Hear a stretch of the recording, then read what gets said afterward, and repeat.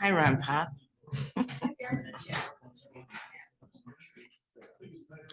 Hello.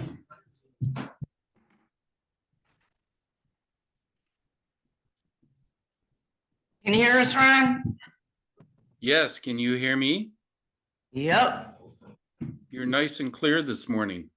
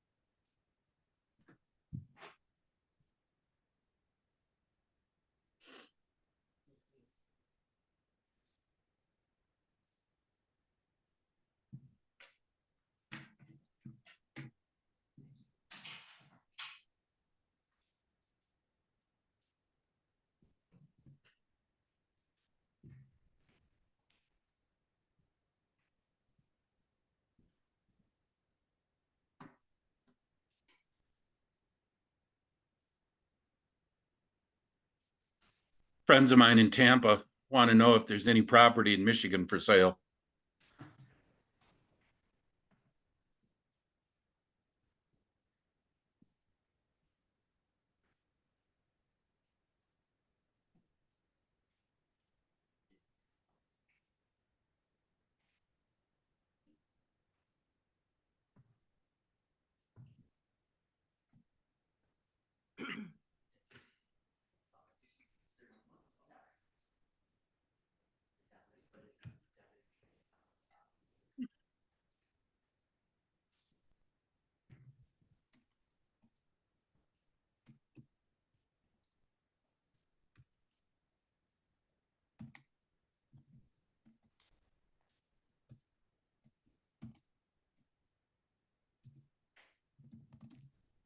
Cheryl, are you ready to go? Yep. Don? Yes. Heidi? Yep. Are we waiting for other board members that you know of? No. Okay, well, then we will call this meeting to order at 9 o'clock. If everyone will stand and join me in the Pledge of Allegiance. I pledge allegiance to the flag of the United States of America and to the republic for which it stands, one nation, under God, indivisible, with liberty and justice for all. Roll call when ready.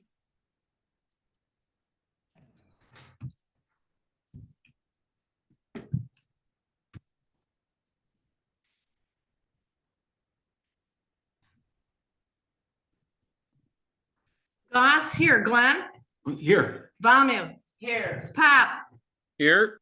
Benick is absent.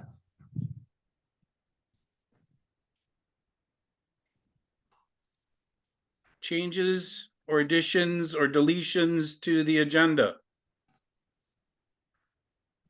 Can we move Josh up a little? He has somewhere to be at 10 o'clock.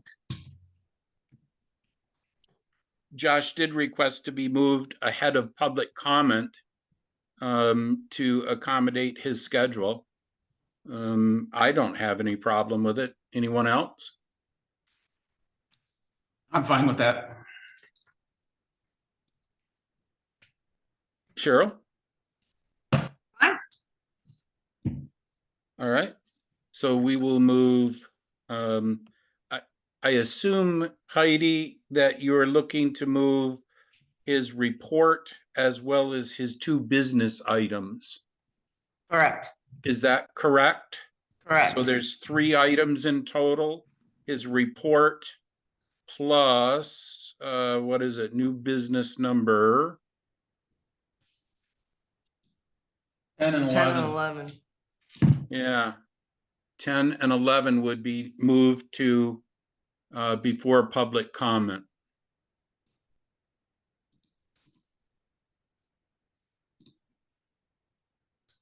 Heidi, was that a motion? I'll make a motion to move number 10, 11, and the fire chief's report to before public comments. I'll second. Motion made and seconded. Further discussion? Any other changes? Motion made and seconded. Further discussion? Roll call when ready.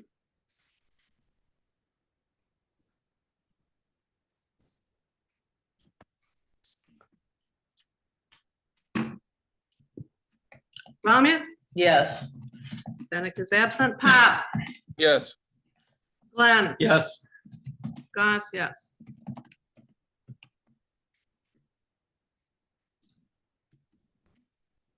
Any conflicts of interest this morning?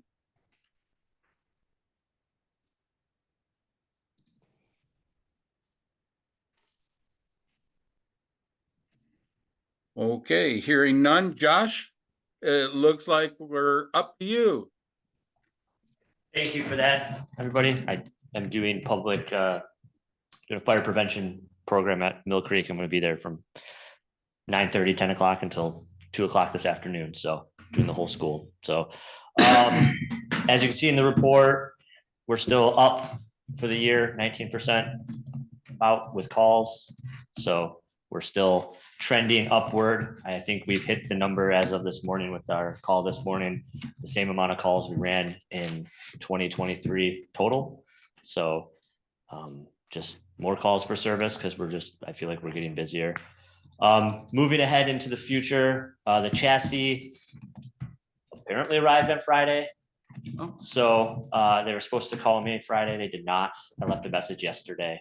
So we're still waiting to hear if it's here, but it's supposed to be here. So the dealer said that his rep only drives up when he's bringing a chassis, and he was driving up on Friday. So we're the only chassis that is getting delivered. So the build should start soon. Just not to cut you off there, but the target date was like April of 2025. Is that still a feasible date? I know it was dependent. I'd have to go back and look, but the gentleman from CSI said that once the chassis received, then there was a period of time that was pretty well, generic, but it would be. And so did the chassis come in on time for an April delivery, or were we No, I think we're going to be fall, midsummer, late summer, early fall, that window now. But as soon as I get an updated time frame, I'll let you know. They've had some personnel changes, so it's been a little difficult to their training, and it's just as such. Retention, recruitment, we're still working towards, building out for the future. My projects are all pretty much still the same. Working on that probationary manual, updating, making suggestions for updates on SOGs and SOPs to bring to the board potentially next month or into the new cycle. And then just working, like I said, with the schools. I've been in the schools pretty much 2 to 3 times a month just to bring a face into the Mill Creek Academy and Woodland schools, either participating in lockdown drills, fire alarms, or just welcoming the kids to school. So trying to build some community engagement involvement. And do you guys have any questions on the report or for me? I did not. I like the new format. Thanks. I'm still building out data sets. So just so you guys are aware and the community is aware, how I build this data set is it is based off the turnout time is based off of when I check en route or when the first unit checks en route, which 90% of the time is me to start, to when, the dispatch time till when I check en route. That's your turnout time. What I'm going to start doing is I'm going to start collecting the data of when our secondary and tertiary trucks get en route as well, just because we are being a paid on call department. We have people coming from home. So I want to start building and adding that into our response time, just so we can see as a community what our actual, like, yes, I get first, but I'm not always in an apparatus. So I want to start seeing potentially where some of the holes and the weaknesses are. And I think that data set will probably help a lot. So attendance is good. You know, we're having, you know, it's the same people that show up on everything, and I appreciate that.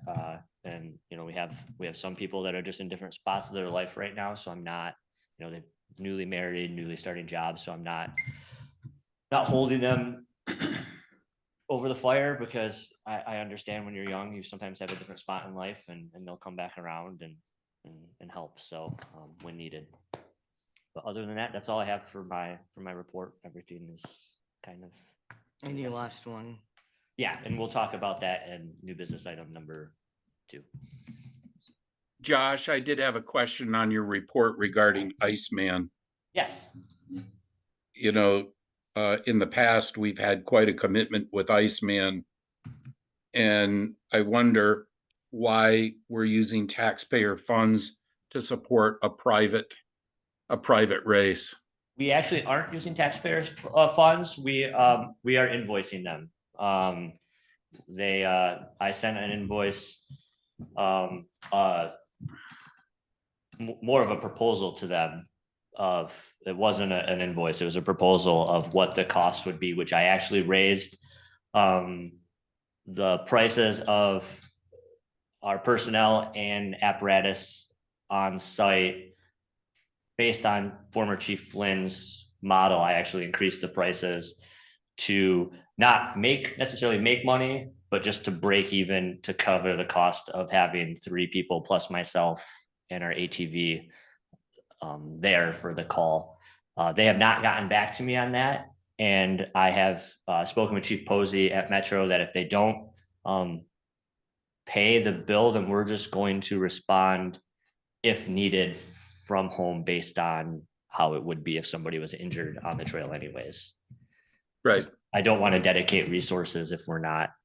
And that's how it really works, right? So, We just don't give the store away. I'm still involved in the IAP process with Metro, because we do have about 7 agencies working together. So I still, you know, I may still go up to the command post and give my time on a Saturday, but good.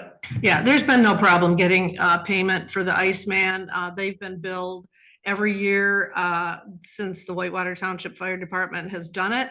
And they pay well and they pay on time. There's never been a problem. Yep, I haven't heard Having back them from pay. Kate Pay yet, so Yeah. I was actually going to shoot her a message here It's soon. not gonna be a but, problem. Yeah, I just, like I said, I wanted to shoot her a proposal instead of just sending her an invoice, because I did Right, raise yeah. the prices. No, that's this a good year. idea. So, Yeah. But you're just not gonna have any problem getting payment. so, but And there's I think the board should see a copy of that proposal. yeah, I will send it out when I get back into office today to the board. Very good. That's all I have. Anyone else? I'm good. I'm good. All right, so then that's going to take us to new business number 10.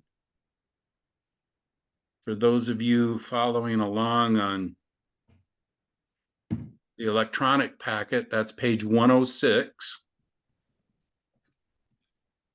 Motion to approve Rick Whistler as a probationary firefighter. I'll second.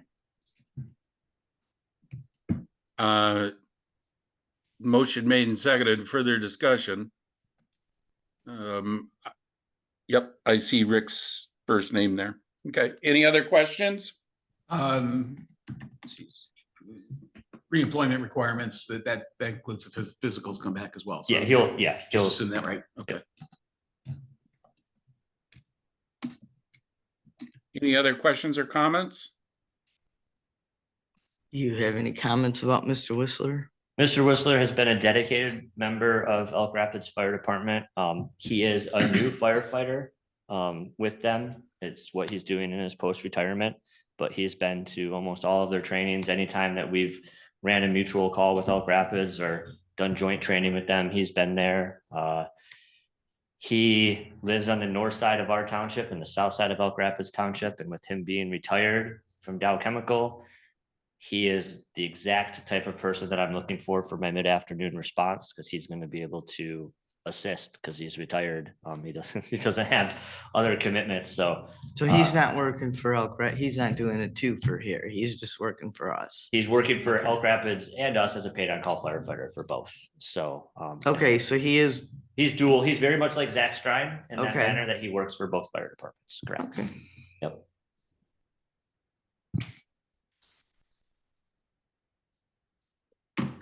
Great find. Thank you. I have no further questions. None here.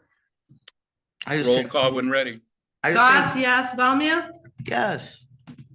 Glenn, Yes. Pop, Yes. Bennett is absent. I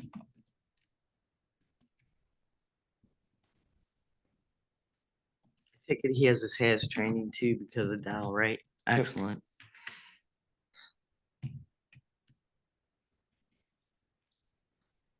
And I mean that in a deeper way. Moving on to new business number 11.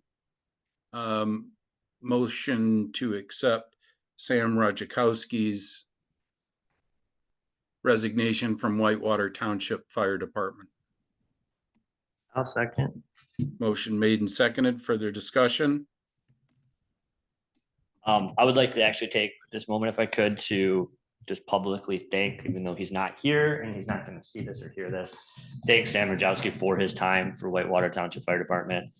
As we know, he spent, he grew up here. His family has a farm on Elk Lake Road. He has lots of farms. His family's a family of farmers. He went to Lake State, pursued fire science. Flynn brought him in knowing that we were going to ultimately lose him to a big department somewhere. But in that time, even though Sam was a young firefighter, he was somebody who took new firefighters under the wing, especially if I was busy as training officer, Flynn was busy as chief back in the day. He would take them and help them. I am extremely sad to see him go, but also extremely happy to see him take Whitewater Township Fire Department with him to East Lansing. He's going to be a great asset to them. I was helping with Fire Academy in St. Agnes. A couple of the professors from Lake State were helping as well.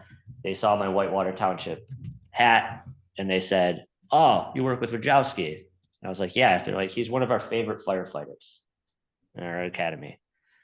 They're like, "You're going to lose him to East Lansing, And I'm like, I know, because he was doing his externship at the time. And the professor goes, "East Lansing's fire chief called me. And she doesn't ever call me. She said, I want this guy." They never just take externships instantly. And I mean, they held a spot for him. So I want to take a moment and thank Sam for his time with our department, because he did great things. But I also want to take a moment and say we should be prideful of what we do at Whitewater Township, because we're able to help train and take our name elsewhere, because people will be able to see where he came from and where he started. So that's I only got to experience that for a year. So a lot of credit goes to the team before me, with Chief Flynn and, Captain Urbanowski, David Tilley, all those guys that worked with Sam. So this is just me wanting to publicly put that out there and thank him for his time and service, and just really reflect on our department and say that we did a job well done, because he's going to be sorely missed, but he's going to be a great asset for where he ends up. So hopefully someday we can recruit him back. So Never know. never know. That's all I have in that. So thank you. Chief, Yes. I would like not to be known as the training grounds for good fire people. I understand that. I would like to have a different designation, but I do concur that with you, that we now have an opportunity to let Sam get some additional training and then hire him back. Yeah. Because while he might be excited about being in Lansing or East Lansing, I think that'll wear off quickly. So please stay in touch with him. Yep, I do. So, Everybody comes home. Do we have a motion and a second out there? Any additional questions or comments? Didn't we already vote on it? Did we vote on it? No, we did not. No, we voted on the other one. Yeah. Roll call when ready. Bennett is absent. Glenn? Yes. Goss? Yes. Valmuth? Yes. Pop? Yes. Thanks, Chief. We Thank know you guys you've for got that. other places to be, and we appreciate your participation. thank you.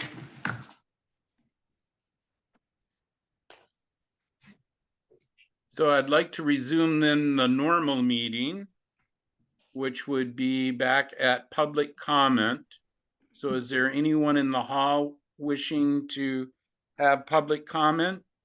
Anyone out on Zoom wishing to have public comment, please use the raise your hand function, and we'll call on you as you appear on the screen. Thank you. Anyone in Township Hall? Yes. Tree Hooper, 6575 Cook Road.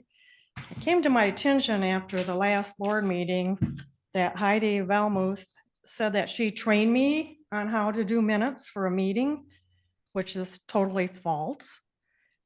I did a meeting. Cheryl had a template made up to do the meeting. The only thing I asked for at the meeting was a little patience because that was my first one. And I just find it really interesting that on 10/19, Heidi had to do a meeting that was a very short closed door meeting. We had to pay her $200 for 10 hours to do the minutes for that meeting, which consisted of a page and a half. Now, someone who claims to be an expert we had to pay her $200. I find this very concerning that someone in our board can put false information out there and people still believe it. But I saw the bill, I paid the bill, and I think it's totally wrong. So people coming in on the new board need to watch out who they listen to from this board, because there's 3 members on this board that cannot put the truth out there. Their agenda is to cause chaos, discontent within the township. They are not looking out for our township whatsoever. Thank you.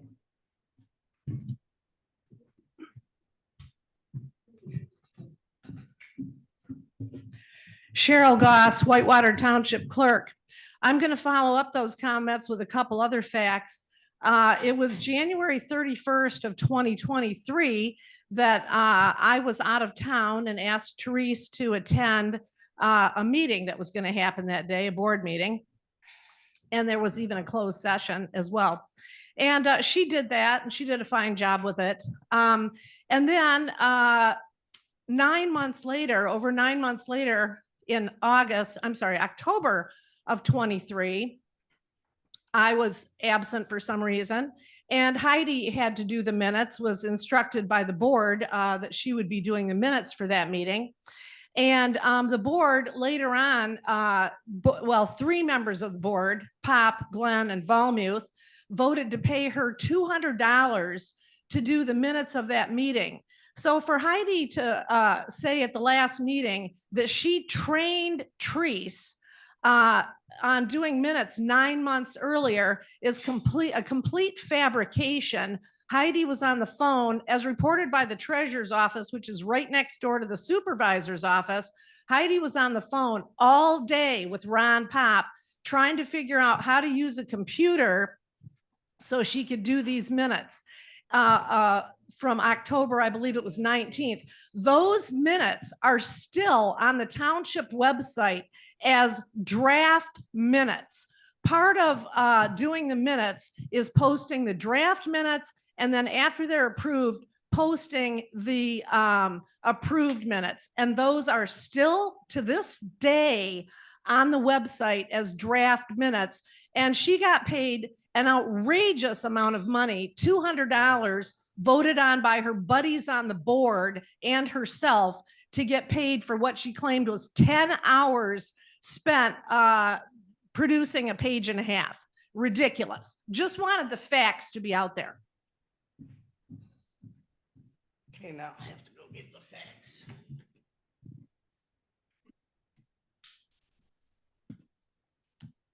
Shouldn't do this, Cheryl. I have a really good memory.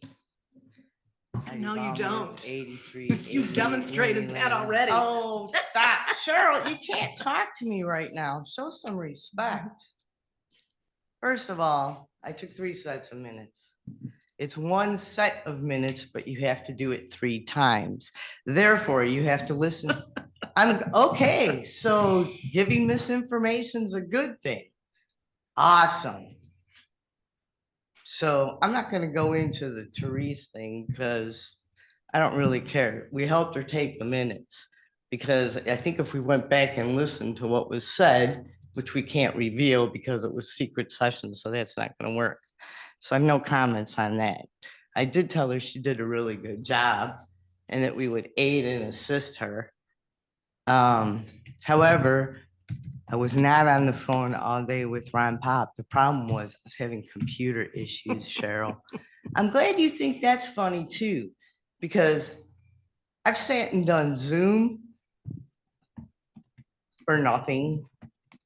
And the only reason why I did get paid for it was because I was performing your task. Okay? It's not my task to do Zoom, Heidi. You know what? I wasn't doing Zoom. I was taking your minutes. And so if the minutes need to be, the draft need to be taken off, I'll figure out how to do that. I'll find someone else to assist me because would not want to ask you.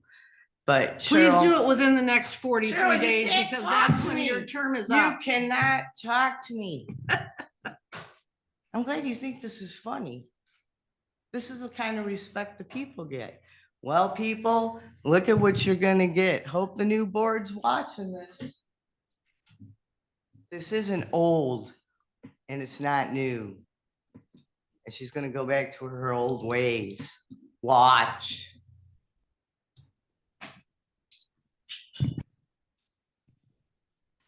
Anyone else in Township Hall?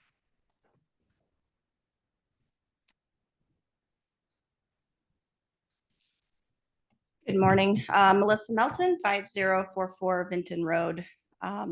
Just wanted to, first of all, thank the board for and Ron for putting the agenda items on for the Parks and Rec. Hopefully we can get some movement action items on 2 of those agenda items, one being the toddler equipment and the other one being the Lassie Road Nature Trail. I did want to just mention in the discussions, and both Gary and I are here today to help answer questions. And Ron, I do apologize. I could not get the written questions answered to you yesterday between my work schedule and my kid had a band event last night, so I didn't get home till after 11. So part of the request from the Grand Traverse County was to provide them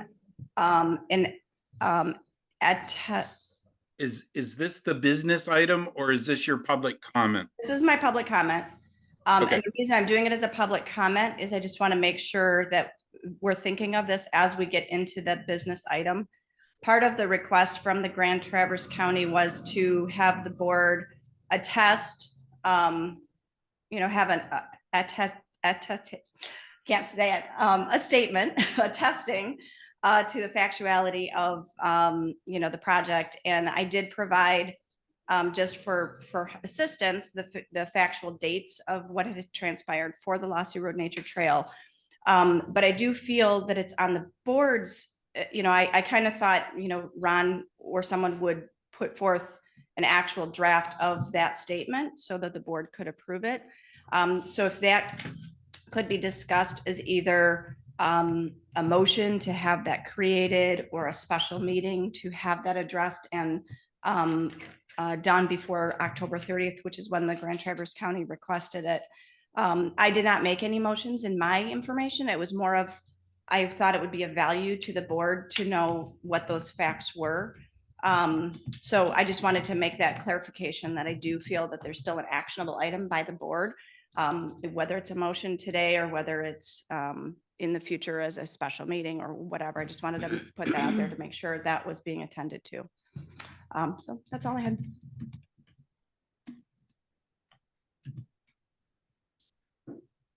I'll just make a clarification here for those people who maybe didn't read the packet or even look at the agenda. That item is new business number 9. Okay, I apologize if I missed it. Anyone else in the township hall? All right, so we will move to Zoom. Anyone wishing to make a public comment, please use the raise your hand function, and I'll call on you as you appear on the screen. Good morning, Connie Highmore. Good morning. Can you hear me? Yes, very clearly. Thank you.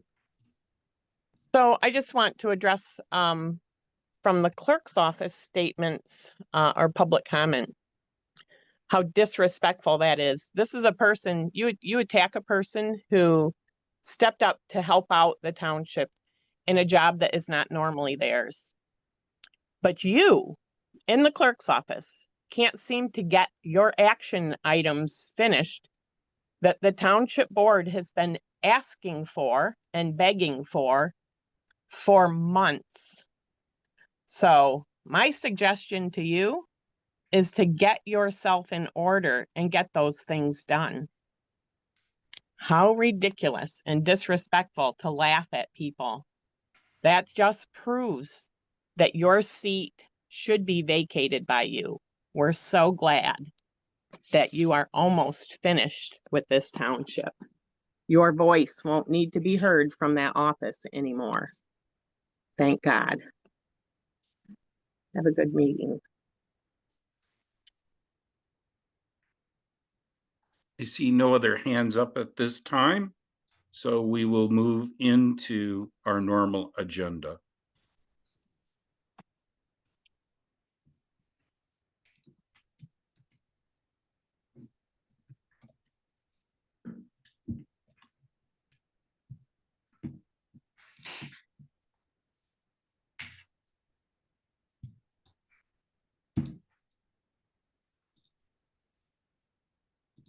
Motion to approve the consent calendar.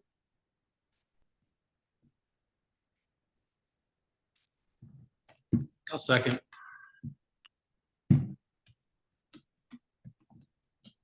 Motion made and seconded. Further discussion? Roll call when ready.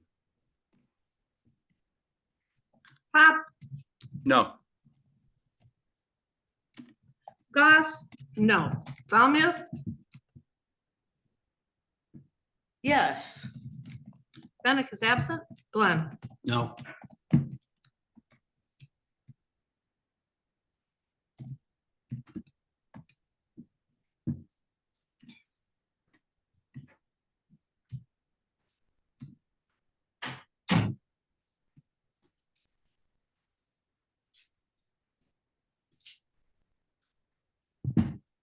Unfinished business number 1. Heidi, this is yours. We're not doing reports. Oh, I'm sorry. I'm the only one here to give a report. Oh no, the park guy's here. He could give a report.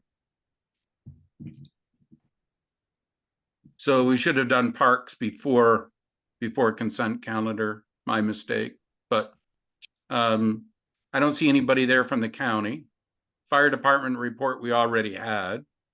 So that brings up the planning commission report. So, dun, dun, dun, dun. Here it is, people. and it's gonna be a discussion later on our agenda. But it's done. Some of you have read it, some of you have not had time.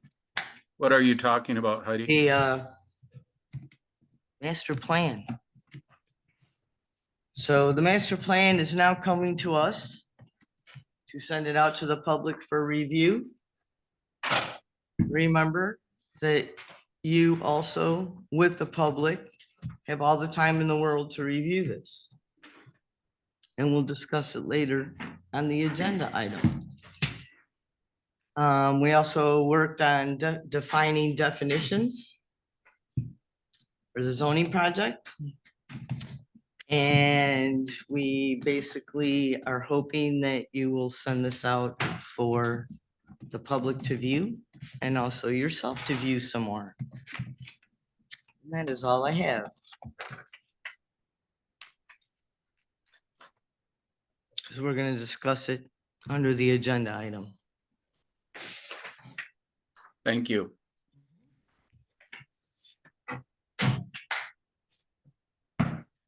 Mike, would you like to add anything for park?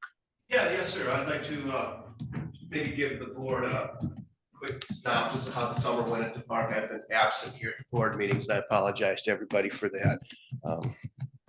First time running the park, and I just felt my need was there. So I'm going to give everybody I'll try to be brief. In April through current of some things that happened at the park. Starting in April, when the former manager resigns and I took over duties of raiding the park, which was going to open approximately a month later. At that time, I was the only employee in the park. The boat docks were not installed. The ranger station had no electricity. It was on unlevel ground. It was about 2 feet slanted to one side. It needed leveled and skirting put around it. The golf cart was not working from after being put away for the winter. We discovered 17 electrical sites had no power. We had to deal with that and get power back to those. There was a large tree down at the pavilion, fell on a grill, damaged it. The bathhouse was still completely shut down. There was no, the well was turned off. There was no water. There was no hot water heat. And to add to it, we had no employees scheduled at all, no employees at all, other than myself. We had to hire completely new staff at that point. And also a new reservation booking system, which had not been seen by anybody except the previous manager. We had to work that out. We got those issues solved one way or another, we did. In May, we had the free camping cleanup weekend. At that point, we had some staff that we had interviewed and were hired. We still were short. I had myself, Vicky, and we had some volunteers that came in and staffed that weekend. We were 100% booked, and it was a very successful weekend considering where we were at 4 weeks prior to that. The next big day was Memorial Weekend. We were 100% booked then. We were short-staffed. We had commitments from 2 returning high school students. There was Vicky, myself. We did have Tom Olds and Trip Wagner who came in and helped us some that weekend, but both of those were graduating seniors and had graduating things that had to go on in their lives. We had 5 other hires at that point that we were in different processes of employment, be it the physicals or the paperwork. And that weekend was very successful. We did have some issues with the coin controller on the showers, which we battled with a little bit all summer long, but we were able to with some WD-40 and pulling them out and fiddling with them, keep them, most of them operating most of the time. In June, we were starting to see signs of summer. Check-ins were ramping up. We were experiencing intermittent issues with the golf cart that had been repaired at that point, leading up to its eventual demise and unuse because we can't use it. We had an employee that fell while at work and broke a wrist and was out until August. We're still not fully staffed. We're still waiting for the high schoolers to finish. And we did have one staff member that informed us that he had a 10-day family trip right after the end of summer. So we got through that, got everything open.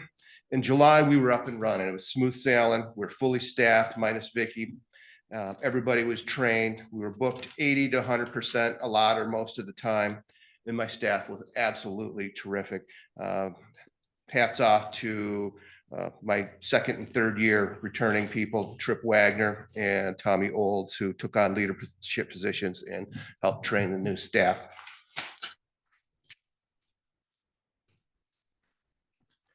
August, still running smooth. By the end of the second week, though, 3 of my rangers had to leave for college, and they were my full-time rangers, leaving us with myself as the only full-time employee there and everybody else as part-timers. Staffing was a bit tricky.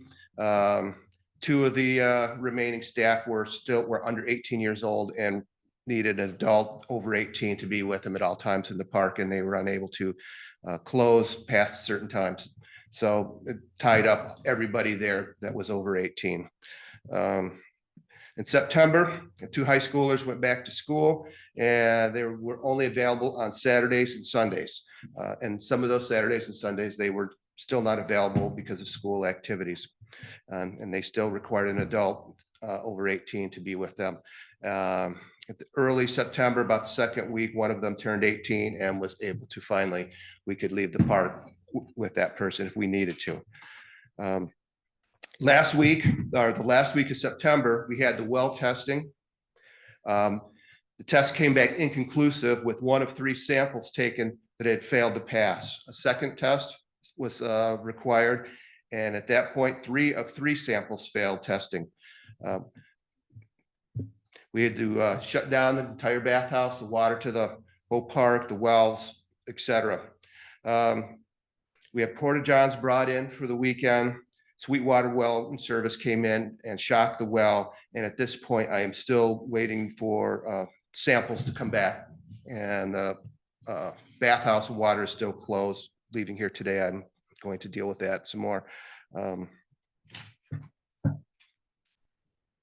We had 2 bass competitions, tournaments at the park. First one was, I believe, the second week of September. There was about 50 boats.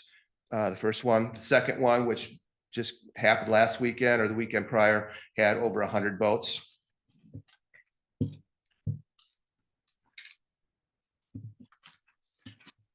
Brings us to current October, which we had the official canceling of the Halloween. Didn't thwart the community. They pulled together and made a makeshift Halloween party. They had decorations, they had trick-or-treating, they had games. When I noticed that they were doing trick-or-treating for the safety of the people in the park, I closed the loops for vehicle traffic for 1 hour at that point. Some interesting things, or an interesting thing in the park that we thought I'd just share, that we've been had several bobcat sightings. I've had 3 myself, one with a baby bobcat that found his way into the park on a couple occasions. Called the DNR, asked for if there was anything that we should do about it. And when they returned my call, they told me that they had captured the baby bobcat that was seen, and he was at a neighbor's about a 1/4 mile away killing chickens. So with that, if anybody has any questions, I'd be more than happy to answer them for you.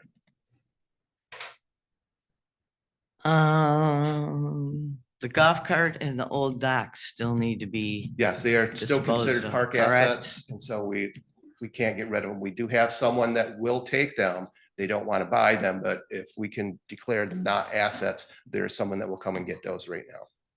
We'll probably have them out within the week.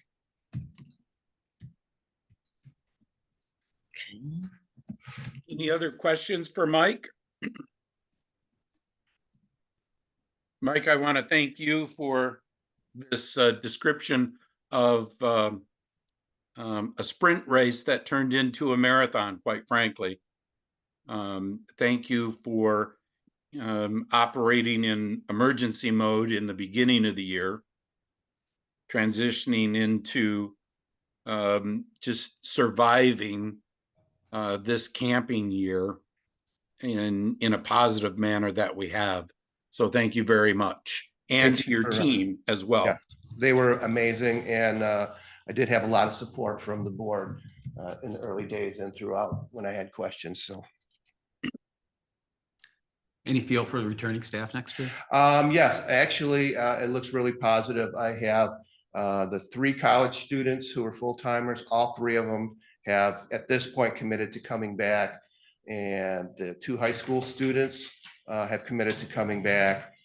And one of them has potentially friends that would like to apply and interview for a position here. So we're in a lot better position now. I'll maintain contact with everybody out through the winter and see about getting everybody back. Excellent. And if that's good, I want to try to get this water turned back onto the park today. So I have some calls to make to the lab, if that's all right with everybody, if I would exit. Sounds good, Mike. Thank I don't you. have a All problem. right, thanks, Good luck. everybody. Mike, you Yes. might want to check the supervisor's mailbox down there. There's a letter from Okay. the county. Thank you. If it's in the supervisor's mailbox, it's to the supervisor. Well, he can make So- a copy of it, I think, can he? Well, if it's to the supervisor, it's the supervisor's mail. No, go ahead and take a copy.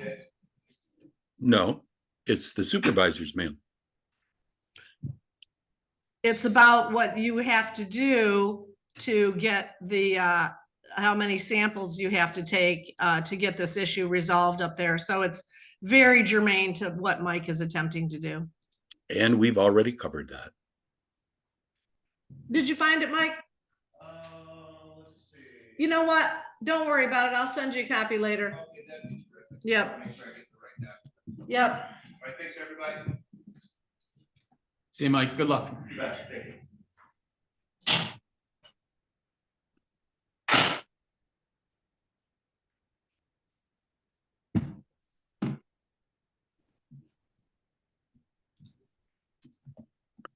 I think this brings us to unfinished business number 1.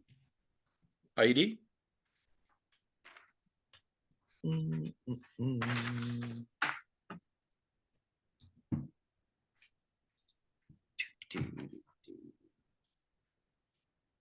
That's the tax bill.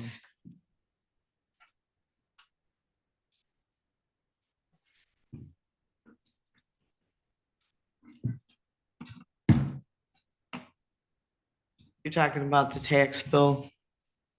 Yeah, And business item, okay. right.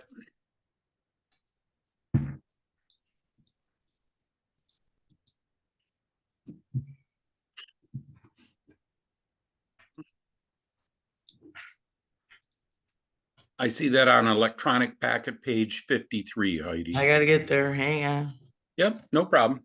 takes a while.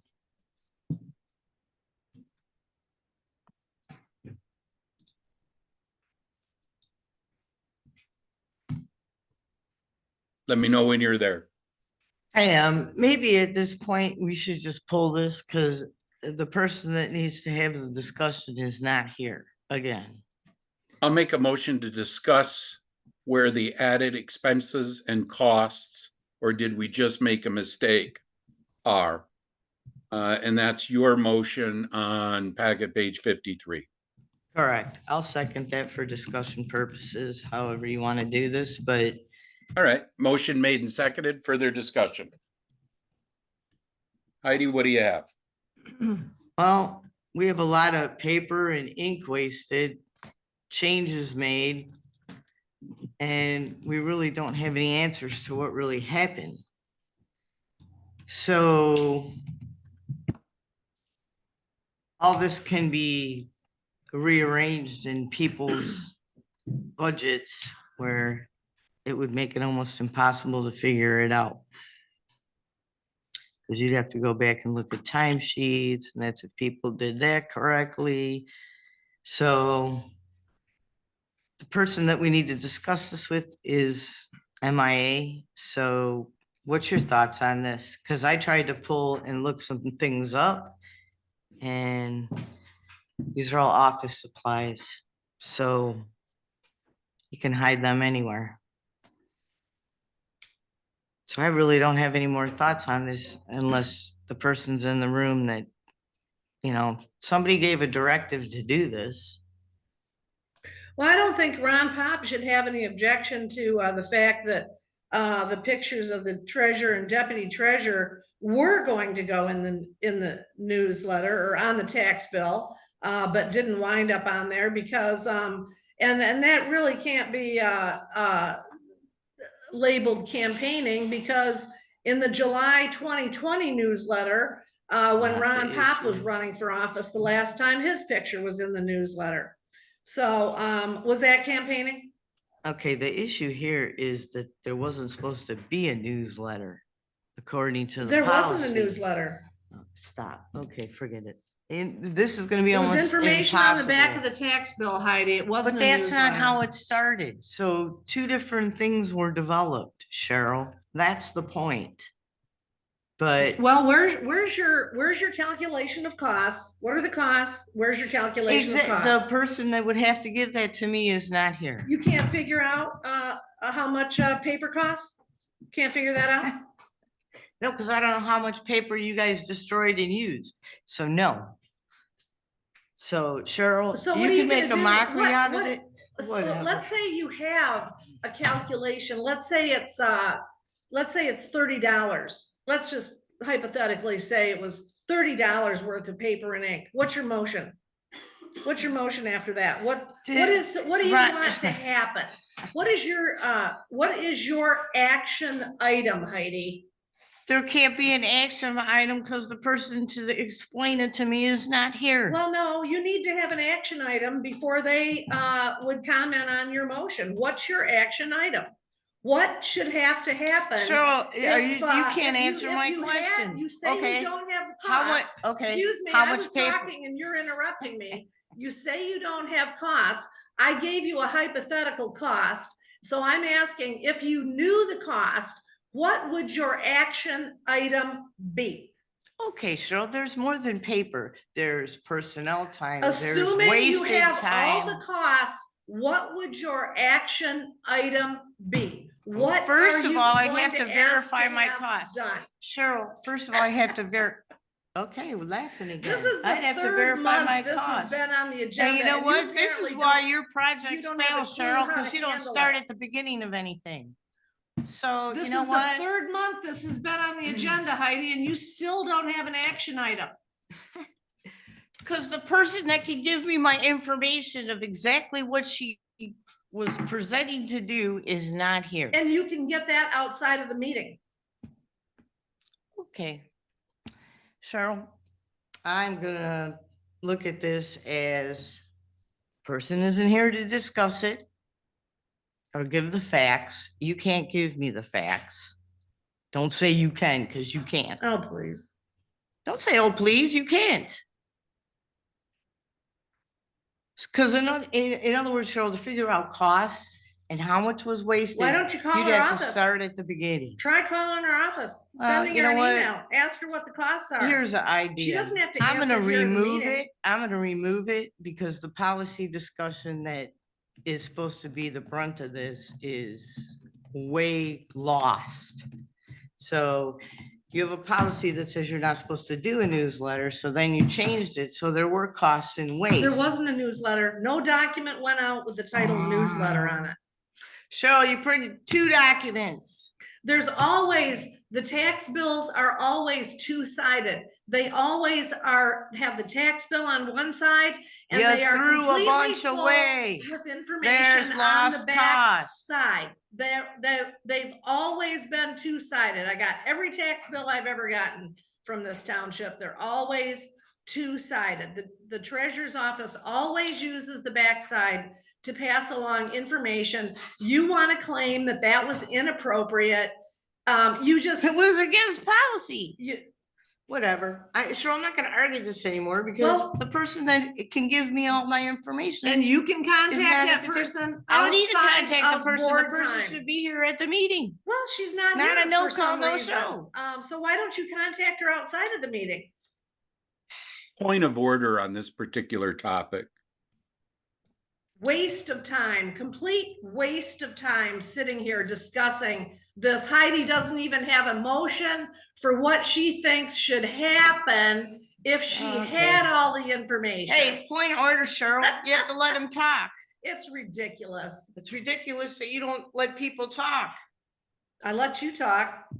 and you interrupt half the time. So it doesn't matter. You get shut down at the planning commission constantly for interrupting people.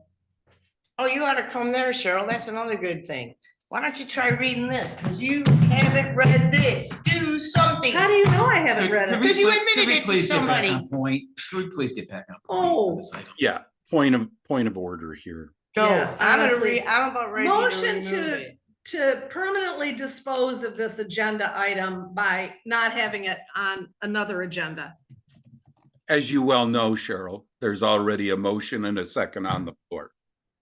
So your motion is, cannot be considered at this point, but certainly can be considered once the original motion has been dispatched. And so Heidi, I think what you attempted to do here was draw attention to what you felt was campaign advertisement on the back of a tax bill. And once that complaint had been sent to Grand Traverse County clerk, as well as state election officials, the original or the proposed, the original documentation on the back of the tax bill had been changed.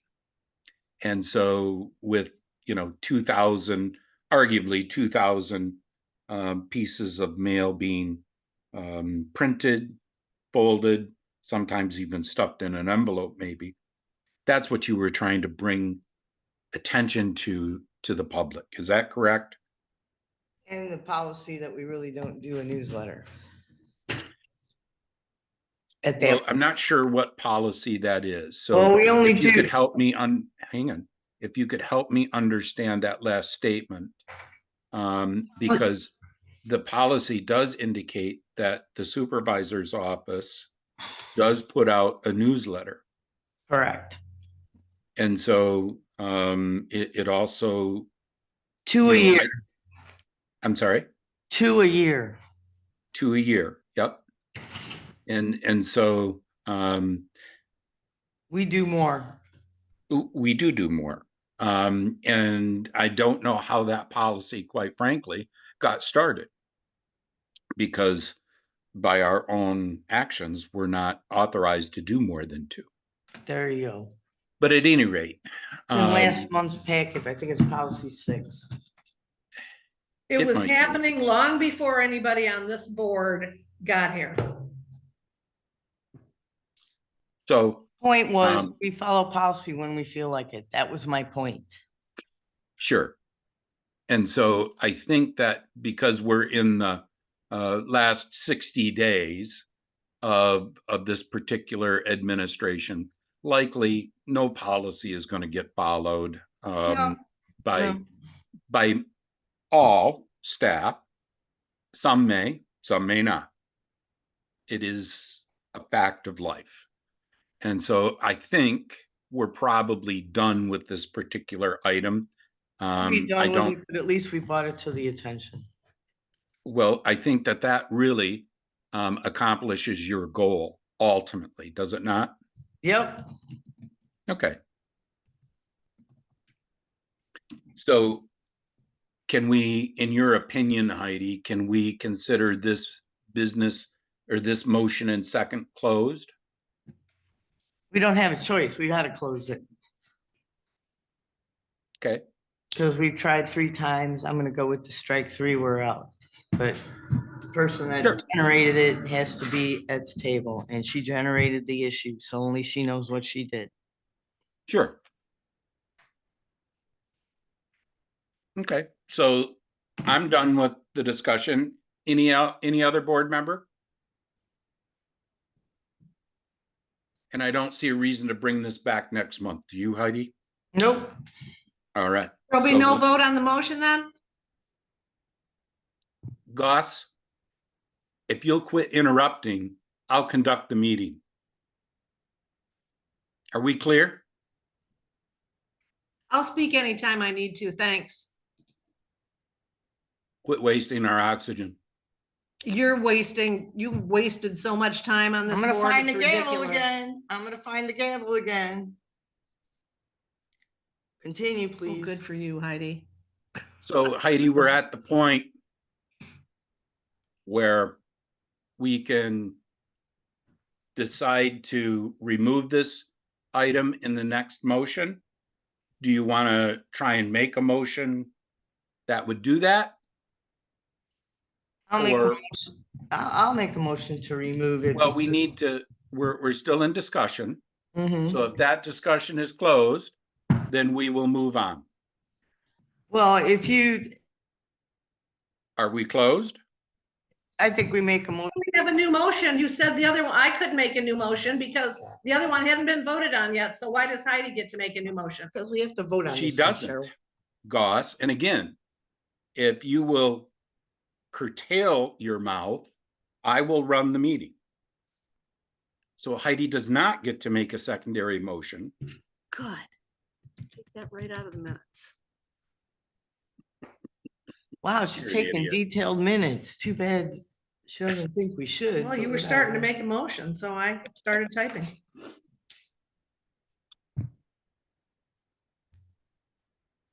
The motion that's on the floor is to discuss where the added expense and costs, or did we just make another mistake?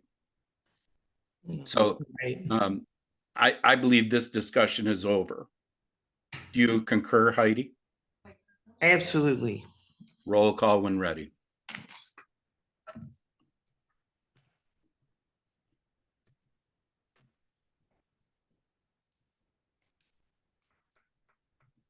Glenn, Yes.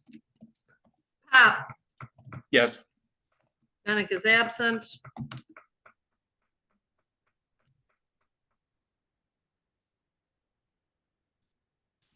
No. Baumut, Yes.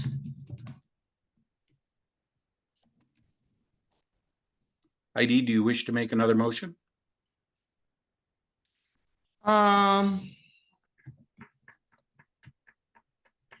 No, I'm gonna leave it rest. Let All it right. sit in a minute like everything else does. Cheryl, do you wish to make a motion? nope. Okay. So moving on to unfinished business number 2.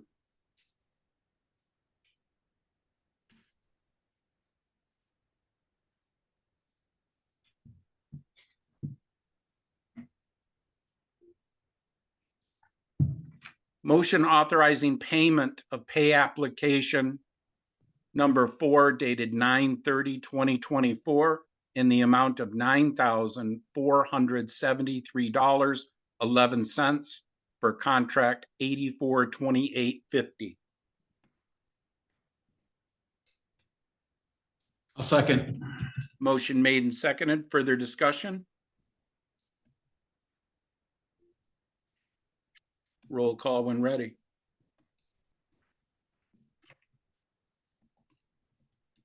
Bennett is absent. Baumut, Yes. Pop, Yes. Glenn, Yes. Goss, yes.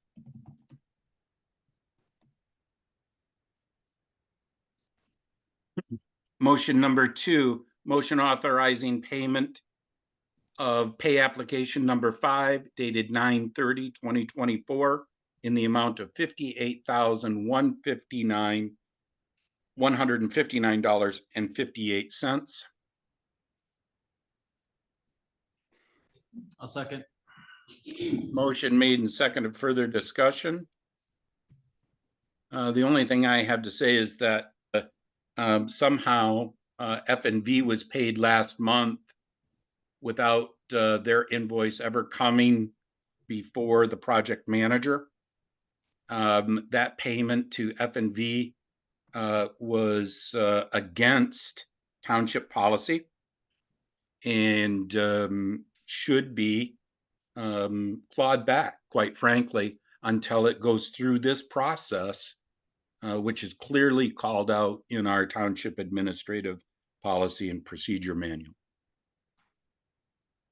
So are you Well, telling then me, let's claw back the payment that you made of $7,000 some on your credit card, because that's the same thing.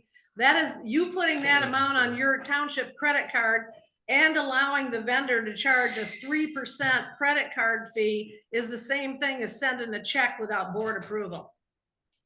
Except I had board approval for the purchase. So This again, contract has been you approved. lie. Their contract has been approved. We just paid them the balance due on their contract, which was minimal. Still, it's against township policy. And so is putting your that No, it amount on isn't. your credit card that No, wasn't. it isn't. There isn't. That's just like mailing a check without. First of all, Cheryl, if you would supply the current credit card policy, you could potentially have an argument. The That credit means card you policy. don't. again, We The credit- can't determine it. So again, it's the clerk's fault.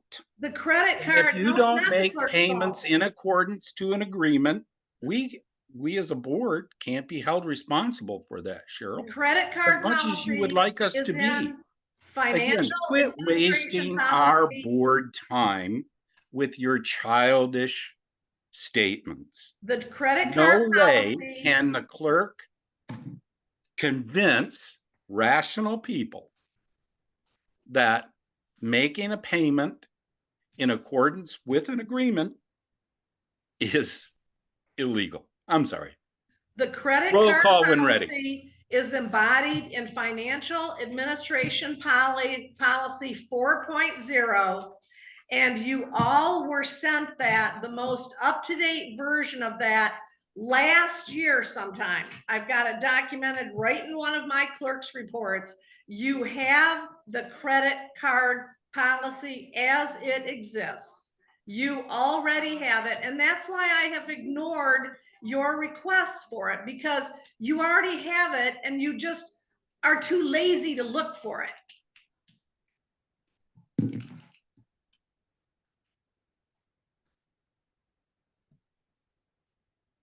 I've called for roll call. Pop, Yes. Bennett is absent. Valmute, yes,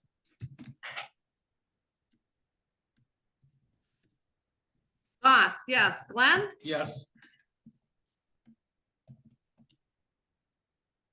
Motion 3, motion on authorizing payment of Molon invoice 9231 dated 9/30/2024 in the amount of $400. I'll second. Motion made and seconded. Further discussion? Roll call when ready.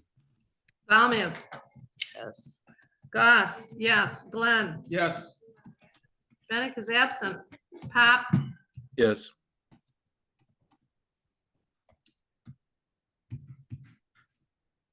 Moving to new business number 1. Review of draft, motion to review, to discuss and review Whitewater Township Master Plan draft version.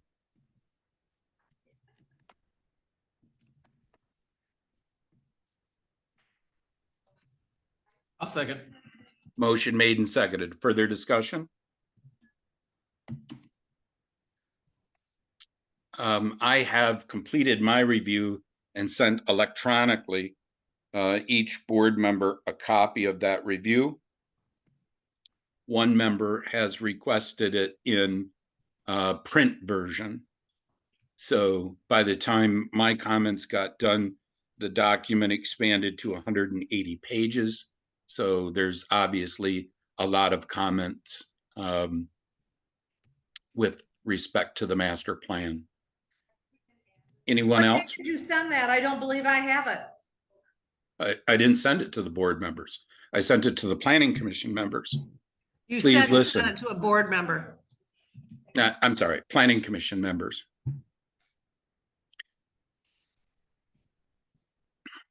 Any other questions or comments from board members?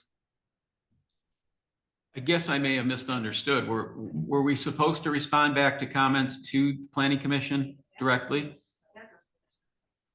That was my interpretation, Don. I mean, I can simply do that. I have, On packet page 59, electronic packet page 59, I interpreted bullet point number 1 as a motion by Keith DeYoung for the Township Board to review and comment on the draft. You're right, Ron. That's what you're supposed to do. That was my interpretation. I can type up my notes and send them back to the planning commission. That's fine. I just misinterpreted that. And then the second bullet point was to give authorization to distribute the draft for comment to all previous notified entities. I am not willing to make that motion because of the number of red comments I have. Okay, but Ron, you realize that this is just to get it out there for inspection, right?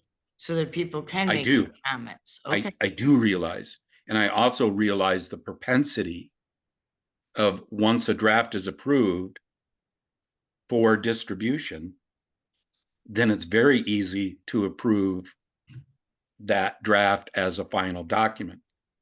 And I, as a board member, would oppose the current draft of the master plan. So any other board members willing to make bullet point number 2 come to fruition? I'm just not going to do it. You're wanting, I guess, just so I'm clear, you feel the process should be for them to take our retrospective comments and make whatever adjustments that they feel necessary then to put together something that then goes out to the adjacent communities and eventually public hearing, and that our items are already baked into there, whether they're adjusted or not, but at least the comments are there. Is that what I'm understanding the process? Yes. I mean, that's how I view it, Don. So really, bullet point number 2 is quite premature. Either that or they don't want our comments and just want us to rubber stamp this, which I would not do. And so I don't think, again, I would not make motion as described under bullet point number 2. Well, there wouldn't be any harm in getting the master plan distributed to the entities that are called for it to be distributed to. This board is not going to be voting on the master plan. 43 days from today, our terms are all going to be up, and there's no way that this board, your comments are really irrelevant. The draft should be sent out and get that process rolling. It is a process. Communities, have so long to respond and whatnot. And this board, that's not going to be over before this current board is out of office. So I don't see the harm in them getting that out. This is just a plan with a revolving door. So it basically can be revamped, relooked at, but you still have to follow the process for it to happen. So you can all make your changes and your comments and everything and send them back to the planning commission, just like the public. Exactly. So I'm a little concerned here of why you think that this is just for a stamp approval. I mean, I can guess why, but I'm not going to guess here. But I was under the impression that your changes and your comments, your changes, possible changes you want, all come back to the planning commission as you get them to them. So if I'm the common citizen, I still have time in this next review process to do that. Otherwise, I don't know how you're gonna get this out to review if you don't want to give authorization to put it out there for everybody else to review it. It's just the process that has to be followed. So I don't understand why you would want to not put it out to the public. I mean, sooner or later, you have to stop taking comments. So this next period is it. You either respond or you're not going to get a chance to. But if you can show me somewhere else in this green book where it says that what you think is happening, it doesn't say that anywhere in here. You can still comment and object and everything in the next stage. So I don't, And actually, the review by the entities is not the public comment period. The public can, of course, comment at any planning commission meeting or any board meeting on this version of the document or a future version of the document, but their final time to get their comments in is at the public hearing, which will be held at the planning commission, which is months away. that's probably February.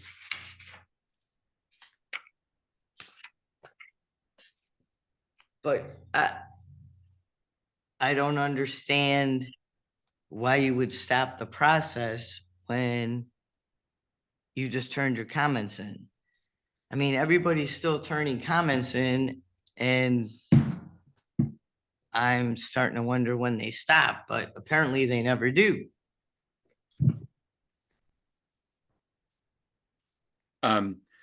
The only thing I said is that I'm not prepared to make the motion under bullet point number 2 or bullet point number 3. We're not there yet, so I get that.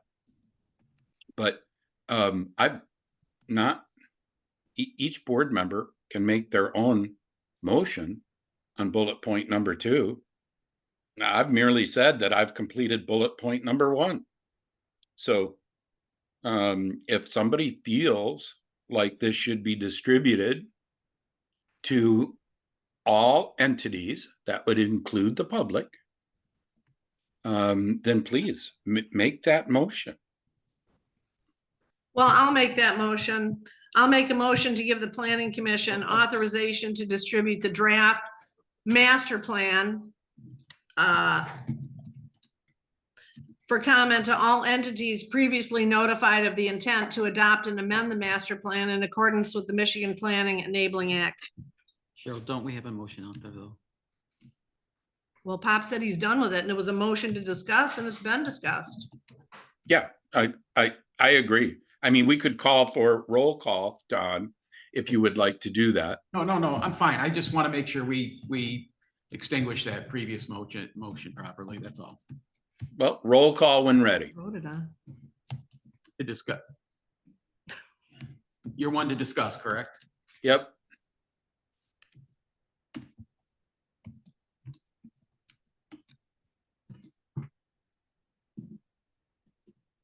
Cheryl, your motion is as printed under bullet point number 2 on packet page 59. Not exactly, close, but not exactly.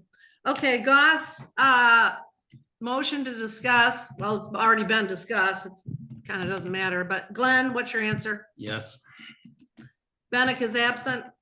Pop, Yes. Valmuth. Yes. So I'll repeat my motion. My motion was to give the planning commission authorization to distribute the draft master plan for comment to all entities previously notified of the intent to adopt and amend the master plan in accordance with the Michigan Planning Enabling Act. And I'm gonna second it. Motion made and seconded. Further discussion? Roll call when ready. My only comments on this is that this whole process started out to be a update, and it's turned into categorically more of a rewrite, and it's dragged out. And it's at the point where I think we're going to have to run some of these things on simultaneous paths in order to get it done. Comments back to the PC by board members. To Cheryl's point, there's been opportunities at those hearings and subcommittees and things for public comment, which is not the final public comment, but sending out to the adjacent communities that could be affected. I think just pulls it in a parallel path rather than just linking it together. So I think at the end of the day, you're still going to have to incorporate comments by board members, public comment, public hearing comment, and if anything even comes back from the adjacent community. So I'm in favor of pulling this on the same path. Okay, any other comments? Roll call when ready. Glenn, Yes. Pop, No. Goss, yes, Baumia, Yes. Bennett is absent.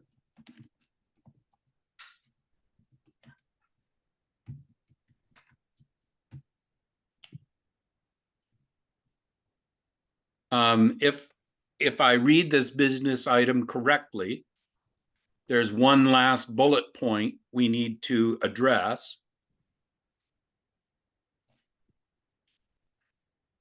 This is an Is there- interesting one, isn't it? Well, for discussion purposes. No, I'm not even going to make the motion for discussion purposes. Somebody else can do that. Well, when I got this email from Linda Slopesma, I turned around and sent her and the rest of the planning commission. Is there a motion on the floor? haven't Because even- we've exited discussion. I'm simply providing information to the board. I'm not making a motion. Then we're done with this business item, unless And somebody my- wants to. And my information to the board is that there was a resolution passed in 2008 where the township board asserted its authority to approve the master plan. I was actually at the meeting that happened at, and that resolution is on the books. As I was saying, I did send that resolution to Linda Slopesma in response to her email, and I copied all of the members of the planning commission, so they all have it. And that is the status of who approves the master plan in Whitewater Township on this date. It can be reviewed, it can be revisited, but as of right now, there is a resolution from 2008 stating that authority rests with the township board.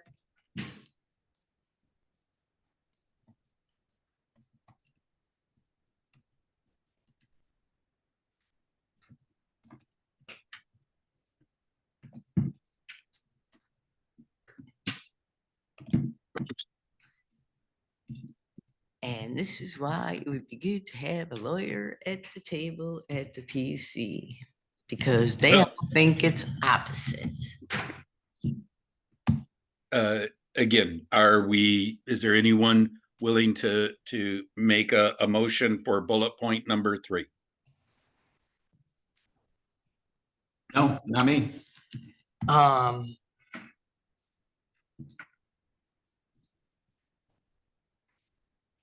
I think you don't, and here's why. I'm sorry, what did you say, Heidi? I said, I think we don't, and here's why. They need to reevaluate that resolution and see how it fits with the Michigan and Planning and Enabling Act. Because now here I sit in the middle. They say it's their job, and we say was that it's resolution? our job. So could you tell me what resolution that was, Remember right please? now. Thank you. Well, let me go back and see if I. have Heidi the has email. it. I'm gonna look and see if I She have could the simply email, forward you Cheryl. the email, or I could forward it too. Heidi, why don't you forward the resolution Just to, so- so I'm gonna make a motion to discuss bullet point number 3, Planning Commission's request for the board to formally act to assert its right or not to approve the master plan. I'll second for discussion purposes only. Okay, so I don't think this particular motion by Keith DeYoung has any validity because we've already asserted our right to approve it. Now, And they if don't know that, but go on. if Mr. DeYoung's motion was for us to approve it as it is currently, then that's a completely different question about my interpretation of bullet point number 3. So again, to recap what I just said, bullet point number 3 has already been answered.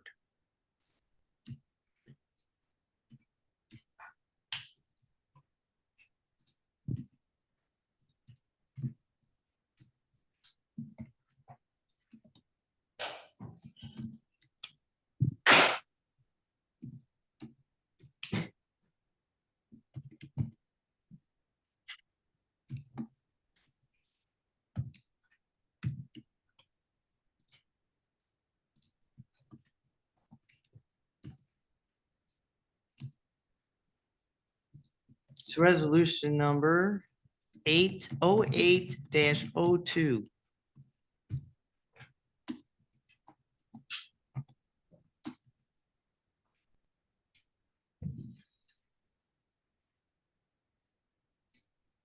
And nobody sitting on this board is still here that voted yes.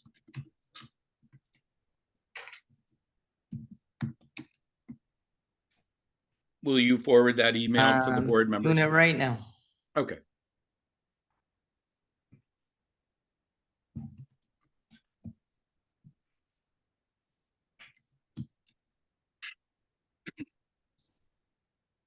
I'm done discussing bullet point number 3 unless any other board member has additional input. I think they need to be aware that this exists because some of the comments of the PC members pretty adamant and it's on tape.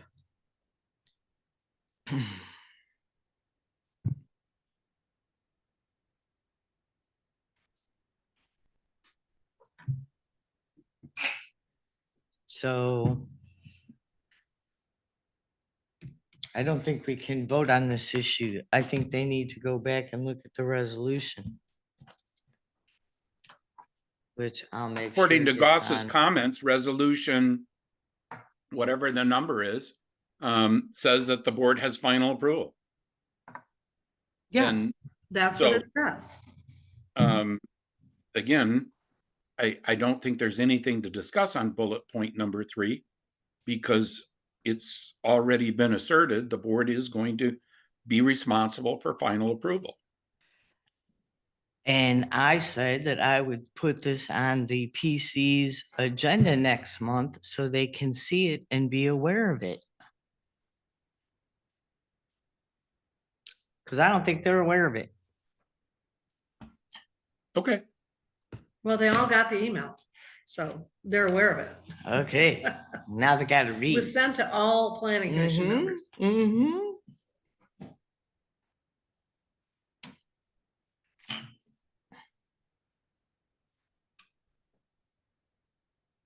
again, I will repeat my request for any other additional comment to discuss bullet point number 3 on packet page 59.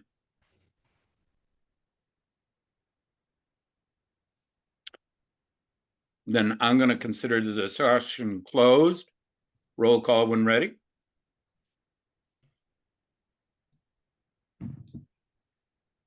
The motion is the discussion, correct? Yeah, to close it, right? I Yeah, mean, thank you. we had a Motion to motion. discuss bullet point number 3, PC's request to formally act to assert its right or not assert its right to approve a master plan. Yep. I mean, I'm done with the discussion unless somebody wants to have something else to say. Nope, I'm good. Well, the discussion already took place. Now we're closing it. So then I remove my motion. And I'll remove my second. There you go.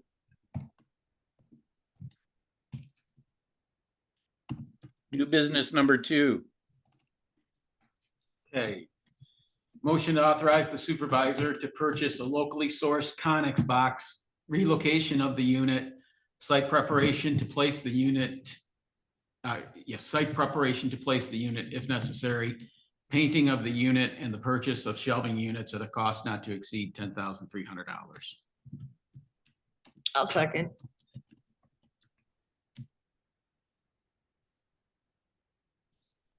Motion made and seconded. Further discussion?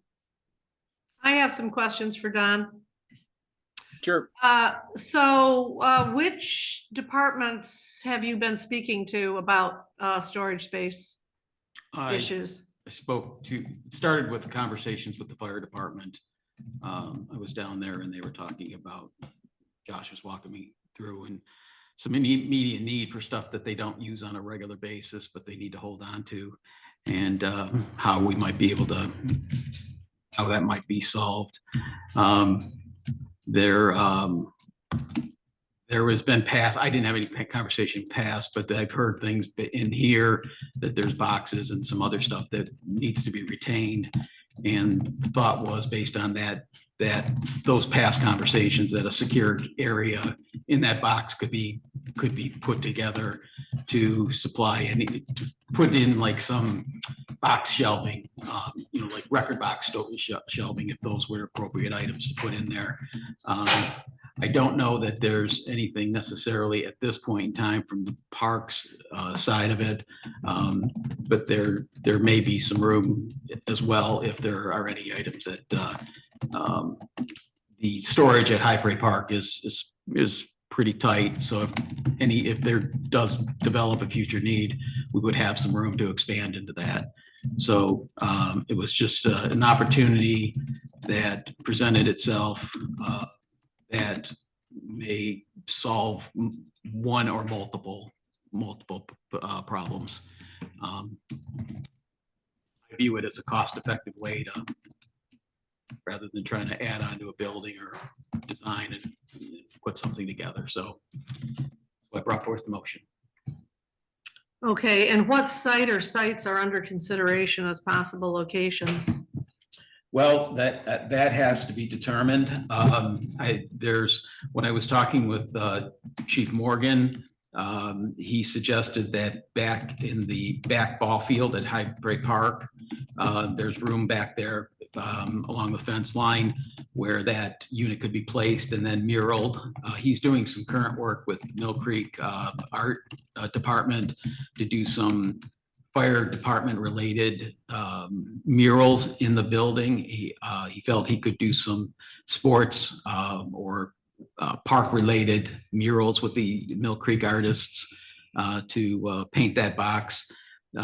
He was not objectionable to having the Connex box put down at Whitewater Township Park if there was more room that could be found there, because he felt that the equipment he would store for him to shuttle that back and forth as necessary was not an inconvenience.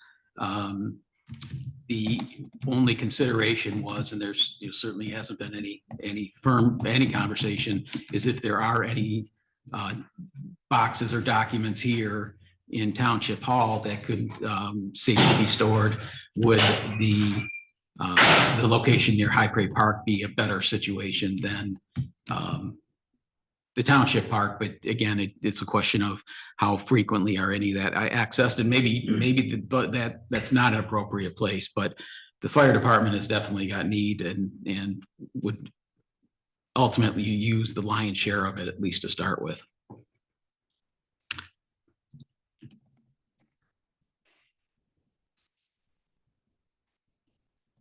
Well, certainly the clerk's office has the most records of any office in the township. Then find And, your own solution. excuse me, You I'm heard talking me. Heidi. Mhm. Has the most records of any township, and I can't speak for the next clerk, but I can speak for myself that I would never agree to have clerk's office records that are under retention, either permanently or with a set retention period, stored in this type of unit, stuck back in a remote area on the back of a baseball field. I would never, ever agree to that. And I think the next clerk would be crazy to do so. That would be, you can't get to those records in the winter with the snow and all that type of thing. And even out at the park, that's a seasonal road. It's only kept open by, ice fishermen or snowmobilers or whatever. It's not plowed by the county. So that's not a good access point. I question the wisdom of even bringing this agenda item to this board, literally with 43 days left in this term. Why are we being asked to make a decision on something that this is an agenda item for the next board? Let them get in here, assess things, and make their own decisions about something, about these things. Josh can certainly meet with the new supervisor or whatever. And, it just seems like you're trying to, I mean, the fire department, they got rid of that brush truck that was taking up so much room, the military truck. Honestly, they've got more space than they have had in the past. But I just think this is not a decision for this board. Let the new board decide if this is a good option or not. I have a question. Yeah. When you started this project, did you even think about putting records in this container? No, Yes or no? no, Thank you. it started out, Okay, so we're fine. perfect. I'm ready to vote because I've watched this project unfold. I followed it. You don't know that, but I did. I've seen certain things that exist that need help. Records, we just need to redo this building a little bit and we could have a lot of room for records. We have a lot of wasted space. Sure, throw the chair out. You could put a file cabinet there, but you can't throw the chair out. So that's just my point. I'm ready to vote. You think that's funny that a chair sat there for years when you could have put a file cabinet there? So under all that table, you could have file cabinet. I don't want to hear about it. Nope. I'm ready to vote. Call the vote. And furthermore, these types of decisions should be made by people who actually work in the building. I don't think this was for the building. The trustees don't work in the building. They're here once a month, maybe passing through another time a month. They have this no isn't for the idea office. what our building needs are Okay, because they maybe don't you should read actually it. It's not for the spend office. time in the building. It's not for the So let the office. people who actually work in the building make those kinds of determinations. Awesome. Well, we're not talking about that. We're talking about the fire department and the park. I'm ready to vote. So if everybody else is done, I do have a couple of comments or questions, Don. I do know that once the parks Connex box was delivered, Chief Morgan had a lot of questions for me and really wanted to put one at his facility. And so I don't know how you found this or how it came about, but I do know that Chief Morgan certainly expressed interest for a Connex box because there's a lot of decorations apparently being stored in the mezzanine, and that's the part of the building he wants to open up for additional training purposes. And then additionally, I really don't know the future of Historical Society. Clearly, we've not done a whole lot with that particular department. Maybe it's time to mothball the room that department currently takes up in the township hall until there's renewed interest established with that particular department. So I see this benefiting the township hall as well as fire. I suppose park could be used. It could be used by park. We certainly wouldn't say they couldn't. I think this is a good way forward for the township. And if the new board decides not to, let them sell it. I don't know how you negotiated a $4,000 price for the can. I mean, that's terrific. Nice job. So I'm ready to vote unless there's additional comments. Roll call when ready. Bamuth, Yes. Bennett is absent. Pop, Yes. Glenn, Yes. Goss, no.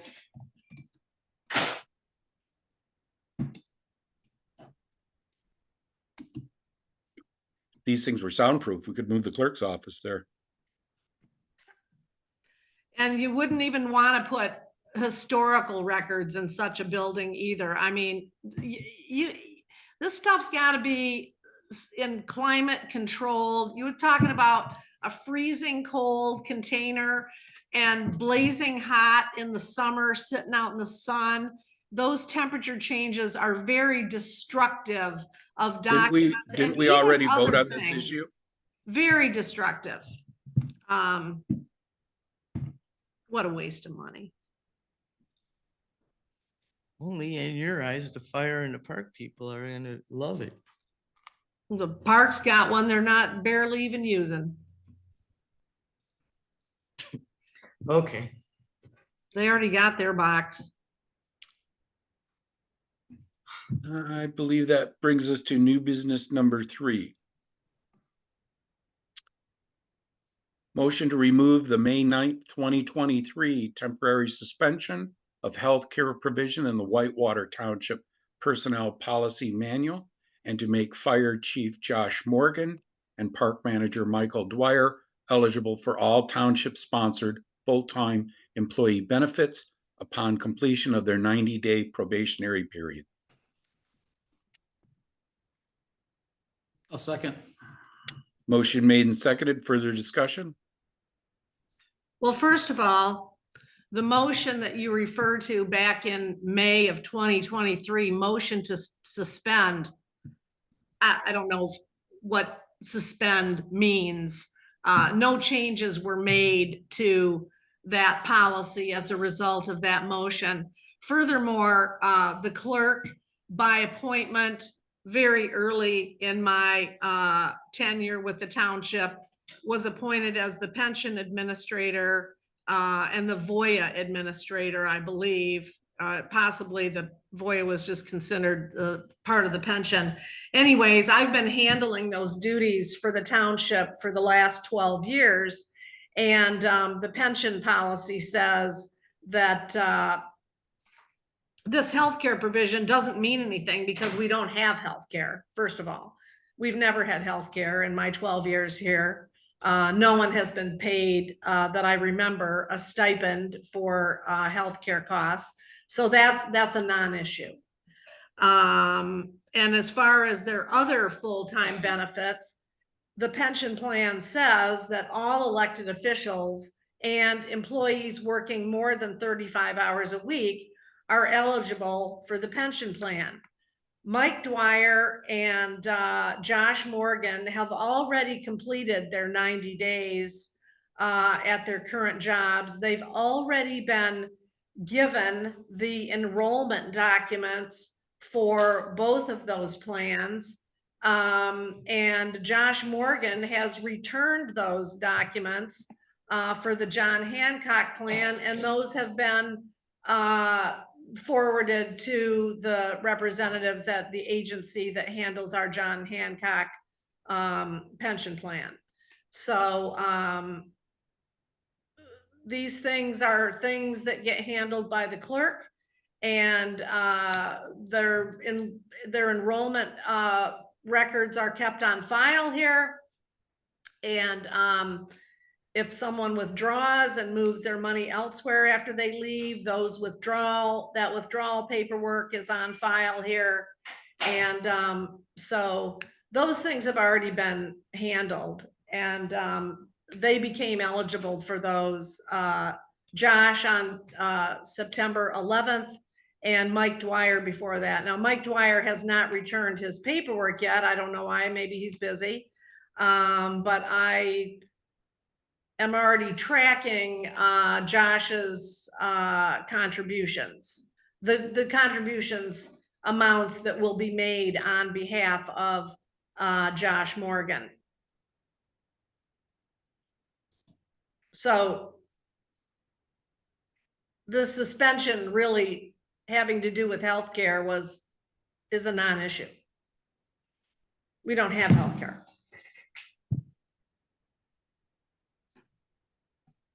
Any other questions or comments on motion 1? Roll call when ready.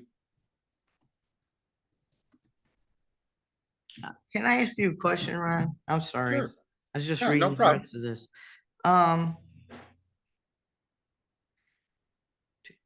Did you name them specifically in your I can't say that word. Did you point out those 2 names in this motion? Or did you Yeah. say full-time employees at 35 hours? No, I did not call out that specific, I'll say definition that is also in the personnel policy manual.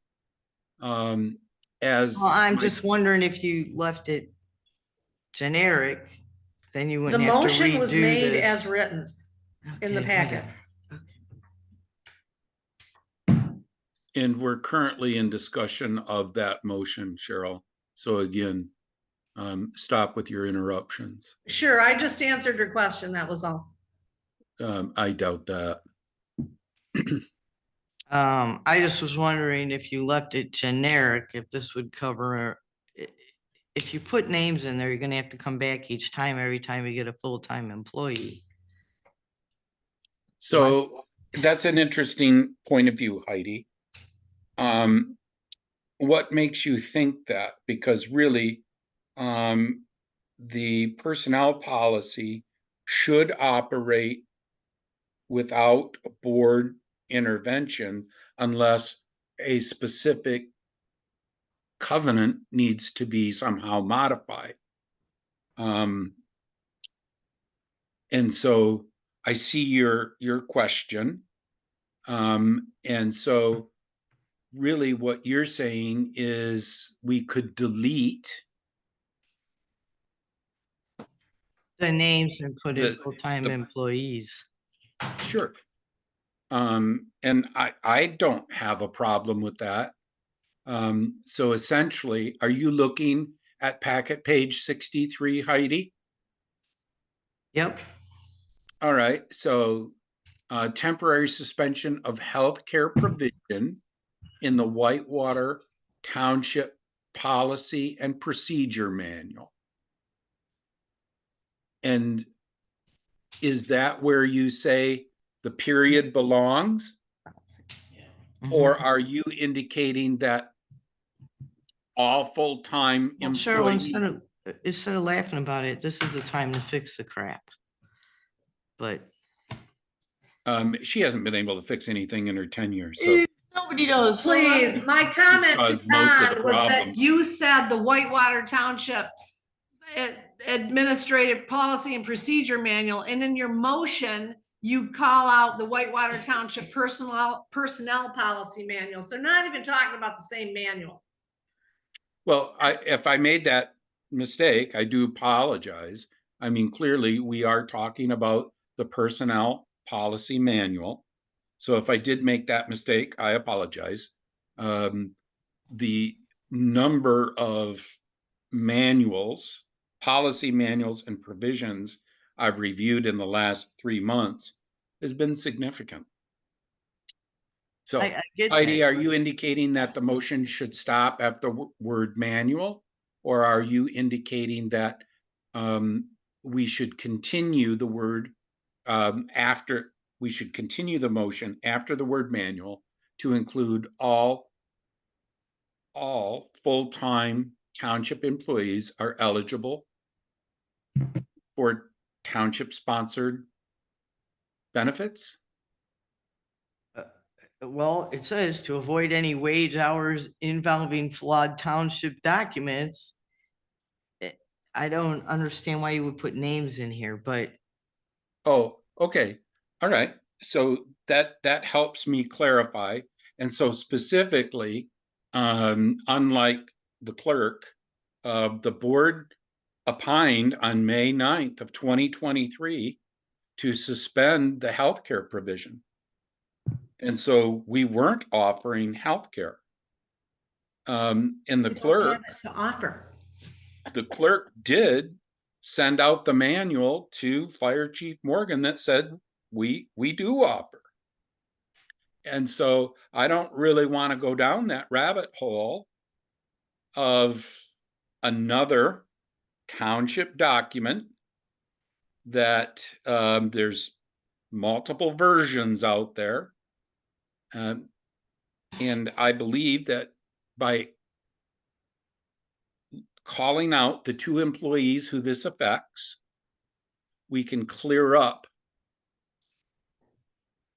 any confusion as to It only what affect they're these two eligible. I'm employees. talking, shut up. Why would it only affect? I'm these tired of your employees? mouth interrupting. Your motion is garbage. It's 2 different motions. You want to deal with temporary suspension, and then you want to have a different part of the motion, which doesn't deal with all township employees, which the personnel policy manual applies to all township employees. So it's the point of the motion is completely not clear.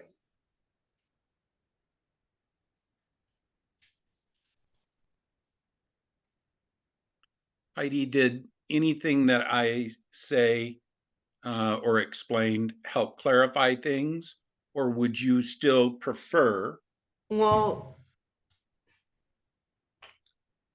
So, I'm If- good either way, Heidi. well, I I get don't that, have to. but my question is there a township personnel policy manual? Or are we talking about the administrative? No, this is the Whitewater Township Personnel Policy Manual. Okie dokie. Well. So if you leave their names on there, you might have to revisit this down the road again, if whatever. You're just suspending it, so go ahead. Any other questions or comments? Roll call when ready.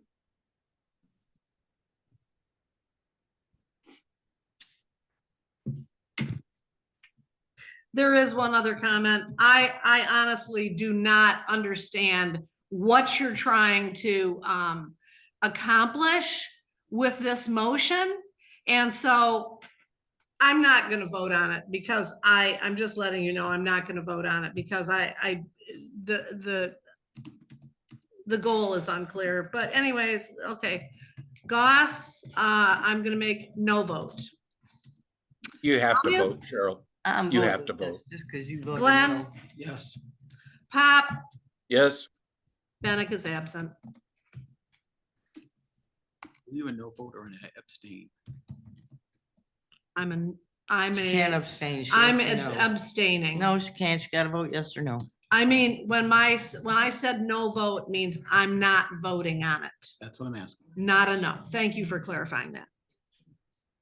Okay, you just told me I could never do that. So liar, liar, pants on fire, because you just did it.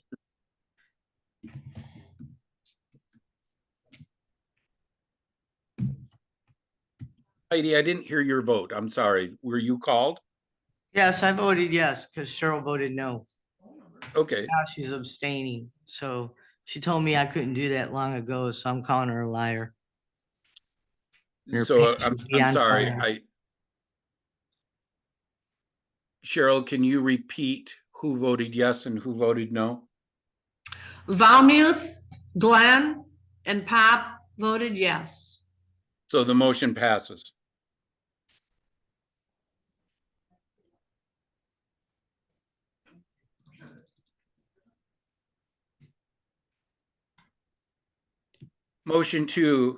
Motion making the Whitewater Township Personnel Policy Number 4, paragraph jury duty read as follows.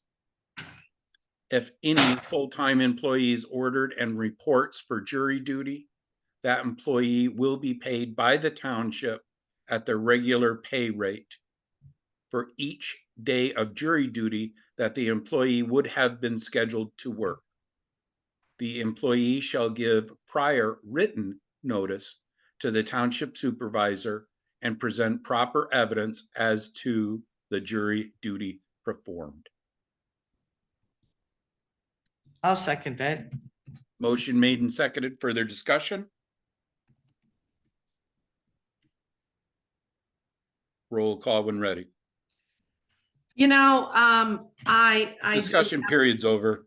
Excuse had your me, I do have opportunity. to mention, all of this policy crap is just ridiculous. Okay. I went back and I looked at the Point of order. 2023 minutes. And Ron Pop was supposed to get the board voted for the attorney's office to review the personnel policy. Anytime you have a personnel policy that's more than 10 years old, it is seriously out of date. You didn't apparently send the personnel policy to the attorney's office, because I've never seen what their review was of it. It's never been brought to the board for review on an agenda. And so now you're trying to go through the personnel policy in your amateur policy writing way and change some things in here with 43 days left in your term. The new board would want to look at this policy, actually get it sent off to the attorney. The entire thing would be rewritten to conform to the laws that exist today, as well as other issues that have come up in the last 11 years since this was almost 12 years since this was last revised, and add those things to the personnel policy. This is just a complete waste of the board's time. And it's also very disrespectful to the incoming board that you would attempt to make a bunch of personnel policy changes at the 11th hour after you failed for 11 years to get this personnel policy manual reviewed and updated by a knowledgeable and capable attorney office. It's just a complete waste of time. All of these items under this are just a complete waste of time. This policy needs to be overhauled from top to bottom, and these little piddly ass wording changes don't amount to a hill of beans when it comes to the much long overdue overhaul of the township's personnel policy. Any other questions or comments from the board?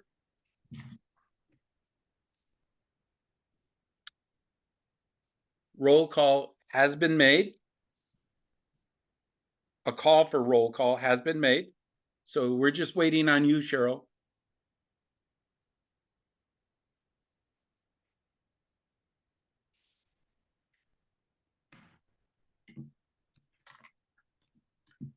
Bennett is absent. Glenn, Yes. Goss, no. Valmuth, Yes. Pop, Yes.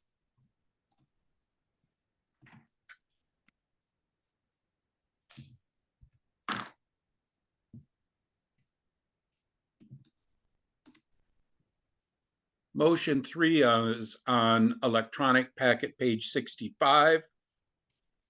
Motion to make the funeral leave paragraph read as follows. A full-time employee will be allowed a paid leave of absence of 3 days, funeral leave, for the death in the immediate family.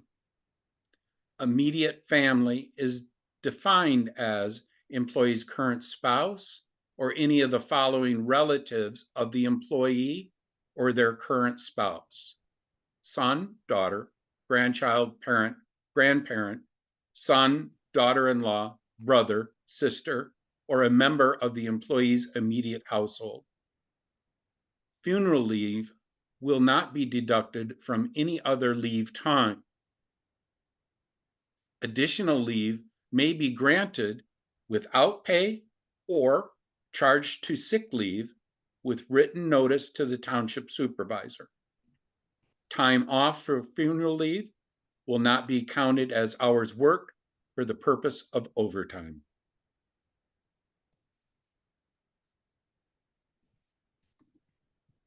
I'll second. Motion made and seconded. Further discussion? same comments as I've made earlier. This is perfume on a pig. This doesn't amount to a hill of beans. We don't even have sick time. You know, I get it that the next board is going to be dealing with that and how they're going to, but if the next board is smart, they're going to get this policy completely rewritten, and all of this, what you're going through right now, is going to be totally thrown out. This policy is so ridiculously out of date that all of this is going to be thrown out and reworded by someone who knows how to write policies, personnel policies, like the attorney's office. Any other board comments or discussion? Roll call when ready.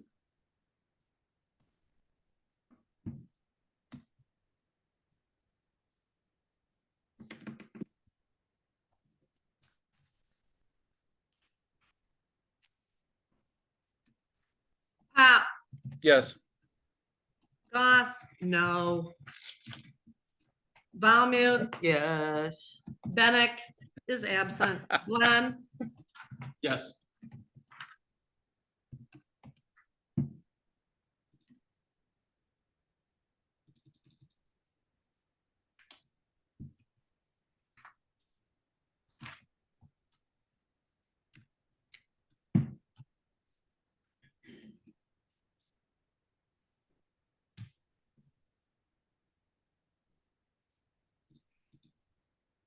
Motion 4 is found on packet page 66.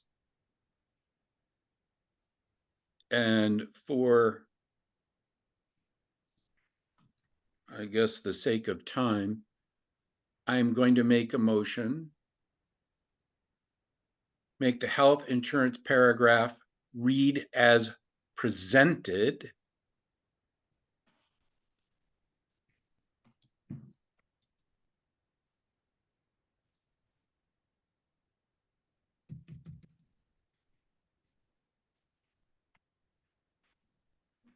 I'll second. Motion made and seconded. Further discussion? Roll call when ready.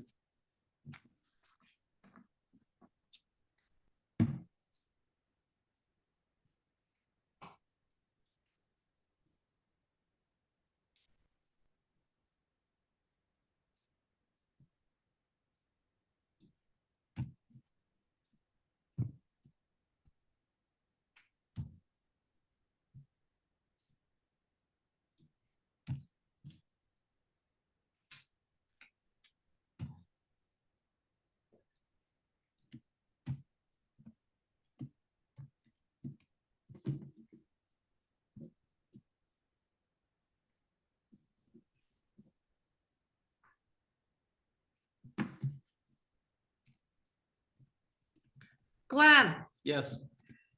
Pop, Yes. Bennett is absent.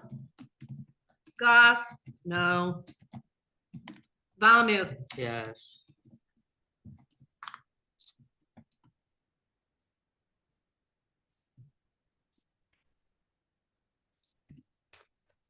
Motion number 5 is found on electronic packet page 67.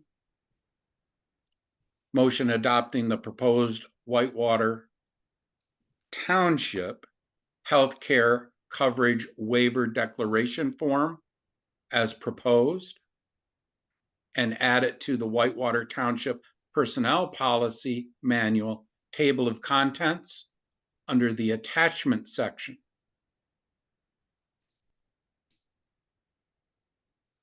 I'll second. Motion made and seconded. Further discussion?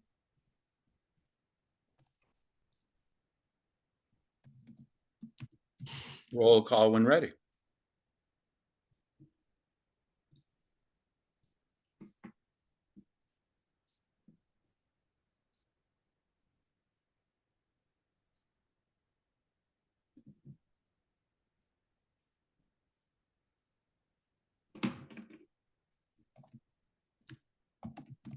Bennett is absent. Valmute, Yes.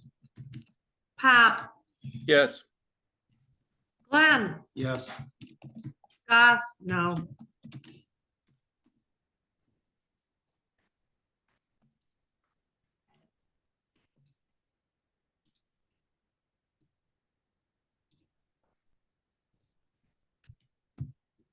I see that there's 2 motion number 5s in the packet on page 67. So motion 6 will be motion relocating text from Whitewater Township Personnel Policy Manual, policy number 6, pension plan, to policy number 4, employee benefits. The new paragraph would read, as presented.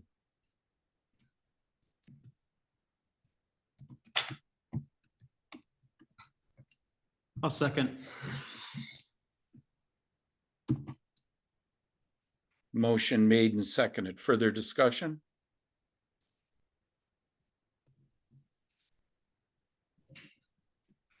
Roll call when ready.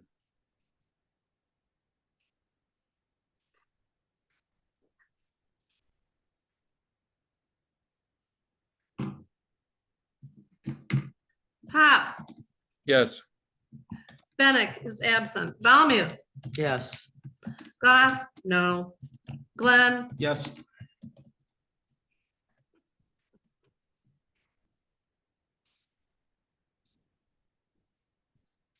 Packet page 68 finds also another issue. Motion number 7 would read, motion to include all John Hancock applications and opt-out forms for the Whitewater Township Pension Plan to the Whitewater Township Personnel Policy Manual under the attachment section of the table of contents. I'll second.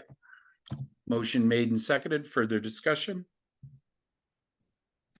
well, those forms will be perpetually out of date. But go ahead. The next clerk will get to deal with it. Any other questions or comments? Roll call when ready.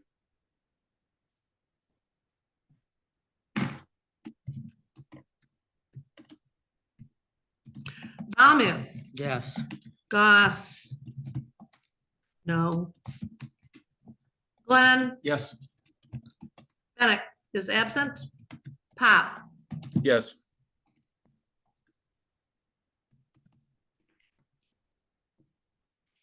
Motion number 8, motion amending policy number 6, Whitewater Township Personnel Policy number 6, pension plan, to read as follows.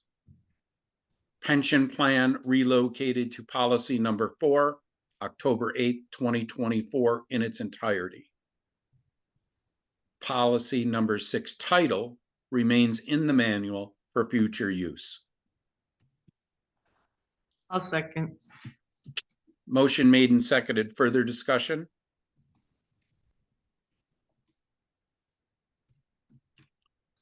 I guess I have a question. You know, the future use idea was really generated in the planning commission level. Does it still work for the board to leave unused policy sections? Or does the board wish to have any future policy changes renumbered? I personally vote that I would leave it as a untitled at this point rather than change having to reshuffle all the other numbers. I kind of agree with Don. It makes it easier to update the policy for sure. Well, it makes it consistent looking from one document to an older one or looking forward to a newer one. Sure. Don't have to make accommodations for alternatives. Okay. Any other questions or comments? Roll call when ready. Goss, no. Glenn, Yes. Bennett is absent. Pop, Yes. Palmuth, Yes.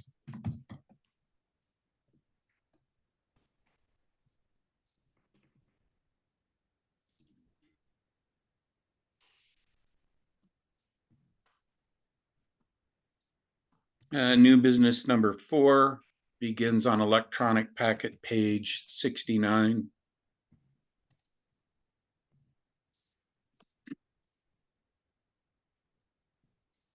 Motion 1, motion modifying the Whitewater Township Administrative Policy and Procedure Manual, section 3.2B4, to read as follows.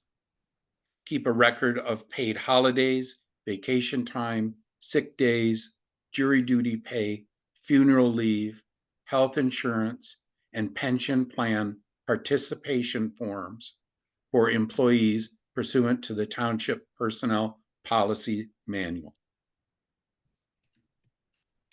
I'll second it. Motion made and seconded. Further discussion?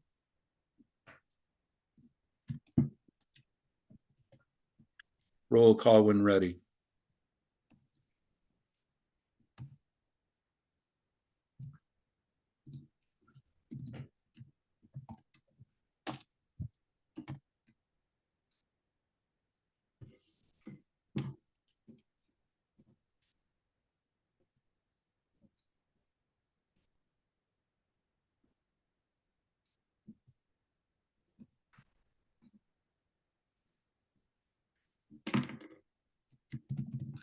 Glenn, Yes. Pop, Yes. Goss, no. Palmuth, Yes. Bennett is absent.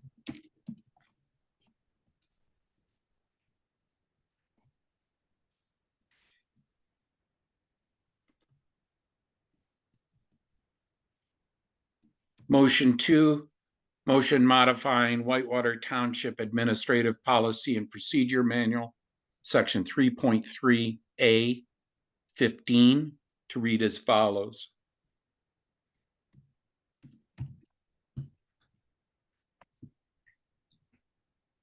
I'll second.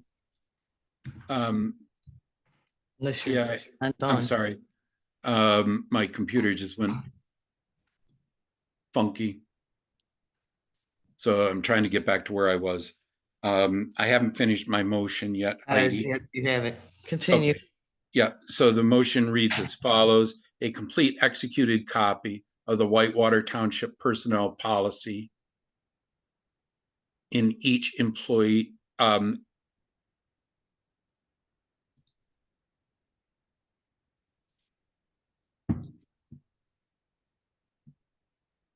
complete executed copy of the Whitewater Township Personnel Policy Manual each employee was presented with during the hiring process. Now I'm complete.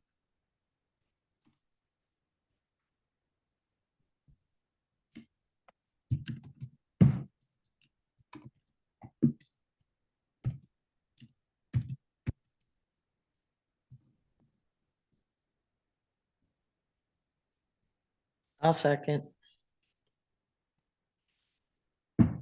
Motion made and seconded. Further discussion? Roll call when ready.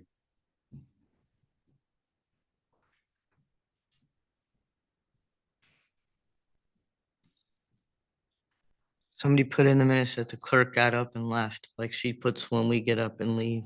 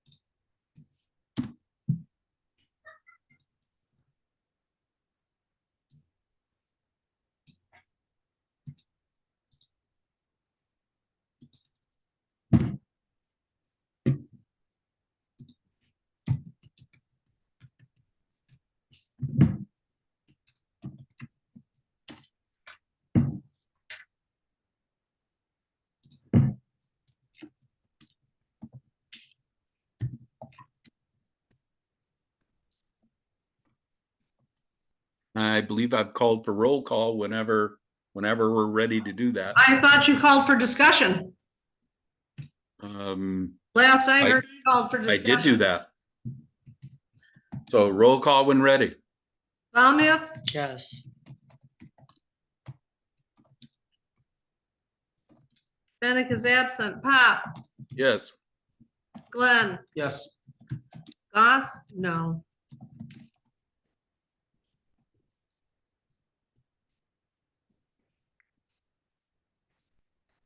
Motion 3 is found on electronic packet page 70. Motion 3, modifying Whitewater Township Administrative Policy and Procedure Manual, Section 3.3A21, to read as follows. Health insurance and pension plan participation records. I'm sorry.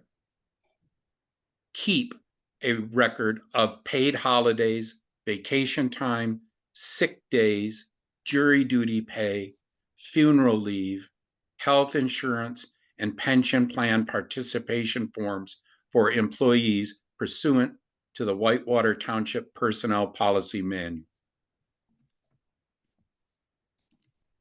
I'll second. Motion made and seconded. Further discussion?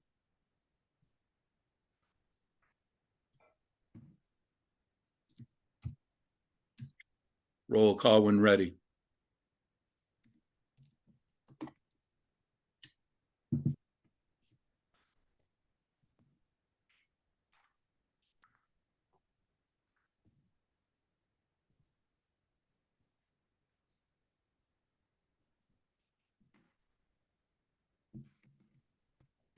Goss, no. Valmuth, Yes. Glenn, Yes. Pop, Yes. Bennett is absent.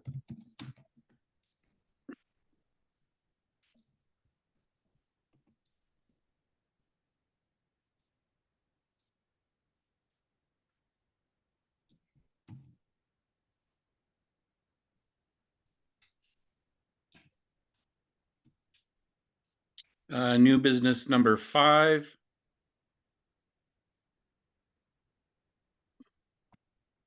For some reason, I see a void here in the electronic packet.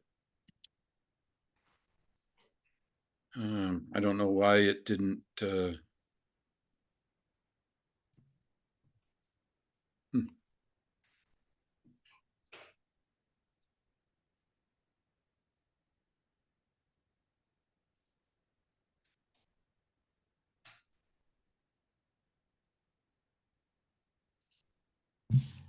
Well,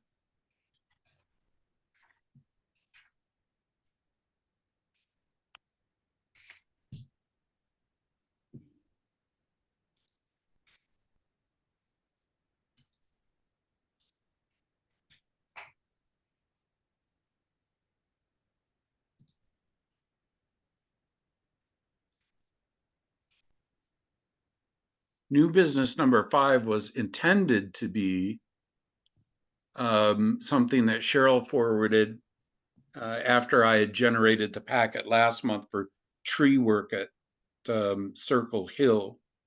For some reason, it does not show up in the packet. I apologize. Is that the memo dated 9/4? I'm going to rescind that agenda item. I'm no longer seeking to get that work done. That's something the new board can. Well, now's the time to cut the trees. I've rescinded the agenda item, Heidi. Thank you. It Awesome. Pop didn't put any of the documents in the packet. The public hasn't had a chance to look at it. Yeah, I've rescinded my agenda item.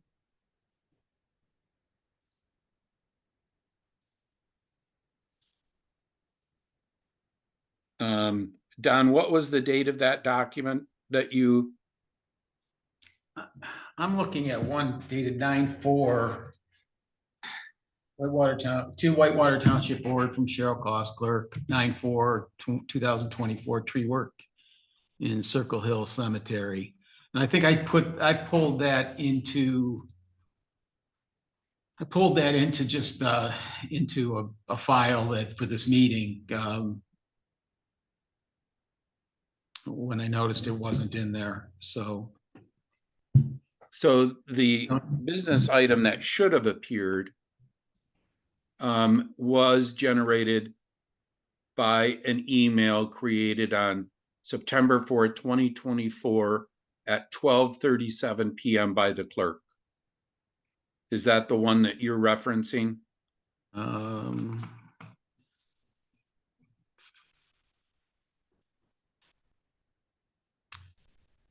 I don't see one there. I received a email from the clerk dated Monday, September 2nd that talked about the proposal for Circle Hill Cemetery from partial tree care experts. Okay, so she might have forwarded it to me a couple of days later for inclusion to the September packet, which I already had It all completed. went to the board. I only send things to all of you on the same day. But So I whatever could- day I sent it, it was all sent to you on the same day. Yeah, and I could have missed the 4th, so. But I see there's the memo describing the service with a motion and then the supporting documents from partial. Or what I had in that packet. With the tree removal and pruning estimated to be $11,220. Right.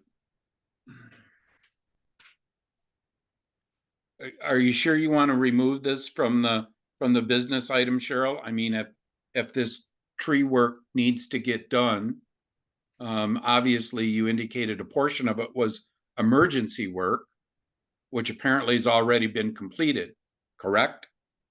The emergency work was at the other cemetery, as my memo indicates. Says that there.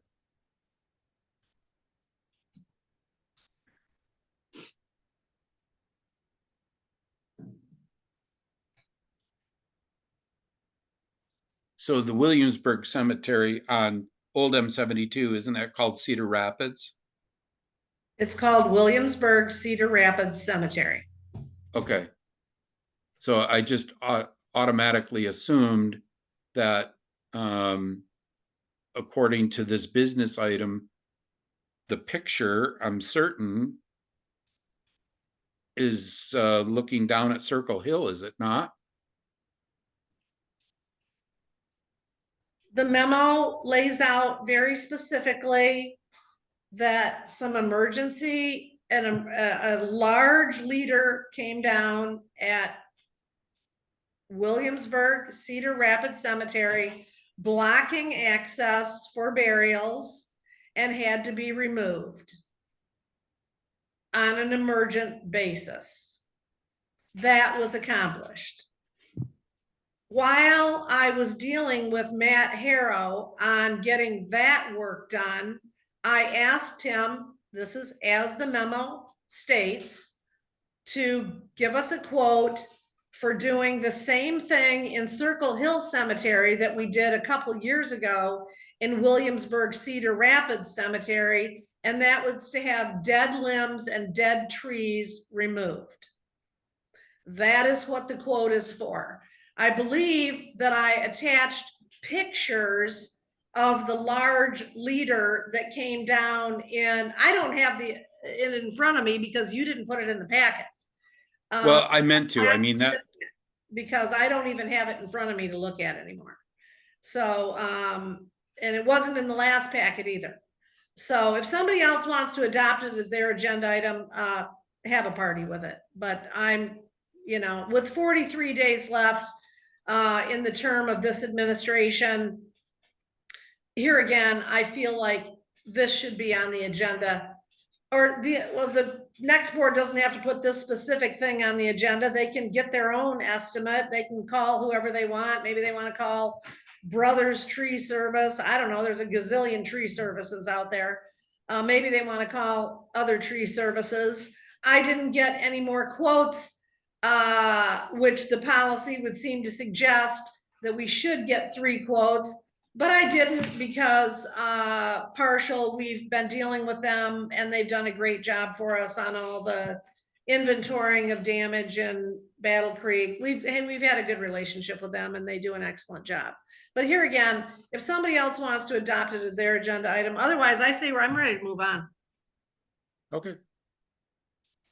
Board, what's your thought? I mean, is this an agenda item? Really, we, I apologize. I have Cheryl's file in the documents that should have been assembled. I don't know why it doesn't show up in the packet. Clearly, I've made a mistake. So I apologize for that. Don, it sounds like you went outside and relocated the email, but if Cheryl wants to remove this from the document, Cheryl, are you wanting to make a motion to do that? You didn't put anything in the packet, so it's really not even on the agenda. It is on the agenda. There's simply a thing listed on your agenda, but there's no documentation with it. How can it be on the agenda when there's no documentation? Because it's on the agenda. Oh, that happens all the time in certain places. Yeah, it does, doesn't it, Heidi? My statement was that I was rescinding the agenda item. You all can take whatever action you want to. Well, I'm not a tree expert, but can this wait till spring? What do you think, Don? Can it wait till spring? I don't consider this, I mean. I consider this maintenance. And we talk about certain professional services being unique and not requiring the multiple bids. I agree with Cheryl on this, with her statement that, legitimately there should be three bids on this, or at least more than one on this work. And I think that the groundwork's laid for the new board. I think it would be prudent for them to get 1 or 2 more bids and take the matter up going forward. Okay.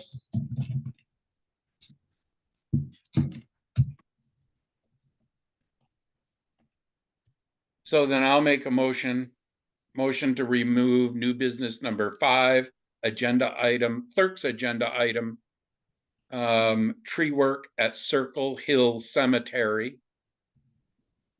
as requested by the clerk, 10/8/2024.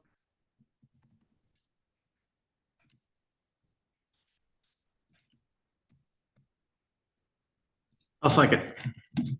Motion made and seconded. Further discussion? It's for the new board. It's for the new board to take up. This board's only got 43 days left and there's not much business that they really should or need to be dealing with.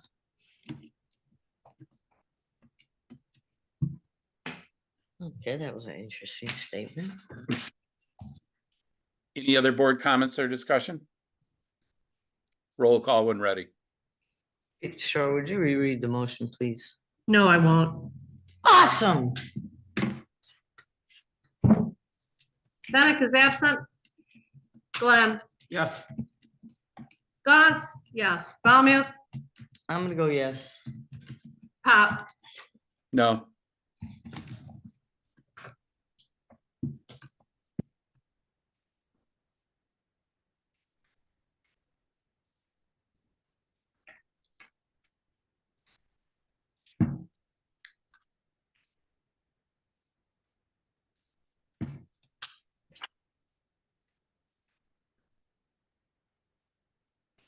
New business item number 6.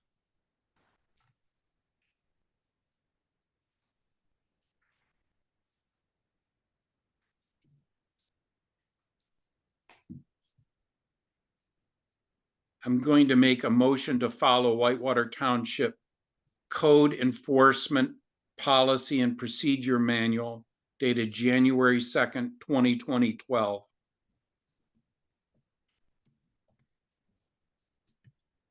I'll second. Motion made and seconded. Beginning on electronic packet, page 72, this was Deb Graber's first attempt at getting business items in front of the board. So it really doesn't take our format, doesn't really embrace our format, but in phone conversation with Deb, I think we've kind of refined that a little bit. I did not want to make any changes to what she submitted. So as I understand, item number 1 on Deb's email dated Thursday, September 26, 2024 at 11:20 a.m. She has received a complaint on this particular property. She has verified the complaint on this particular property and sent letter 1 that is required written documentation following the Whitewater Township Code Enforcement Manual. And she wanted relief. This business item was asking relief from sending the second written notification of violation because she just didn't think that this particular property owner was going to comply with township requests voluntarily. And so in that phone conversation, I just recommended that even though it may seem frugal to send the second notice, our policy does require that to be done. It's one of 4 steps. And so I didn't think it would be good policy for the township to vacate a written policy just for one particular property.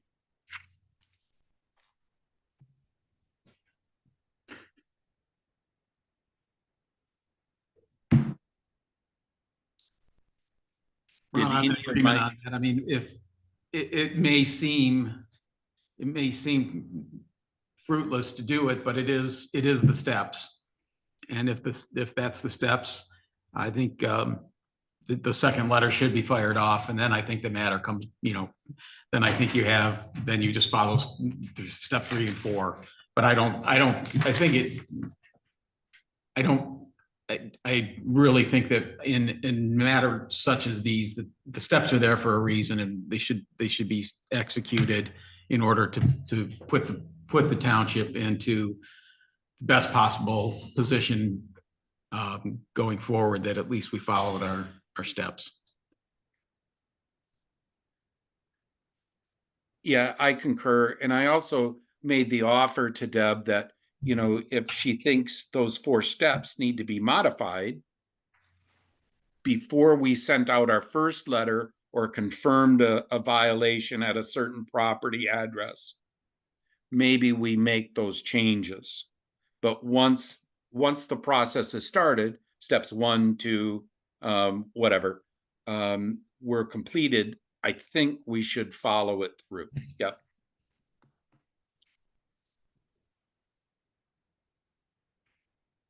Any other questions or comments on this particular business item? Yeah, I have a comment. There's 4 attachments to this email, none of which are accessible and are not in the packet. So I wasn't able to read any of that information.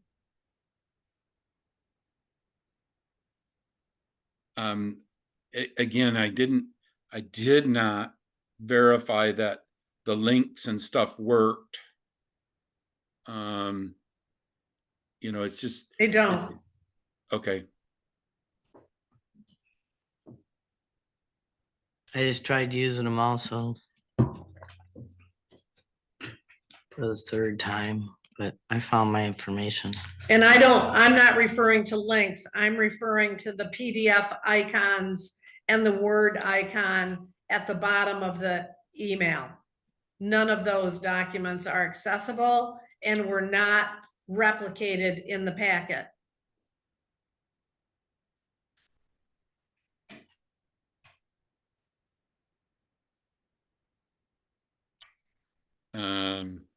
Yeah, I see what you're saying, Cheryl. Again, I believe that I added them, but they do not show up on this particular business item. I don't understand. But obviously, I've made another mistake in attaching those files. Simply duplicating an email in the board packet does not bring those documents into the board packet document. They have to be added individually.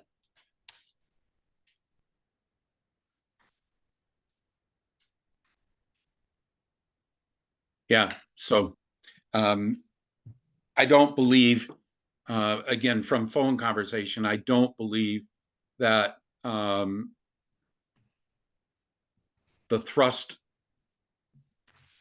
of number 1 was actually anything to do with that particular address. It was more to do with a variation of our policy. And so I think my motion is pretty clear that we just follow the Township Code Enforcement Policy and Procedure Manual. Now, looking at business item number 2, I see where some of the attached documents, specifically the Word version of Statement of Understanding, STR, that's going to be a requirement before we can act on number 2, but not necessarily number 1.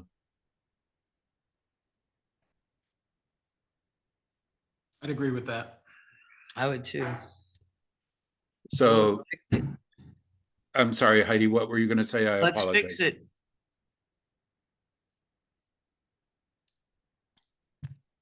Yeah, I mean, I'll bring it back next month because it looks like she wants approval on a specific document. And so I'll have to apologize to her and bring it back next month. Do you think she needs this beforehand? I don't know. So let's deal with the motion that's on the floor. And the motion is motion to follow the Whitewater Township Code Enforcement Policy and Procedure Manual dated 01/02/2021. 2012. If there's no further discussion,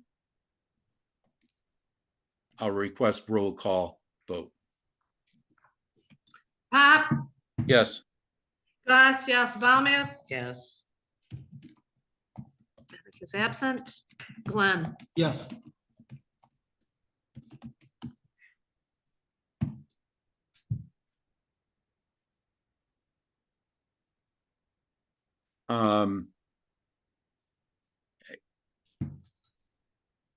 Number two, item number two, I don't think we can make a decision on this because of my technical oversight on including the letter. So I'll bring this particular item back next month.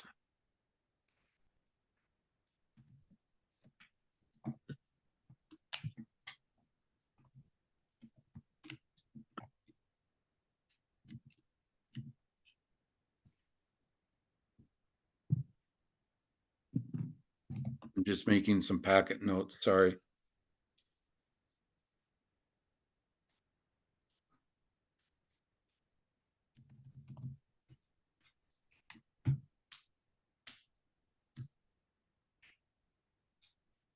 Number three, business, yeah, number three under this business item. It looks like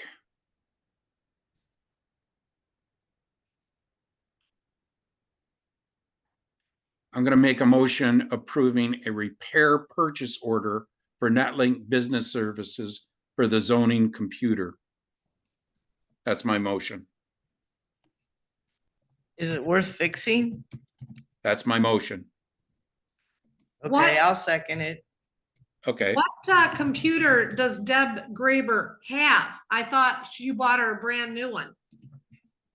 No, actually, and even though my motion says zoning computer, she's using the deputy supervisor's computer because it was just sitting dormant and was already loaded with software, was loaded with a full version of the Office suite that's not 365. So I was letting her use that because it was just sitting dormant. Come to find out, you know, that was the fourth, one of the four that we purchased for Don, Heidi, Al, I think, and the deputy supervisor, Tim Aarons. 3 of the 4 computers had this problem. And maybe Al's has it too. I don't know. He's not reported anything to me. But So in other words, it's a brand new computer. Heidi, to answer your question, I don't know that it's worth fixing. The fix She's that doing a very important job. You know, you can't load a whole document in there. and then- Those last Needs summer. to be fixed. Bought those last summer.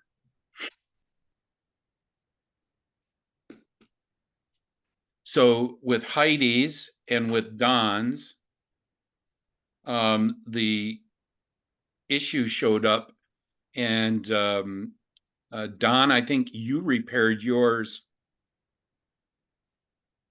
by uploading a new BIOS. Is that correct? Yeah, Or I went through, downloading? I went through two factory restarts with Lenovo that they redid some programming, and it seems to have worked. I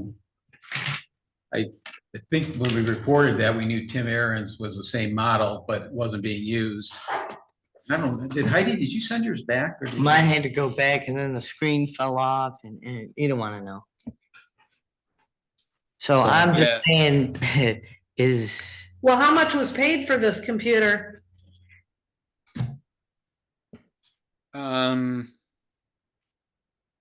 I believe that we bought them, all 4 of them for around $1,600. I think they were about $400 a piece. I could look up And the, you're not gonna get it fixed?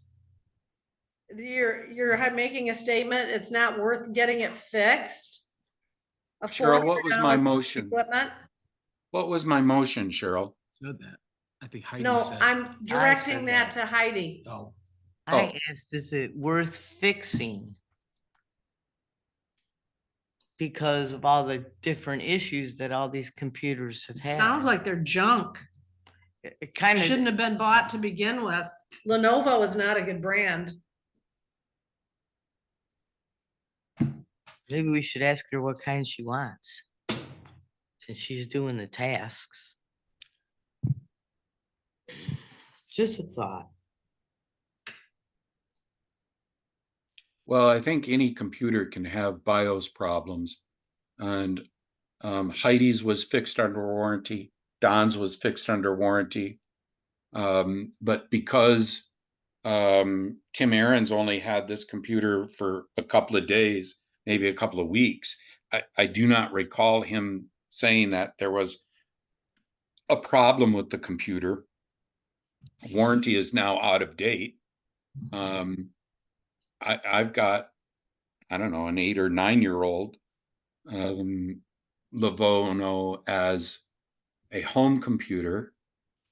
The one I currently am using for the township is at least 5 or 6 years old. It's performed well up until recently, and it's just it wants to update to what is it, Windows 11, and so that occupies a lot of its memory. I've not updated to Windows 11. The reason I make a motion to have this particular item fixed is that we do have Microsoft Office Suite as a downloaded version on it. So we don't have to make a move to 365. But if that's the way the board wants to go in the future, we are going to have to move to 365. That's all there is to it. I mean, I don't think they offer any of these downloaded items anymore. We did purchase Adobe 2020, I think, for Heidi, Don, Al, and the deputy supervisor's computer. So that's also on a disk. We don't have to subscribe annually to it or monthly to it, which we've not wanted to do recently. But so it's up to the board. My motion is to repair this one, but maybe it's not worth it, Heidi. I mean, I don't know. We can let. Well, if this was somebody that, like myself, that was just using it like a couple times a week or whatever, but this person's using this thing nonstop probably. So it's got to work and she's got to have what she needs or she can't take care of the customers. Oh, she's for got the a desktop here that's quite new with 2 screens and all that. She could do most of her work here. Well, that would be great if she wasn't sharing an office and had so many interruptions, but that's not working for her as she has told us. So Well, Rhonda- the interruptions for the treasurer's office when she's got people in there. So the board Exactamundo. has chosen not to do anything about for the 12 years that I've been on the board. God. Nothing's been done about trying to get some extra space in this building so that zoning and treasurer can have their own office. That's you know, but I mean, I'll vote for getting the thing fixed because, you know, a $400 item should be fixed. it's proven to be repairable, Heidi's and mine. But honestly, you know, other zoning administrators use their personal computers, which probably isn't a good idea. But certainly she's been given all manner of tools to do her job.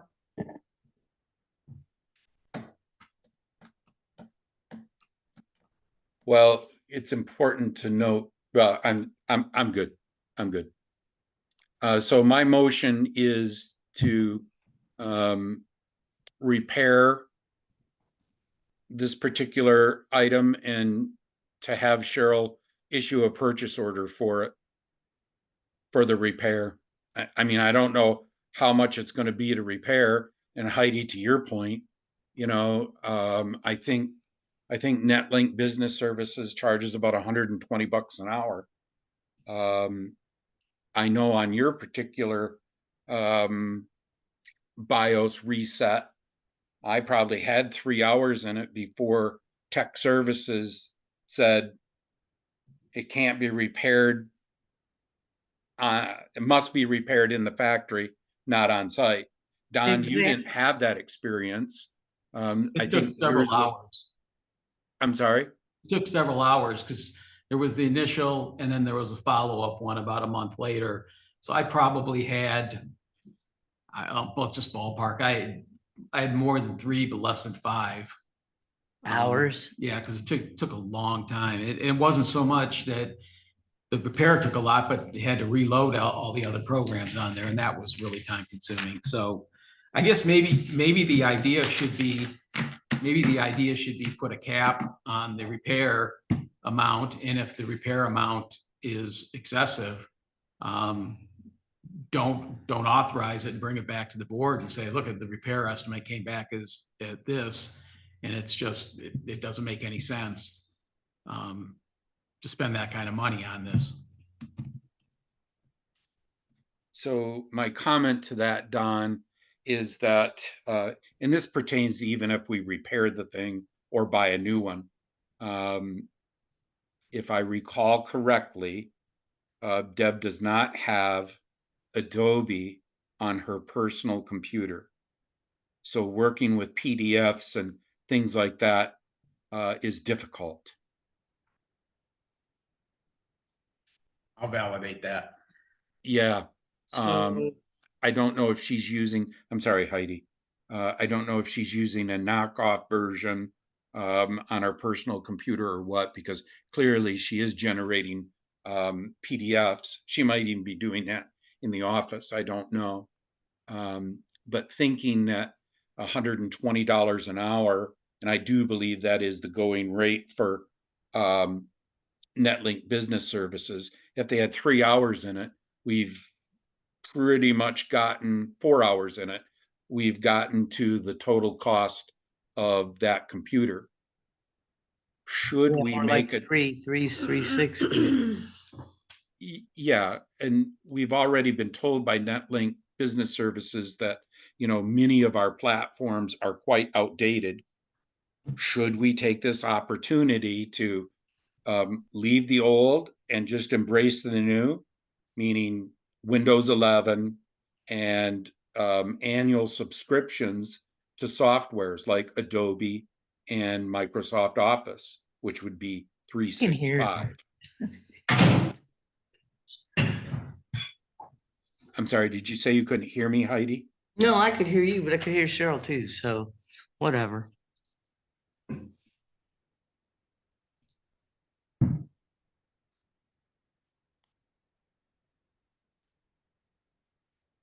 Ryan, do we ask Deb to put together what she wants?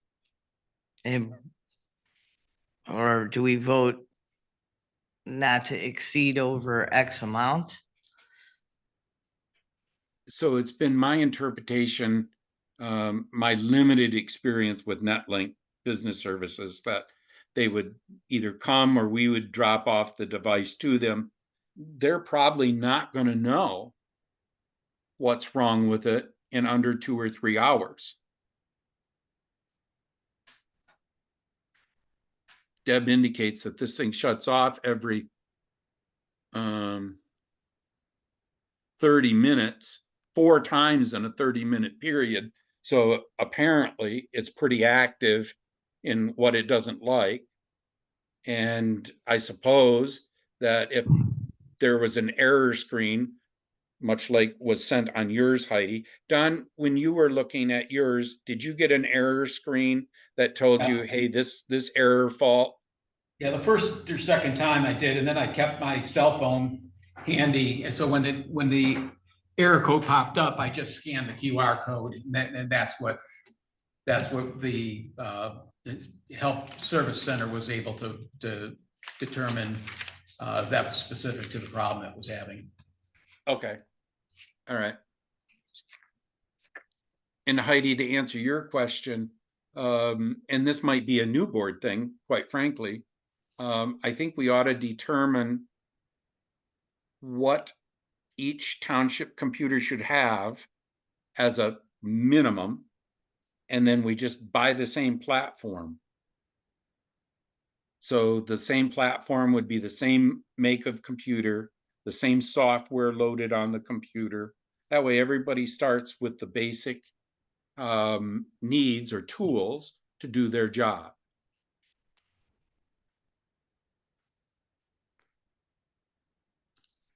Okay, but she's kind of unique. She's not like she's kind of unique like the clerk. They got all different kinds of forms and stuff. So there might be more to add. There could be additional softwares. Yeah, absolutely. I understand and agree with that statement. My statement was merely that the township have these computers that are all the same at a base level. And I think the board would agree that at a base level, we need a Microsoft Office suite, even though we only use Word, Excel, and potentially, the one that makes presentations. PowerPoint. PowerPoint. Thank you, PowerPoint, yep. And then I think all of us use PDFs. So Adobe is the standard there, in my opinion. That might not be the board's opinion.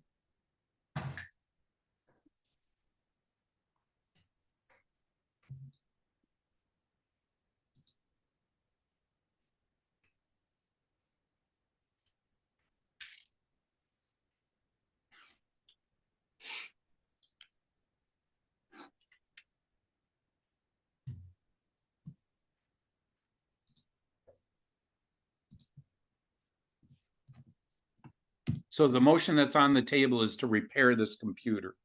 We've talked about repair, and Heidi, you've brought up potential replacement.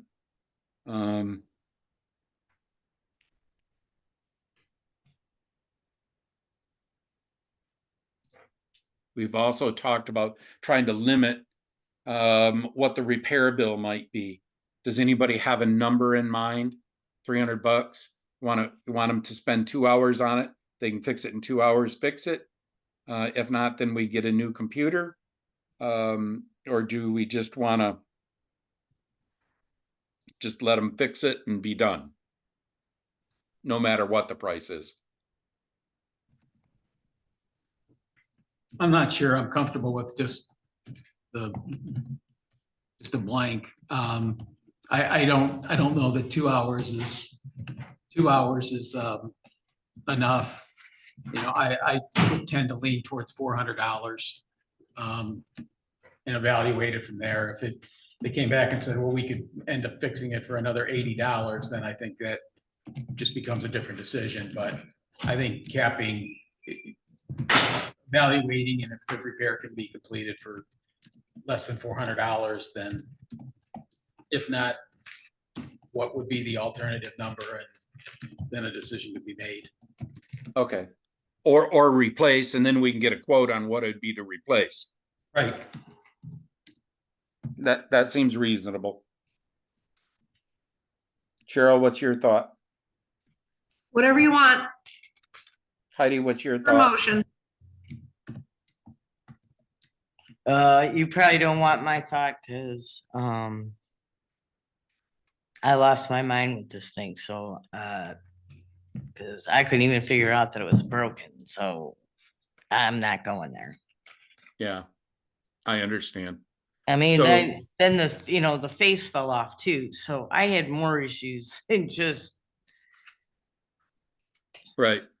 I would say considering the source that's doing the job function, this is a mute point. I'd be giving her a different, I'd be asking her what she wants.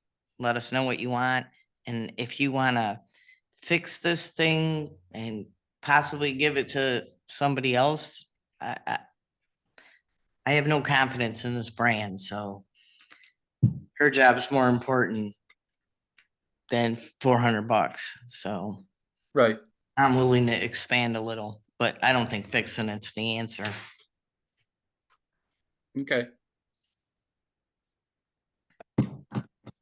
Well, I will, I guess, amend my motion to indicate a $400 cap on the repair. Motion approving a repair purchase order not to exceed $400 for NetLink Business Services for the zoning computer repair. I'll second. Motion made and seconded. Further discussion? My final comment on this, though, is it's only worth $400. So now you're gonna spend $400 to purposely possibly have nothing. You're saving all the software that's on there. All right. What's that worth? Maybe $300? I don't know how much is on hers. Probably $800. Then Okay, you've got Adobe, you've got the, right, yeah, no. Adobe itself is almost. right. Well, Okay. we did get a good deal on this, on the 2020 version of Adobe. Because it is disk form, which they're trying to eliminate, they have eliminated. And the 2017 version, which I'm currently using, is no longer supported. And so I'm constantly dealing with error messages there on the 17 model, whereas these are 2020 versions. My point being that there's probably only a year, maybe two left on the 2020 version before they stop supporting it.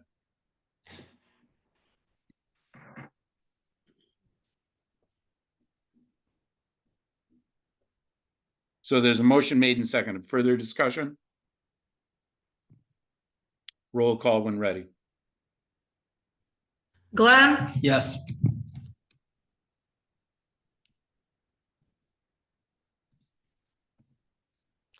Pop, Yes. Panic is absent. Goss, yes. Falmouth, Yes.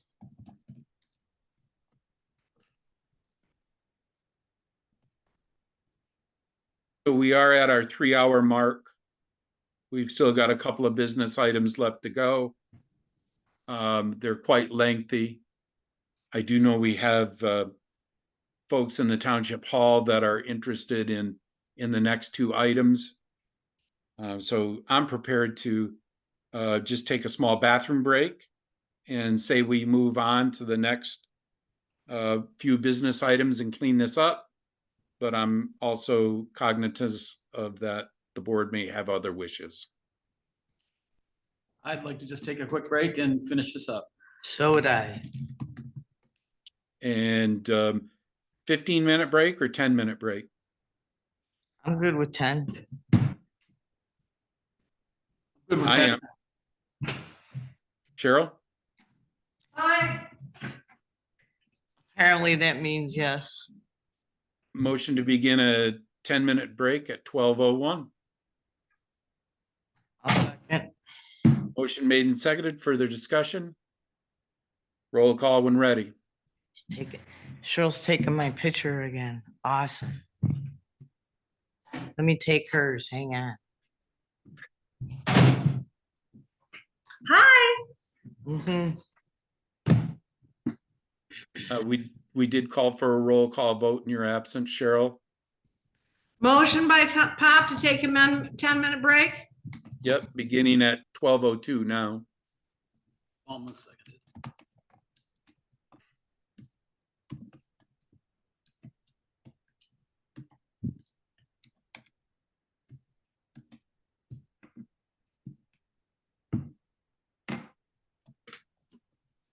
Fennec absent, Baume, Yes. Pop, Yes, Glenn, Yes. Goss, yes.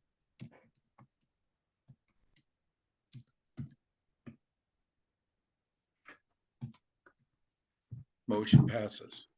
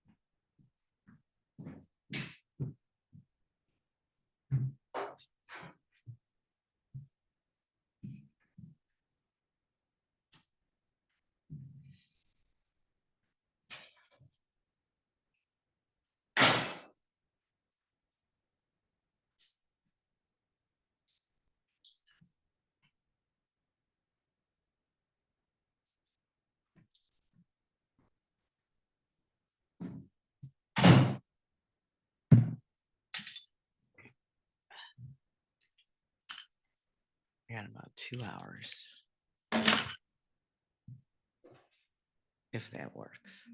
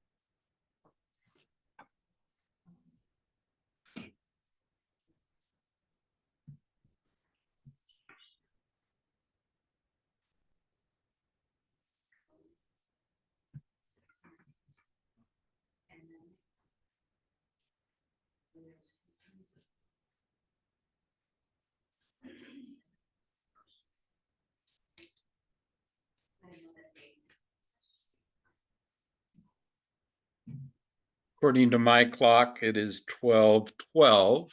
So the end of our 10-minute break has come.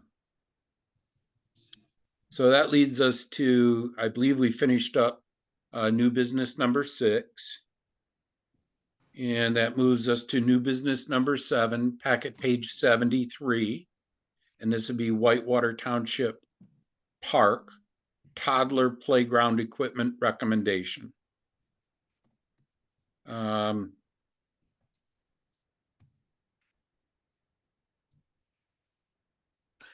make a motion to approve $9,766.09 for the township portion of this purchase of Burke SY 3431 play structure. And I'll second. Motion made and seconded. Further discussion? Well, really, just because we have the grant money for the largest share of this, we do have to approve the entire price. So, I made the motion because that was the motion that was, proffered. But, it should be amended to cover the entire purchase price. And is that $24,299? There was a second motion on page 74 that addressed that, Cheryl. There was an alternative motion. It's listed, it's described as second motion might look like, and I think that is what, I believe that would be the more appropriate motion. You see it on page 71? Yeah, I have Or it in 74. I already have it in my notes here, as a potential motion that might be made. I think the motion that is made and seconded is proper. It clearly delineates the township's financial exposure on this particular project. So I see nothing wrong with the two motions that Melissa has set forth. I do have additional discussion. So if any other board member has questions, I would encourage those first.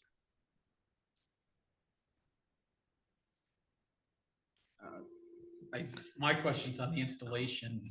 Well, oh, okay, but my motion that I made doesn't have, are you addressing the second motion or my No. motion? I'm addressing. the Okay, motion. all right. Yeah, I wasn't making a second motion. I was. just- No, I understood that. No, I had the quote from Snyder Recreation shows a line item of installation in there.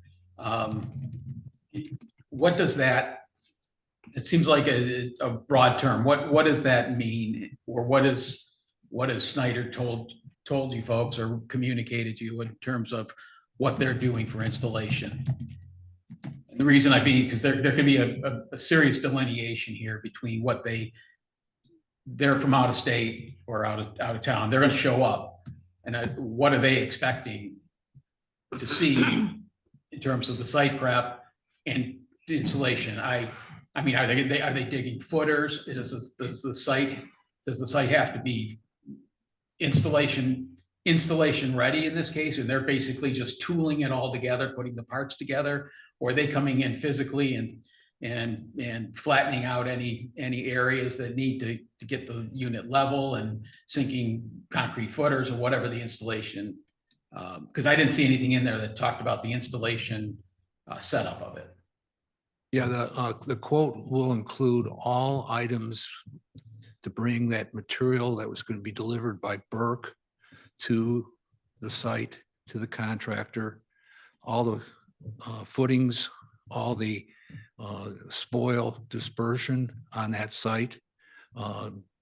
So at the end of the day, it will be a finished playground. I get that, Gary. I'm just trying to understand, is there any work that has to be done? Maybe site prep, is there any work that has to be done? There is no site prep that's necessary there.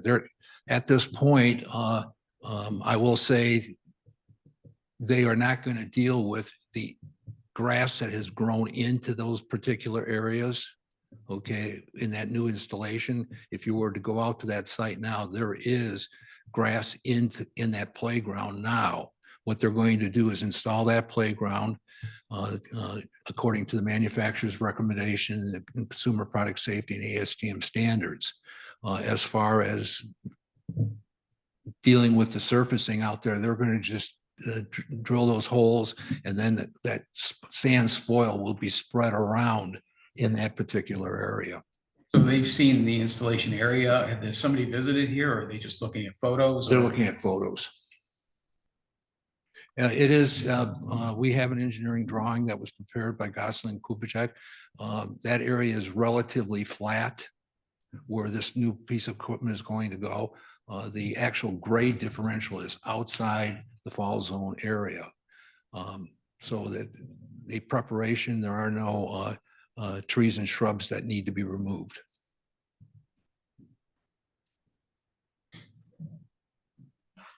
And then one last question, you know, in Melissa's memo, dated 9/1, you are mentioned in there as working with the park manager to coordinate the installation of this playground equipment. Is that the intent? That's correct. I will work with Mike on this. I have a couple safety questions, Gary.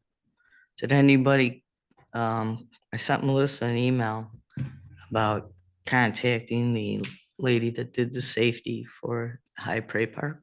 Did anyone contact her? Because she came out and looked at it before, during, and after. I know for a fact that prior to signing off on this project, the manufacturer's rep will do a safety inspection of that. He is a CPSI licensed individual. So he will put that in according to manufacturer specifications, consumer product safety specifications, ASTM standard specifications. So the need to have someone else come out and review that is not necessarily necessary. Just a quick clarification on that. The manufacturer is certifying their own work? That's correct. Yeah. Not the manufacturer, it'll be the representative that will certify that.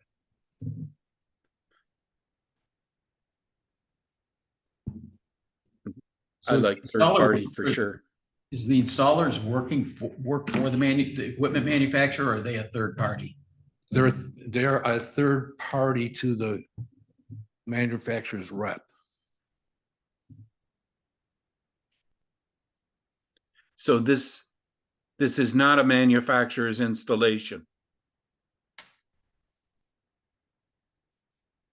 It is a third party So to the rep of the manufacturer. So you have a company that makes this, you have a sales representative who's independent, that has just got a contract to sell this equipment. And then that installer is a reference to the manufacturer's rep. Correct. And I will say from my past experience, this is pretty typical in the playground industry, that the rep will see to it that the installer has installed it according to the manufacturer's specifications, and that it conforms with ASTM and CPSI standards, primarily fall surfacing areas. Since there's three distinct parties, if there's an issue with the installation, who is warranting the work? Well, you will receive a warranty from Burke, the manufacturer, Equipment. for the equipment. Installation, it'll be the representative and the company who did the work that will warranty the installation. Which is who our purchase contract would be to, right? That the quoted contract was from Snyder. Correct. The purchase order will be issued to Snyder for the complete job. That's the manufacturer's rep. That's correct. Playground is Burke. And Burke is the manufacturer. Is the manufacturer. Same company that we bought the added items from over at High Prairie, the spinner and the 2 slides. We brought those from Snyder. But they're Burke, I believe. Yeah, Burke components. I don't see any of that safety information anywhere. Okay. Do you want me to address that? So, yeah, and I apologize. I did not have an opportunity to contact, I forget what's her name. The Kate? lady. Mhm. But I'm sure if the board so chooses at that time that they want to, have another inspection. We did have an inspection, and I think, Don, you had authorized or was the forefront person to get an inspection done at at Whitewater Township Park, where we had sand in there as the basis of the safety materials. And that was all approved by her, that all the equipment and the sand It was. surface. So that's what's there currently. Now, is there maintenance that needs to be addressed? Yes, maintenance has not been done on that sand area, which I think needs to be addressed with the park manager. I mean, if the board wants the advisory committee to look into solutions, we certainly can do that. But the grass just needs to be removed from said area of the playground equipment. And then, as Gary had mentioned, the spoils, which is sand, that will be coming out of the earth from the playground equipment, will then just be scattered in addition to around that same area. So essentially, it's the sand base is going to be the safety material as it is right now. Does that answer your question, Heidi? Somewhat. Okay, what further questions do you have? Well, you're having a third party do it, which doesn't really matter, but I don't see that anywhere in my documentation, so that's why I asked The third party? questions. Well, So Snyder is taking the responsibility of installation, so it's their subcontract is gonna be with, you know, who they have hired, but the responsibility ultimately will be with Snyder as the manufacturer rep. As Gary pointed out. But like I said, you and know, that cost is Included. in installation? correct, that's included with the quote as installation.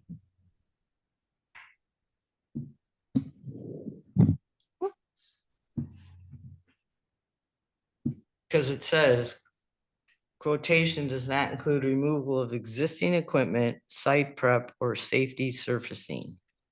Correct, so they're just saying they're not coming in and making any additional safety material. They're not bringing in any additional safety materials. They're simply installing the equipment. And as Gary mentioned, removal of existing equipment is not necessary. It's that right now that area is prepped and open. There's no vegetation, there's no trees or anything in the way. It's really just a flat, relatively flat area. So.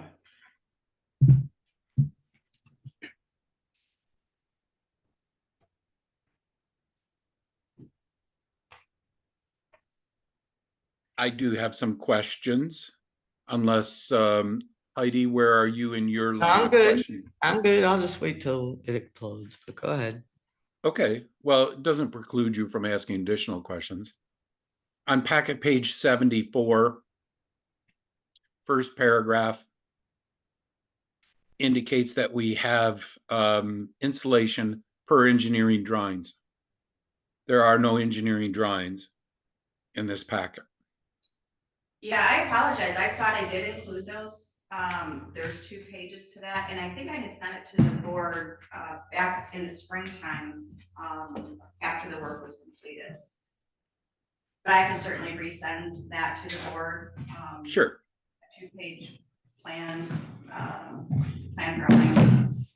And then if I recall correctly, when we originally approved this, there was a topographical map that was required by Gosling Zubek to make their recommendations. So I'm hearing that the installation location is relatively flat, but I do not see where Gosling Zubek has said, you know, we no longer need the topographical map that we told you we needed, so on and so forth. So what can you share with respect to that? I don't know what's considered a topographical map, Gary, so I think that you need to take. Once Gosling Kubitschek representatives were out on the site, they determined that the area that the playground would be installed was relatively flat, and thus they did not need a topographic map. Typically, topographic maps are done when the playground site has a significant amount of grade differential. this area is relatively flat, and it was determined that part of the work was not necessary to determine that this piece of equipment would fit within that particular area that was identified. Follow up to that, Gary, because we have in writing from Gosling Zubek, this is a requirement. I think we should have a statement from them in writing that indicates it's no longer a requirement to have the topographical map. We can obtain that state. We can obtain that acknowledgement. Yeah, I think that's just good business to close that loop.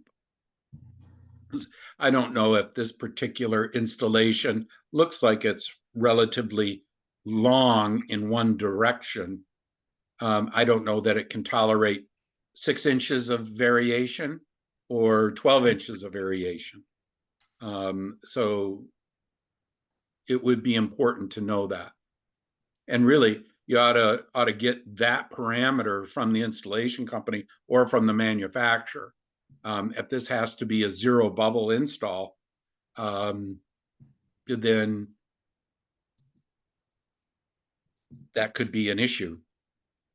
From past experience, typically on a non-bubble level site, the installer, along with the site supervisor, will determine what are the critical points.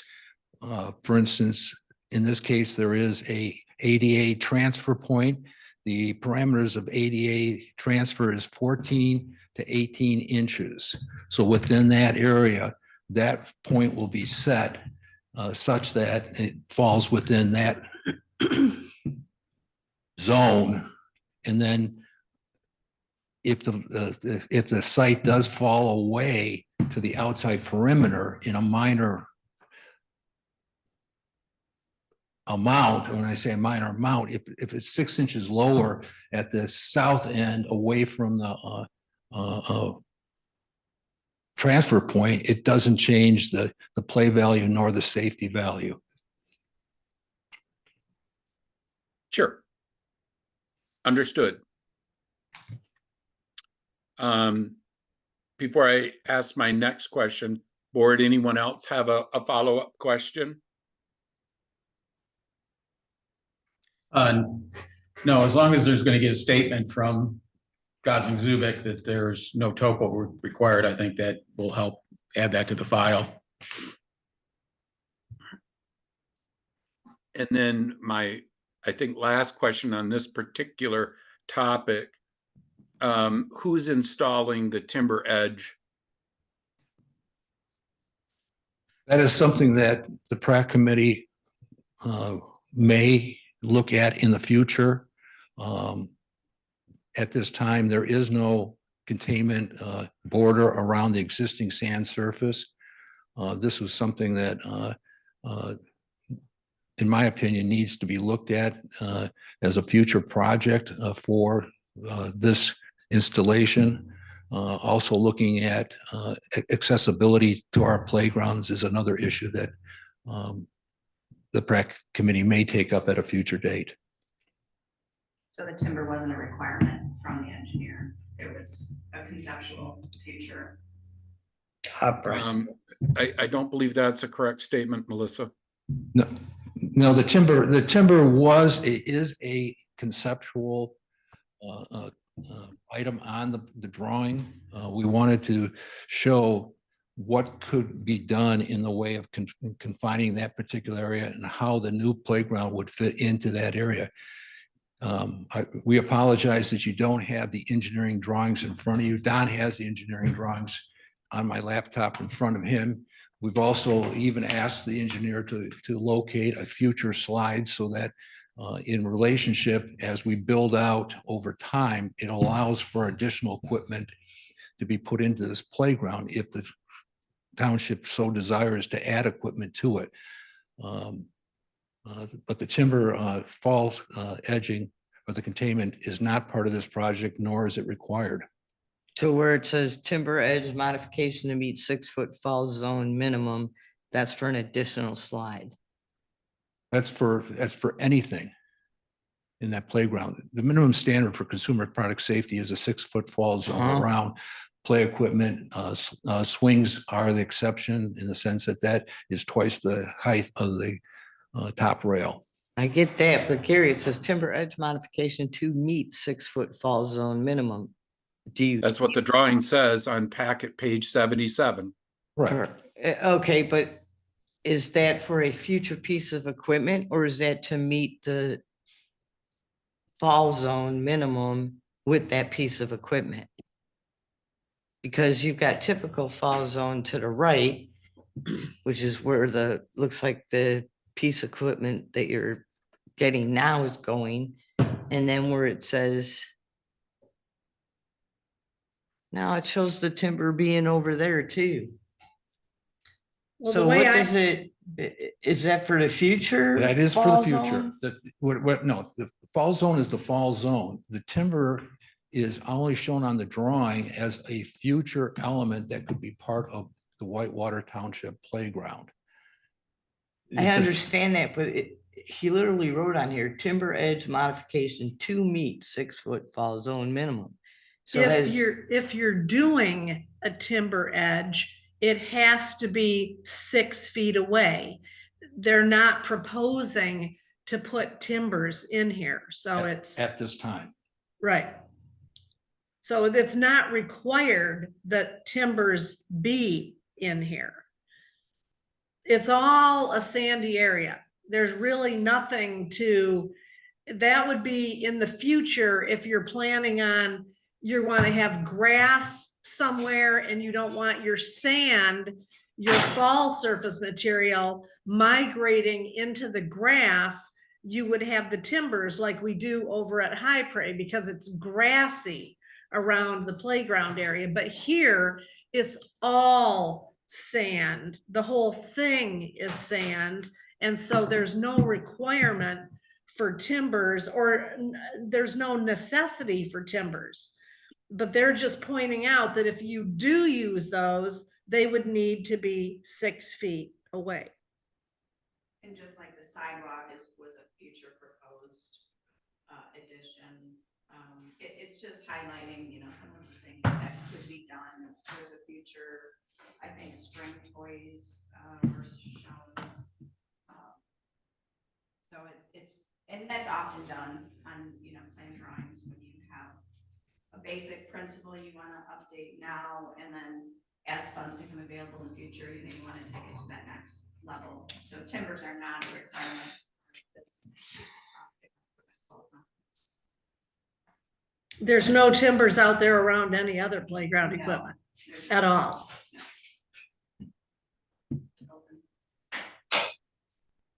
Because it's basically a big sandbox. There's no grass, it's just weeds. There's no grass that's attempting to be grown there.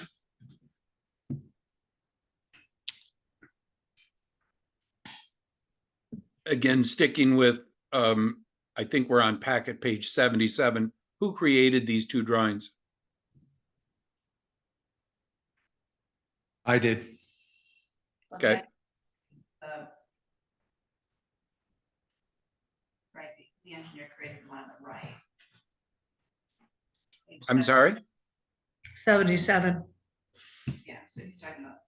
Let's talk about those two right there. Color ones? Yeah.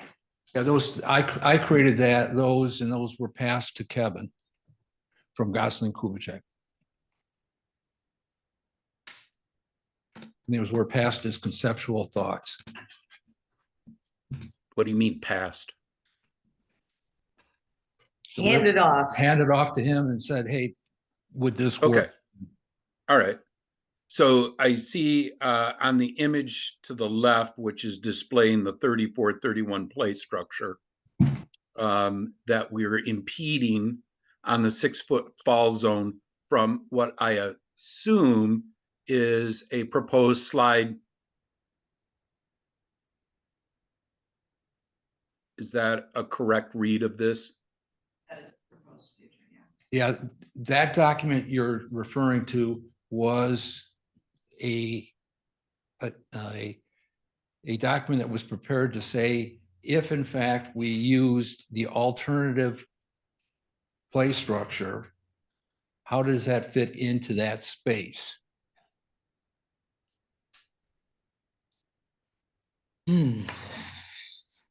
I interpret it that way. Yes, Gary. The question was, it appears to impede upon the proposed slide, which I think is to the left.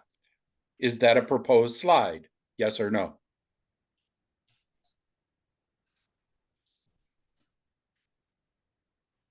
If you're referring to the drawing on the left, it did impede in the original layout of the timber. Thus, there is a white line, a thick line there that shows where that timber needs to be in relationship to the playground, accommodating the 6-foot fall zone.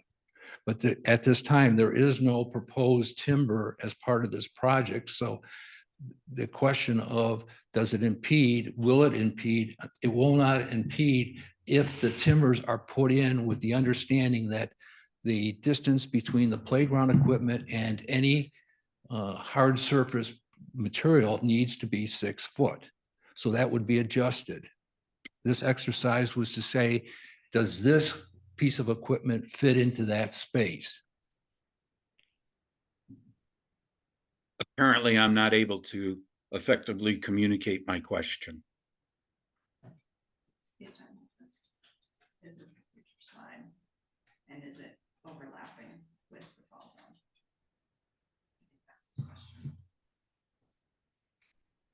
If you're, okay, I apologize. If you're talking about that piece of playground that's in the center, that was the drawing that was originally prepared by the engineer. At that time, when we reviewed that plan, we were concerned with the 2 to 5 children being adjacent to a spinning Piece of equipment. The subsequent plans that were developed by Kevin pushed that playground away from that spinning element. And if you look very closely in the drawings, we've actually put a barrier to limit access from the younger children to that whirl unit.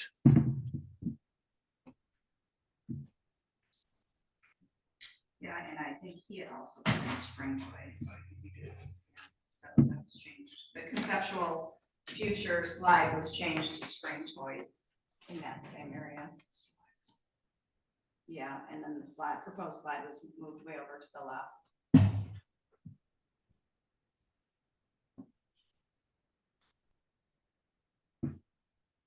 I still have failed to properly describe apparently my question. So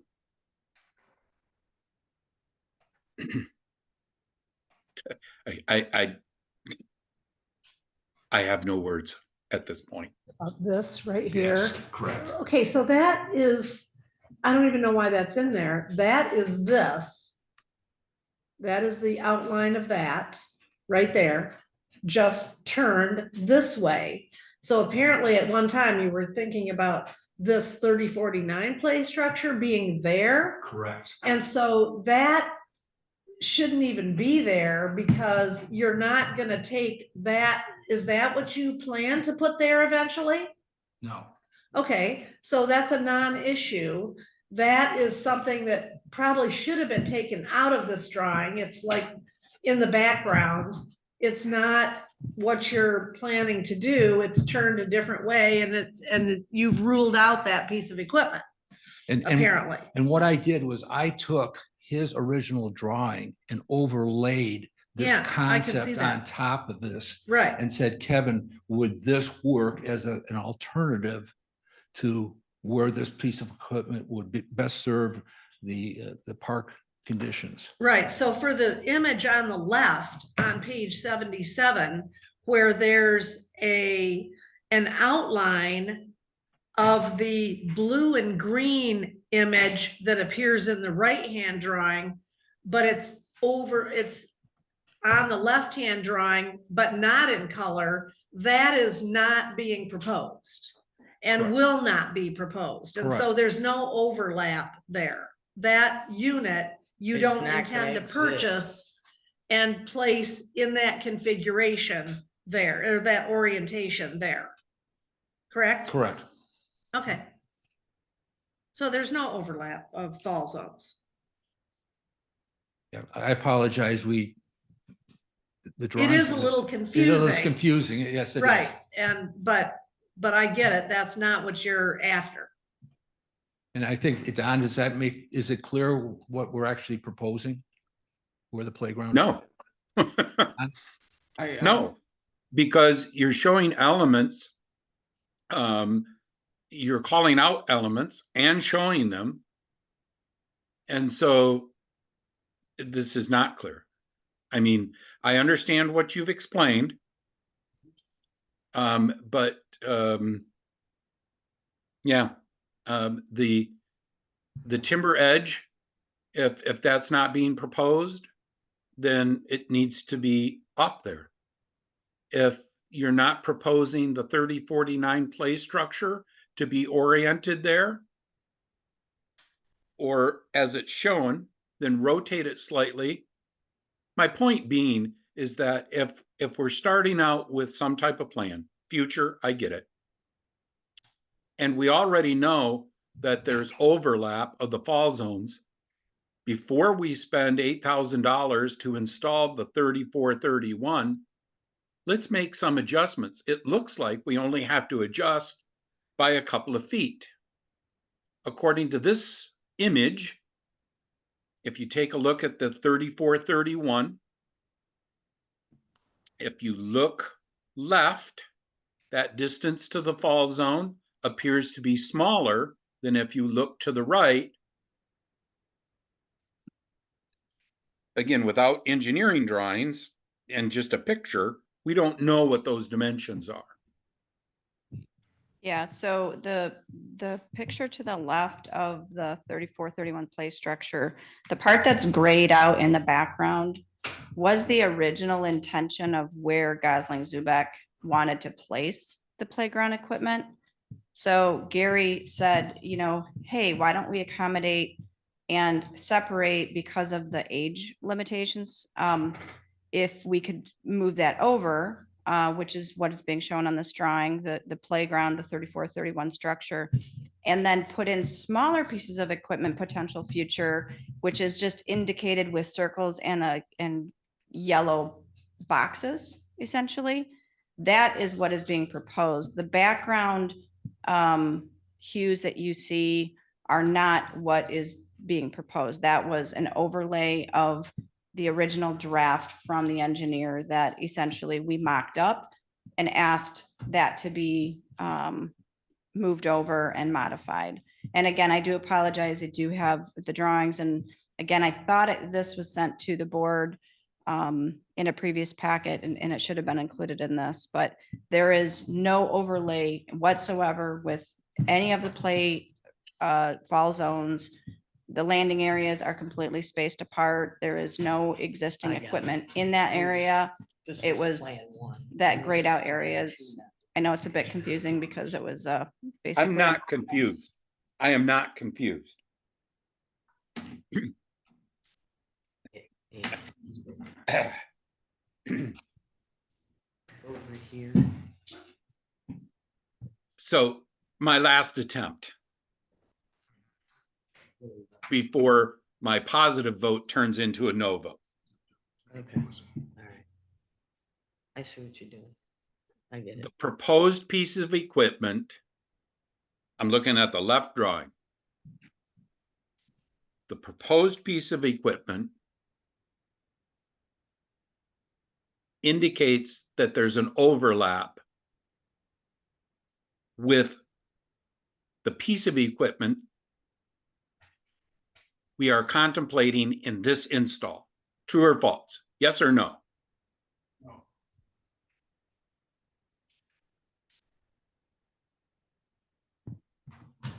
Hello? No. Answer is no. Okay, so then looking at the proposed piece of equipment, the one that's grayed out, when you come down that little slide, your boundary from the 3431 intersects that slide, does it not? No, the piece of equipment that you're showing with the slide that's grayed out, that is not there. That was the engineer's original. Melissa, I understand that. So it's not even, it's not there. It's completely, it should just be removed completely. And it is removed completely from the engineering drawings. Is that a It's- rendering of the 3049 play structure? Yes. Yes, Yeah, So you had positioned 3049 on the right drawing in two positions, knowing, and then leaving that shadow on the left drawing, you reposition the 3431, which is the piece of equipment that the quote is for. correct. Originally, we were contemplating the 3049. That piece of equipment was, And the bubble around the 3141,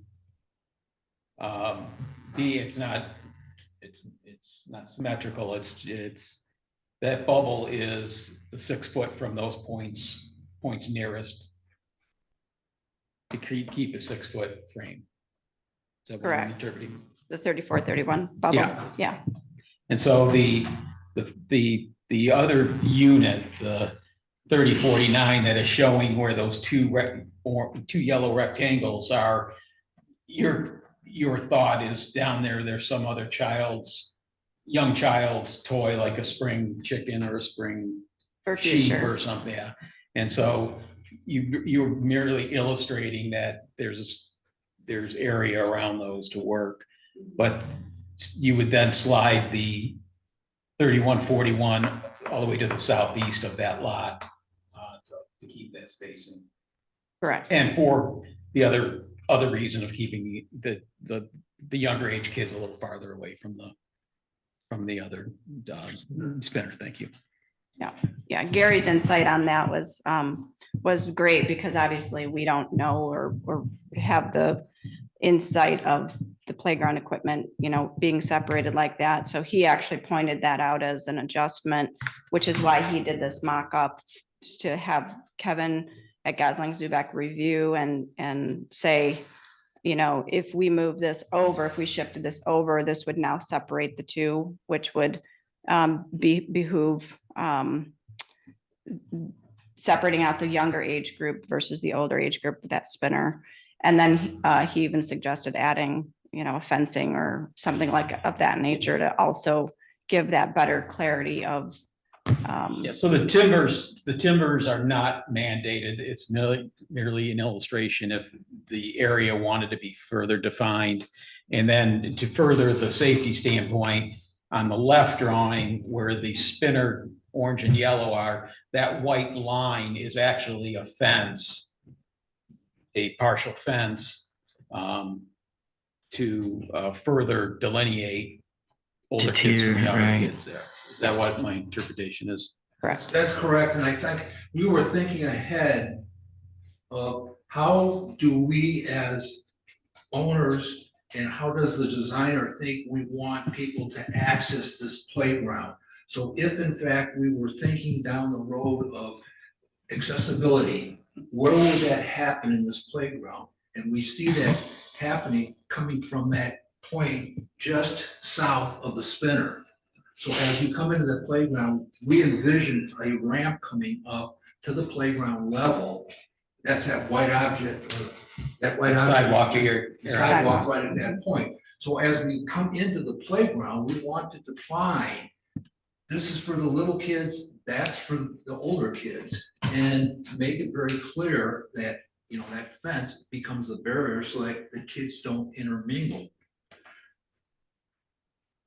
Oh, that'll be interesting. I get it. In theory. In theory, yeah, I get it. But we've accomplished what consumer product safety says, is there should be barrier, A definition between the 5 to 12s and the 2 to 5s. right.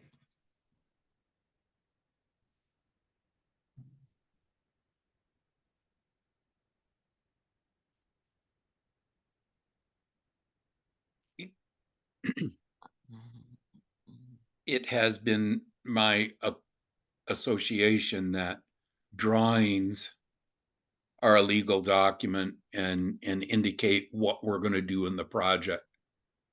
And so at the bare minimum, the entrance ramp should be labeled and should be labeled as future. Same with the timber edge and the fencing.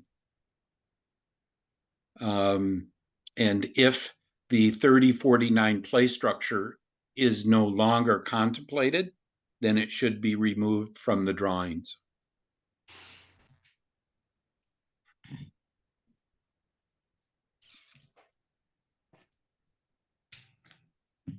We will have the engineer do that. I thought you said it was your overlay. It was my overlay that was presented to the engineer as a conceptual drawing to, these are not my drawings. They are Gosling Kubitschek's drawings that will actually be utilized for the installation of this equipment. Ah, okay. All right. Thanks for clarifying that, Gary. Let me ask, is there a Gosling Zubek drawing? Because the only drawing that I've seen is in both engineer drawings. It was one drawing with two side-by-sides from Gosling Zubik that show the 3049 play structure placement. And I haven't seen anything that has 3431. They do a 3431 drawing. They did not at this time. We will have them put that 3431 on that drawing.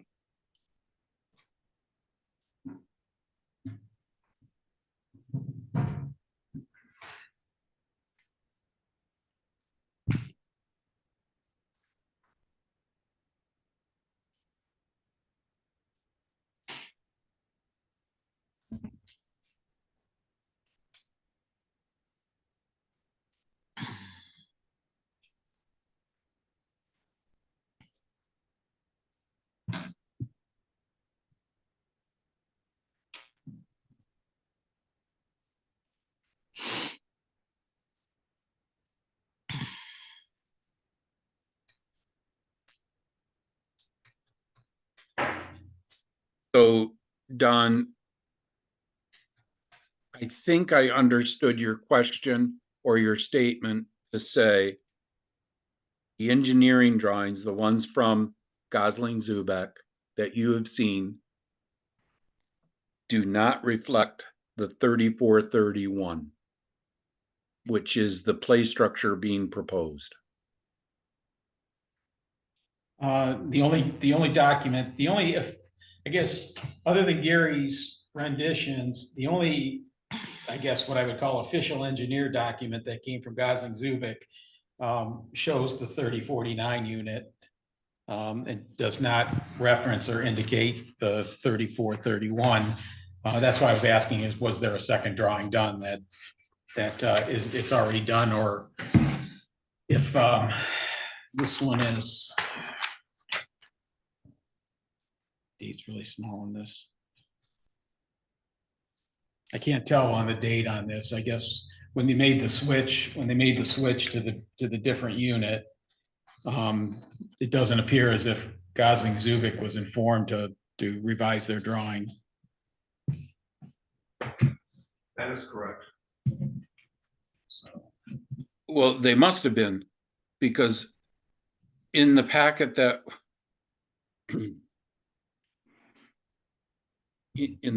we're looking at, page 77, it shows two different play structures. So I'm under the impression that these two documents are from Gosling Zubek. No. These two documents Unbelievable. were an overlay of Gosling Zubek's original drawing. Gary took their drawing and inputted the 34-31 to illustrate that the fall zones and the areas, and highlighted, you know, the additional fall or timber as part of the future. This came about probably 2 months after Gosling Zubek's drawings were done. And it came to our attention that the 3049 play structure has a tarp over it, or a fabric. And so it was brought to our attention through Gary, as well as the equipment manufacturer, that poses a maintenance concern, that, and also a time frame. It's probably only gonna last, you know, so many years, that fabric material. Well, snow load too. And snow load, right? So it'd have to be removed or something, or it's just gonna get destroyed. And so after the 3049 drawings were done, Gary came on board to the Pratt committee, and he started, you know, illustrating his knowledge of the fabric and what he's seen. And because of those discussions, we reviewed the 3431 as an alternative, because it has a hard shell to it at the top of the tower. And so we felt it was more robust for snow loads, et cetera. And it also wouldn't be a maintenance item for the future of the park. And so in order to illustrate this, Gary took the section of the drawing that was done by the engineer and simply put in the CAD drawing of the 3431 in its place to illustrate the difference, and to illustrate they're both conceptually, they're both in the same spot conceptually. You know, they obviously fit the zone areas. And then he, in addition to that, also recommended the futures of looking at maybe some of those other things that we talked about: the timber, the sidewalk, the fencing, maybe the small future spring, whatever for the kids. Toys. So we can certainly go back to Gosling Zubek and request that he take his original engineering drawings that he did back in the spring, or May, I forget what the time frame was, and replace the equipment, the 3431, excuse me, the 3049 with the 3041 as the final layout. And you know, he's not gonna have a problem in doing that. So that's really all that he would have to remove. Everything else was on his drawings, with the proposed spring, future toys, future sidewalk, future proposed fence. So when you made the switch to the 3431, why wouldn't you have had him do that, so you could have brought that drawing here today? Because it was already a finished product at that point, and it was already paid for. And frankly, we didn't know if the board was gonna approve, you know, one versus the other. So there'll be another cost. And we didn't have funding at the time too. We were trying to work on, you know, getting the funding to be able to move forward with it too. So there'll be an additional cost from Gosling Zubek to redo the drawing? I don't know that. I would have to ask. So I apologize. I heard Gary tell me that the drawings on packet page 77 were created by Gosling Zubek. Then I heard Melissa say, no, these drawings on packet page 77 have Gary's overlay on the drawings created by Gosling Zubek. Then just moments ago, I heard Melissa say, we got to go back to Gosling Zubek to show the 3431 play structure on the print and remove the 3049 play structure. So if these images are on packet page 77, represent Gary's overlay on engineering drawings provided by Gosling Zubek, what are we going back to Gosling Zubek for?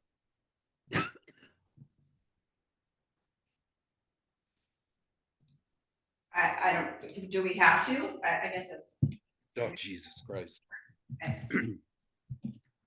currently. So, The drawings that we have are the right-hand side picture where the play structure, the 3049 play structure is located in color with the future spring toys, which with future sidewalk, all of that is in the engineer's current drawing that we have. The only change, if the board desires it to be changed, would be to simply remove the 3049 imagery and replace it with the 3431. 3431. Yeah.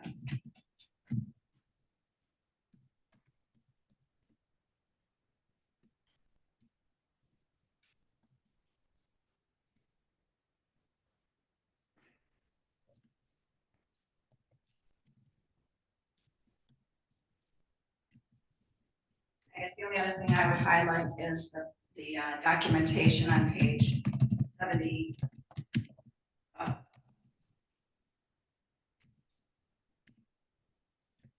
on what page? I'm trying to find it, sorry.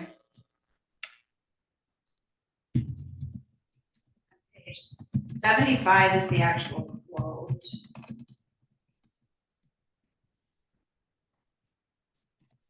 Page 76. Paul had verbally given Gary that he would hold this pricing for us. This was early bird pricing that had been quoted a while back in the spring. And so he's authorizing or allowing us to hold this early bird discount price if this playset is purchased yet this fall and installed this fall. So that's one of the contentions. I just wanted to point out that we are trying to get this project underway and save the township money on that early bird that they're graciously giving us more leeway on. Just as a side note. Which is $8,000.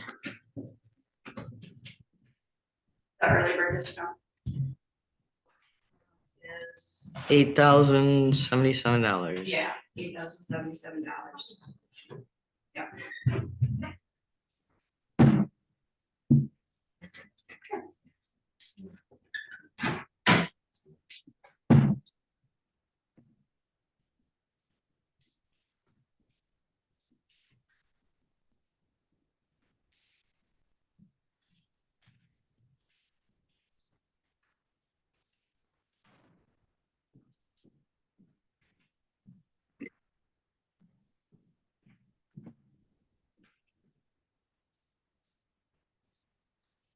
So what does the board want to do?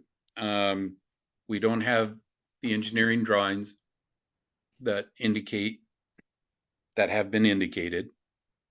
I'm still unclear of whose drawings are on packet page 77. I'm uncomfortable with the explanation of the timber edge modification, the fence, and the sidewalk. I believe if they're depicted on the drawing, that's part of the project. I'm also cognizant of the fact that we're running out of time.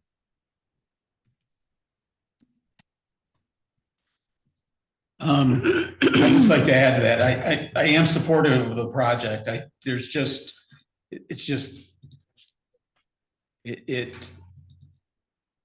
If you to leave this package as is, it could be confusing, certainly down the road, both in practicality and in field comparison. I happen to be, I have no idea where I got this, but I do have a Gosling and Zubik with the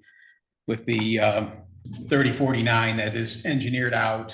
And I think it's a really important document to have rather than the And I think it The- was sent to the board. Yeah, so, yeah, I Is there a date on wish we that? were sitting, I can't read the date. I wish there was we had updated that 3431. I think Gary did a great job on his renderings, but I still think the official document for Gosling Zubik should be part of the township's record as far as the legitimacy of that.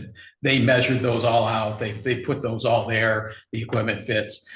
I don't think there's any doubt in my mind that the equipment's going to fit. It's just a question of for going forward, do the township documents or drawings represent what's out there? I think that's important just as time goes on. The second part, I do agree with Ron about the timber edge. Why reference it at all if it's a future project? It's not shown, well, it is shown in the Gosling Zubik, but it's not called out as proposed or mandatory. It's just there for as a I guess as a recommendation, but not and I'd like to know that is not mandated. And then also the third point is that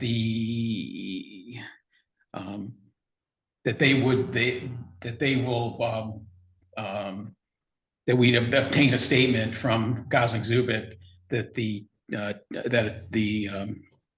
topo was not needed. So those are the three things that I think to clean up the project would be, hey, Gosling Zubik says that based on their evaluation, the topo is not needed. Number two, the timber edge is not mandatory, so nobody could take that in the future and say it's supposed to be in there. It was never done. And three, the cleaned up engineering drawing that has the 34. If I had those three documents, if I had that in front of me right now, I wouldn't have any more conversation and would be voting. So to your point, Ron, time is of the essence as well. I think Cheryl's pointed that out a number of times. Well, I'm for it. I just think that the records should clearly indicate what was finally done. So as in the engineering or construction side of things, a lot of times there are, they call them IFA drawings. So that's basically the drawings that go out for distribution for approval. And then you make the comments, you make the changes, and then the engineer changes it as an IFC drawing. It's essentially, that would mean it's for construction purposes. So would it be the board's desire then as part of this to make those comments that you just made, to make those changes in his drawing and to approve the process to have that move forward? And have that be the caveat, the IFC drawings be rendered and to get the playground equipment purchased as per the IFC drawings, would be clarifying all those points that you just made. Well, in this Gosling Zubik proposed scope of work, in playground layout updates, it's they create a drawing of approximate existing conditions of playground over aerial imagery.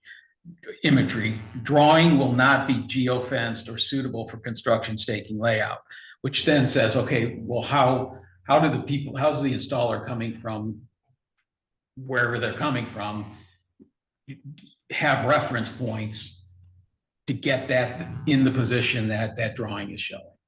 The most important thing that the installer will do is to orientate the new piece of equipment in relationship to the existing or any future proposed equipment, such that we have overhead climbers and that we know that this new piece of equipment needs to be no less than 12 feet to the south of those blue overhead climbers.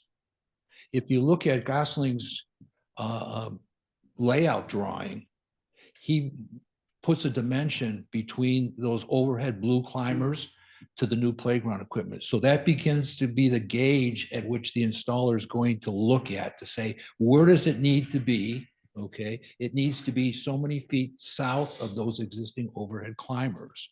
So they're using landmark recognition. Yeah, Looks correct. like it. They're not gonna go out and survey and find a point, way out in Timbuktu to Okay. come back and say, this is the point you need to be at, because it really doesn't need to be that Well- exact. It needs to be in relationship to what would be construed as an object that someone could fall on, or some hard surface that would cause an injury. And to your point, I agree with that. I think that is a way to do it. But it also kind of lends credence to what I was saying, that the 3049 and the 3431 are just differently shaped pieces of equipment.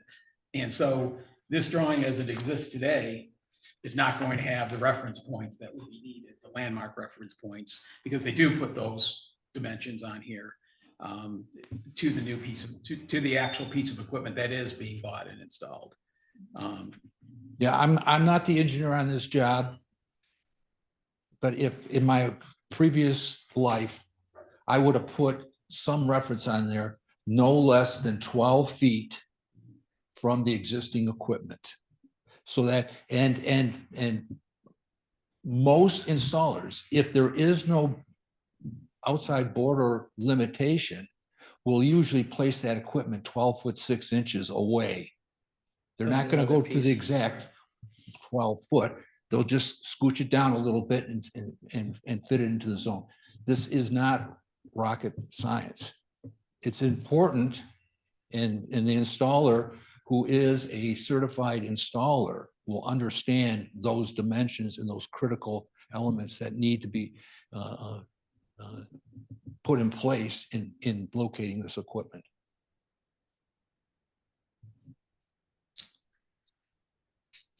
Gary, you mentioned that this is a certified installer, but I do not recall that being in the packet.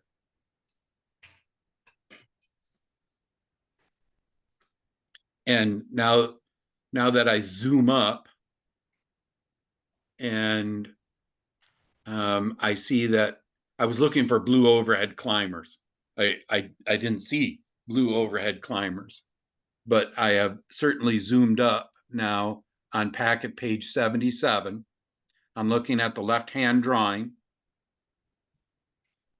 and we can clearly see that the 6 foot fall zone falls outside of the current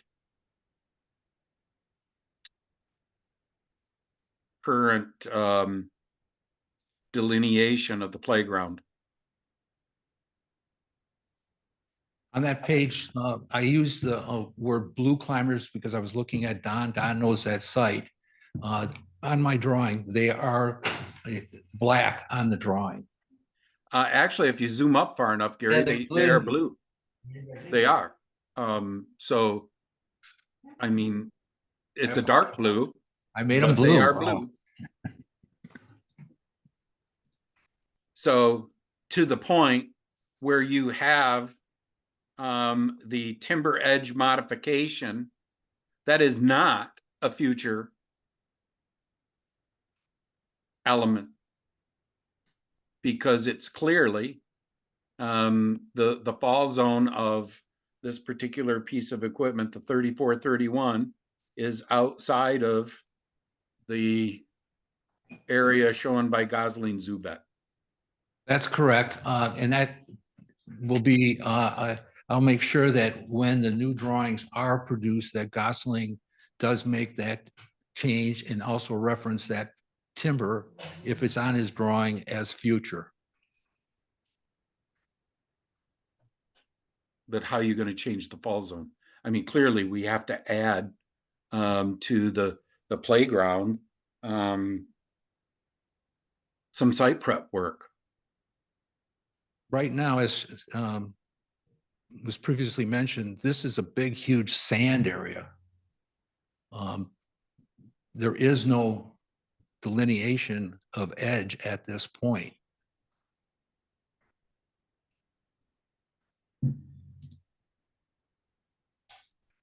Then what does the thick brown line represent, Gary, that is on this drawing?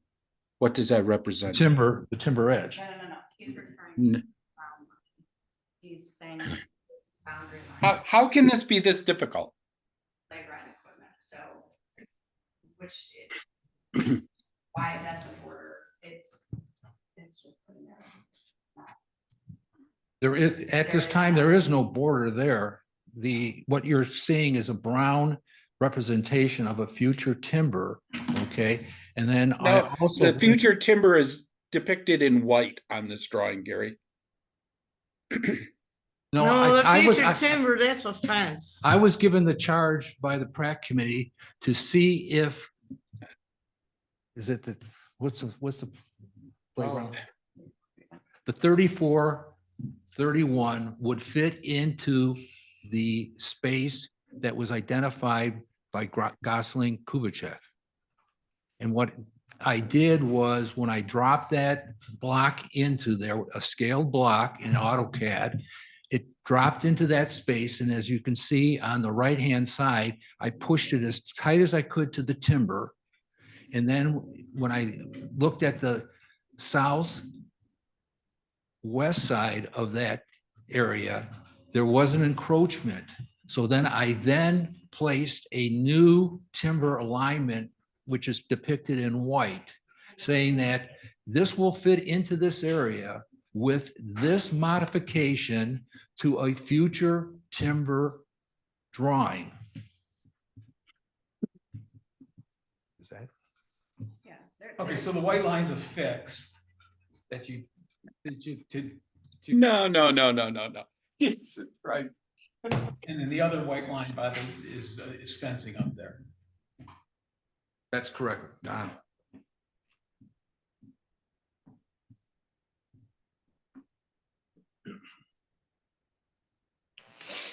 Is the fall zone for the 34-31 in or out of the current area depicted by the Gosling-Zubek drawing? In or out?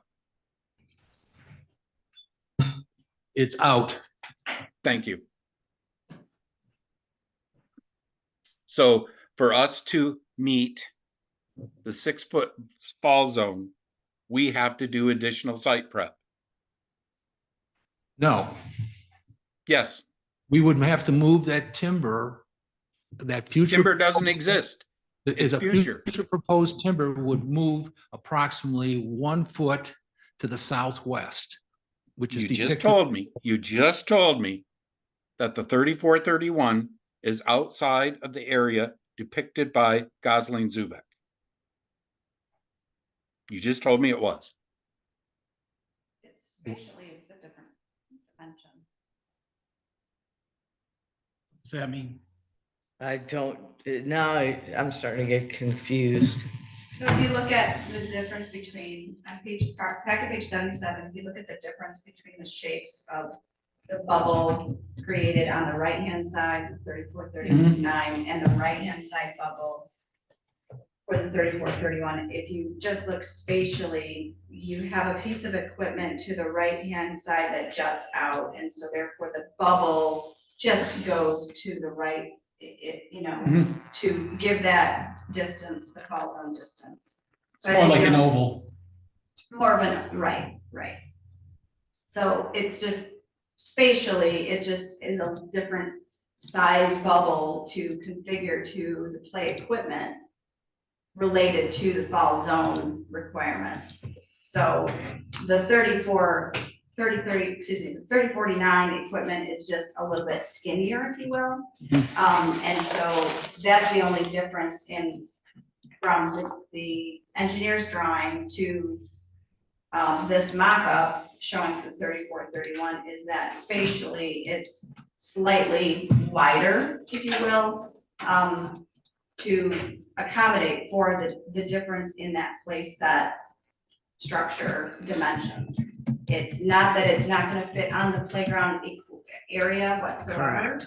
The playground area is a complete open sand area, and there's no restrictions relative to the playground that would not allow this piece of equipment to fit in that space. Gary's just trying to represent a future that would improve things going forward. If that's gonna be a point of contention, we can certainly remove that completely from this conceptual drawing, as well as we could remove the future sidewalk, we could remove the future fencing. If that's what the board so desires, I don't know. I'm looking for this drawing that shows the 3049 and 30. exactly what you just said, the shape changes. Yeah. And so this one accommodates the 3049. The shape's going to change. Sure. All I want is for the township to have a record that Gosling Zubik did this drawing and it shows that it fits. Right. And so the timbers, whatever you want to do with those, this is the document that's important to me. And as I stated earlier, that obtaining from a statement that there is no topographical survey needed. And as far as just, if you want to list the timbers, it's proposed, but you know, whether you want to leave them in or not, that's irrelevant. I think it just cleans it up if you just, to your point, the whole thing is open. Why try to interject timbers in there and make it look like another project at this point? Right. But yeah, like I said, I'm for the project. It's the details just not supporting with great, with assurance. I think it's going to fit, but I don't see any reason why it shouldn't. But we just don't have that in front of us, and I guess retrospect, it would have been nice to have that drawing with us. So.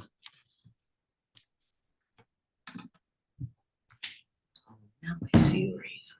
So,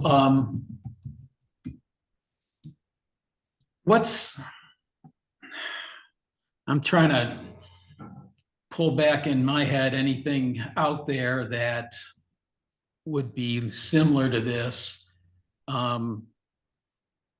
Is there a situation that there can be a preliminary or an approval contingent upon 1, 2, or 3 items coming back before final approval or funds would be released? If it ends up being an affirmative vote.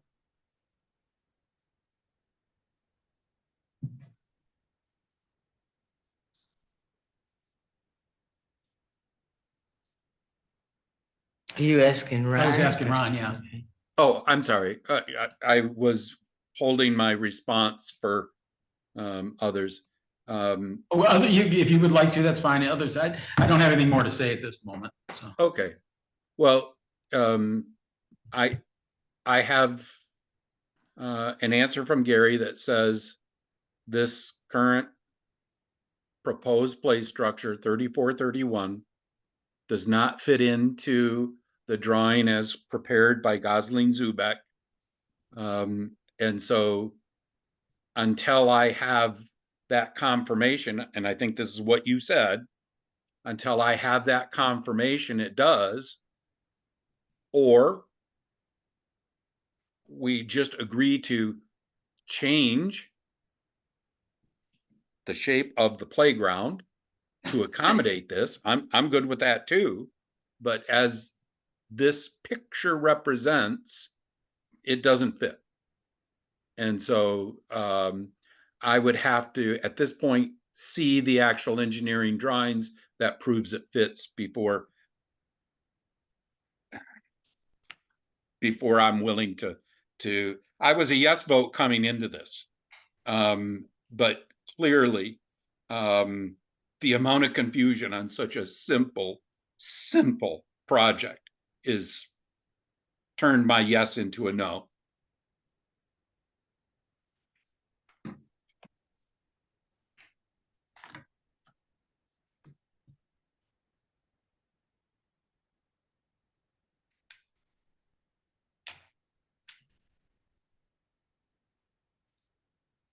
Does the board wish to propose a alternative motion to have PrAC move forward with revising engineering documents? I'm not sure what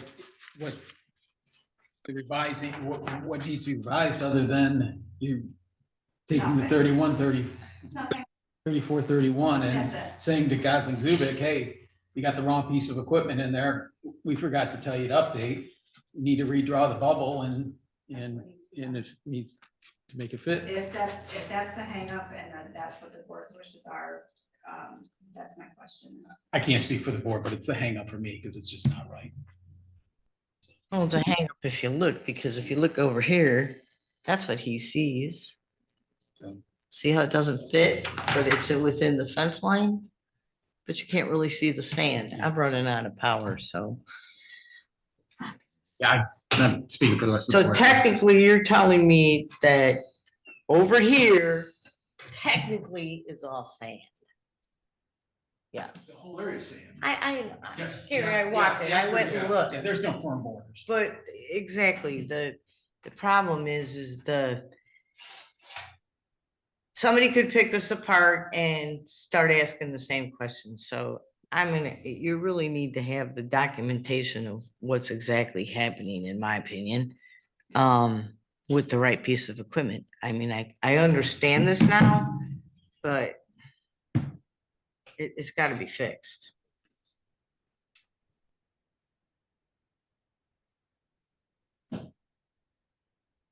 Just so there's a verification, because you got two different people touching plans. That's all.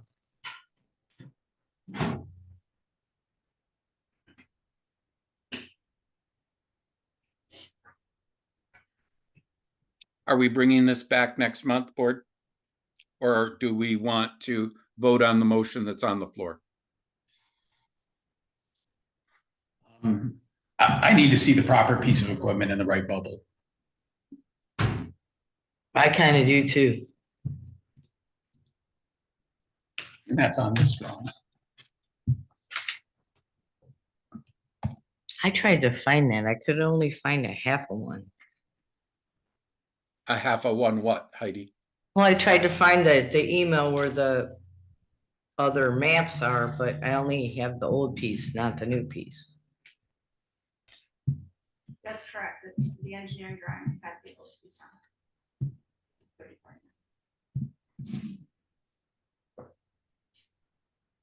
So the motion out there was to approve the 976609 for the township portion. I'm going to rescind my motion. This isn't ready to be voted on. You say it's not ready to be voted on? Exactly. Thank you. Then I remove my second. Consensus board to bring this back next month? Yes. Yeah, just with the elements we did. I think we bring it back when the PrAC requests it to be brought back. When they Okay. have the Correct, because they have. issues addressed that they've heard are issues, and let them decide the timeline on which that will come back. Because you guys do have a meeting next week and you do have an entire week. Well, I think what Cheryl is recommending is that they bring it back under the different board, which I'm fine with. I'd be okay with that. Don, you had made a list of 3 items. I was only able to capture 2. I apologize. In no particular order, I captured clean up the engineering drawings. And that is with respect to correct model number of the equipment and correct balloon, all zone balloon. And then I picked up the fact that we need to make clear that the timber, board, outline, and sidewalk are future and not required. Sidewalk, I'm sorry. What was the third one? Topo. Gary, talked about obtaining a statement from Oh, yeah. Doesn't seem like that a topo is not necessary based on their evaluation of the site. Right. Yeah, you also have the fence in there. Did you want to put the fence? You need to put the fence, the sidewalk, and the timbers is future project. Well, Ron catch. said the timber board outline and the sidewalk are future. So is the fence. Yeah, good catch, Heidi. Are you opposed to adding that to your list, Don? No, not at all. And I think it's good that they're added because it shows kind of future, inklings to future projects. I just think we need to label them as future. Or somehow show that they're a dotted line or somehow grayed out like the other play structure was, so on and so forth. So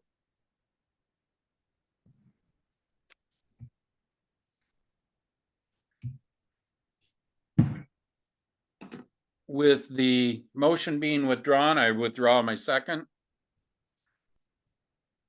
And I guess we move to a complicated project.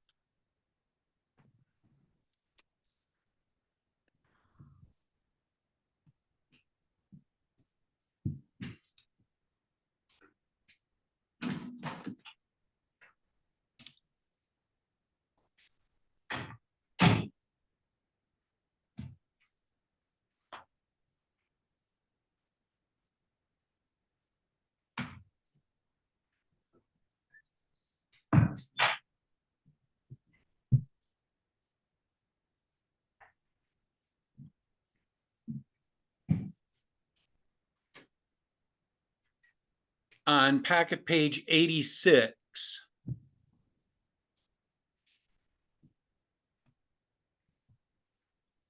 Melissa put together a motion. And I would like to make that motion verbatim for discussion purposes. And that is motion to approve Gosling Zubek's preliminary conceptual drawings dated 7/9/2024 to allow the Prac and Recreation Committee to use as a guideline to create a full engineering request for proposal to put out for bids.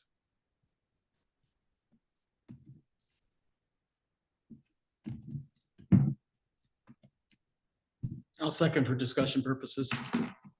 Okay. The motion is all over the board. So the first part says wants approval to create a full engineering request for proposal. I support that. A request for proposal on engineering. The put out for bids is something completely different. Or she's trying to define the goal of the RFP.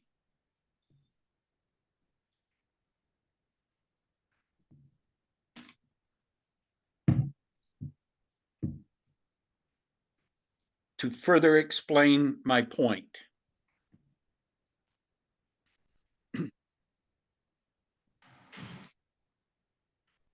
the request for proposal on engineering might come back with an engineering firm that says, we need $44,000 to do this.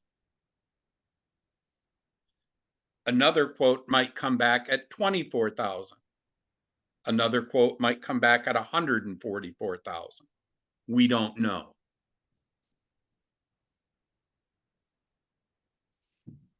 So, Melissa, am I explaining my question about your motion correctly? Maybe the confusion is that when I'm saying put out for bids, I'm referring to putting out for bids for the engineers to bid. So just as you stated, we would get maybe 3 engineers proposing engineering services at those 3 different prices. It's not putting out for bids for construction. I'm not sure if that's what you were thinking it was. That's the impression I was left with, yes. Okay, no, that wasn't the intent. So if you want to reword this, to modify that, that was not the intent. The intent is simply to create an RFP to put out for the engineers to bid.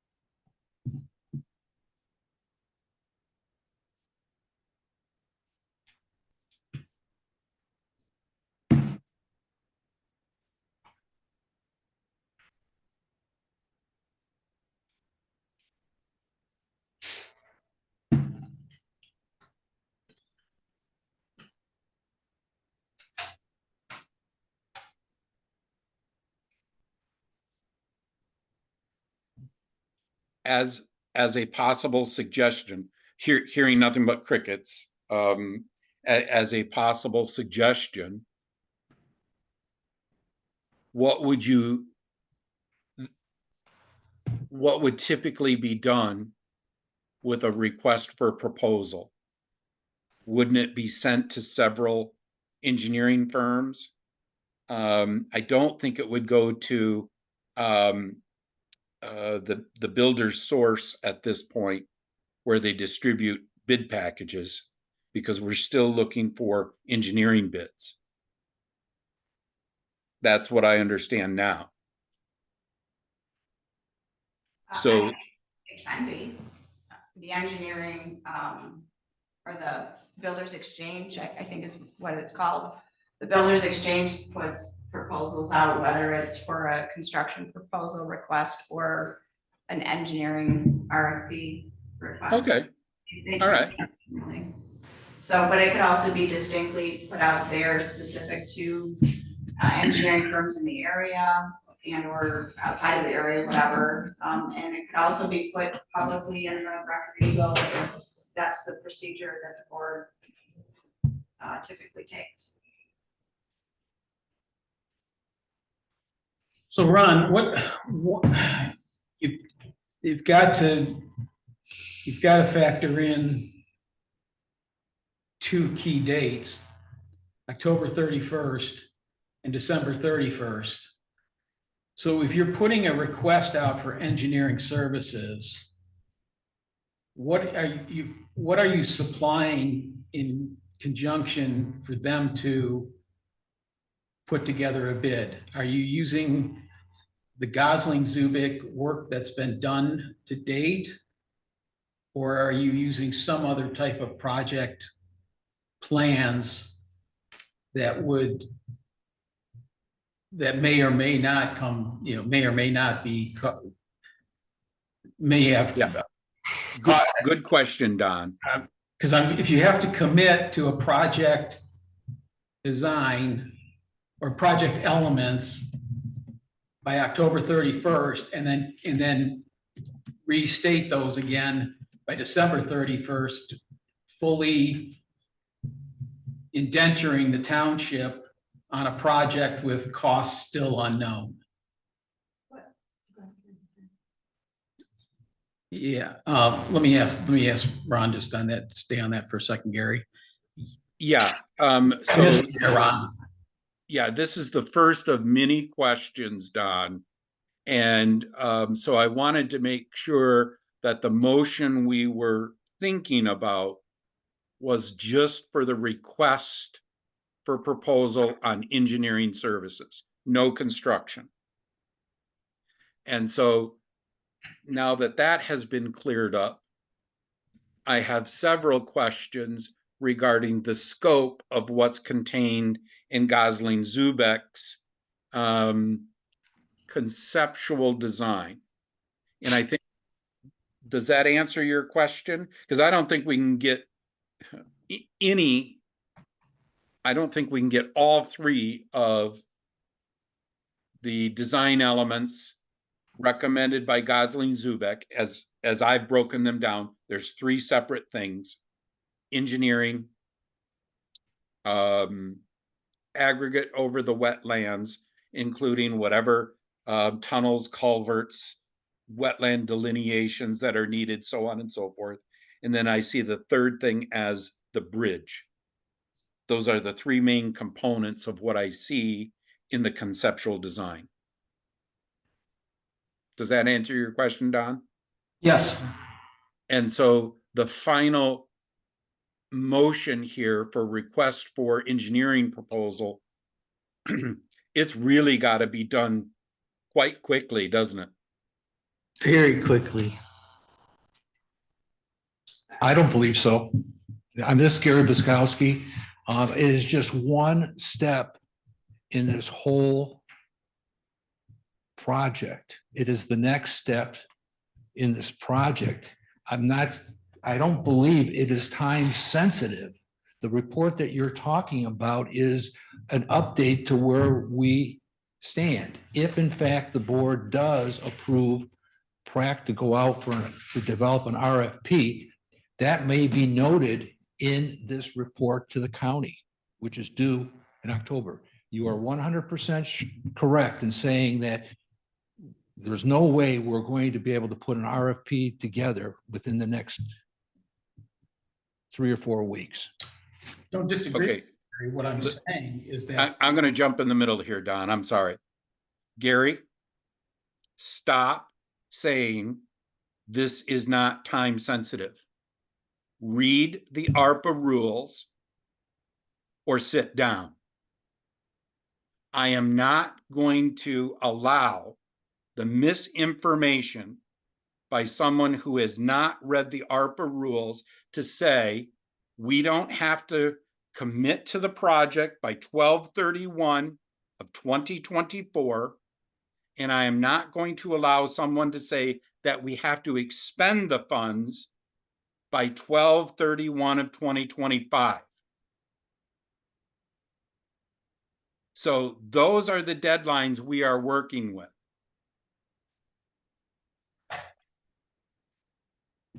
I'm done. Yeah. So, can I read a rule off of the treasury.gov site with regards to the state and local federal SLFRF, which is part of the ARPA regulatory rules. The 17.6 section states that the Treasury considers an interagency agreement, including an agreement in the form of a memorandum of understanding, to constitute a transaction requiring payment similar to a contract or sub-award, and therefore an obligation for purposes of the SLFRF rule. If the agreement satisfies one of the following conditions, it imposes conditions on the use of funds by the agency, the department or part of the government receiving funds to carry out the program. It governs the provisions of the funds from one agency, department, or part government to another to carry out an eligible use of the SLFRF funds. Or it governs the procurement of goods or services by one agency, department, or part of the government from another, and the agreement also satisfies each of the following conditions. It sets forth specific requirements such as the scope of work and project deliverables. It is signed by the parties to the agreement or otherwise evidences that each party has assented to the agreement, and it does not disclaim any binding effects or state that it does not create rights or obligations. So I guess in summary, we have a contract right now with an interagency, the state, the Grand Traverse County, back from, I don't remember when it was signed now, it's in the memo. So we have an agreement signed with the county. It's an interagency agreement that satisfies the obligatory requirement with a scope of work, with the project deliverables as a whole. We've had communication with the Grand Traverse County on some of the specific concerns or contention that if the scope of the project has to change due to, fundamentally cost overruns because of the inflation, as an example, or construction increases, or whatever it might be, that the scope of the work modification process can happen within interagencies. In other words, from us communicating to the Grand Traverse County, if that so happens in the future, that they just have to be notified of that, and agreed upon that that's a relevant reason why the scope may have to be modified in the future. So from an obligatory standpoint, I guess the way the rules state is, and from the treasury.gov, is that we are simply moving forward with the agreement that we have set forth already and obligated the funds to do so.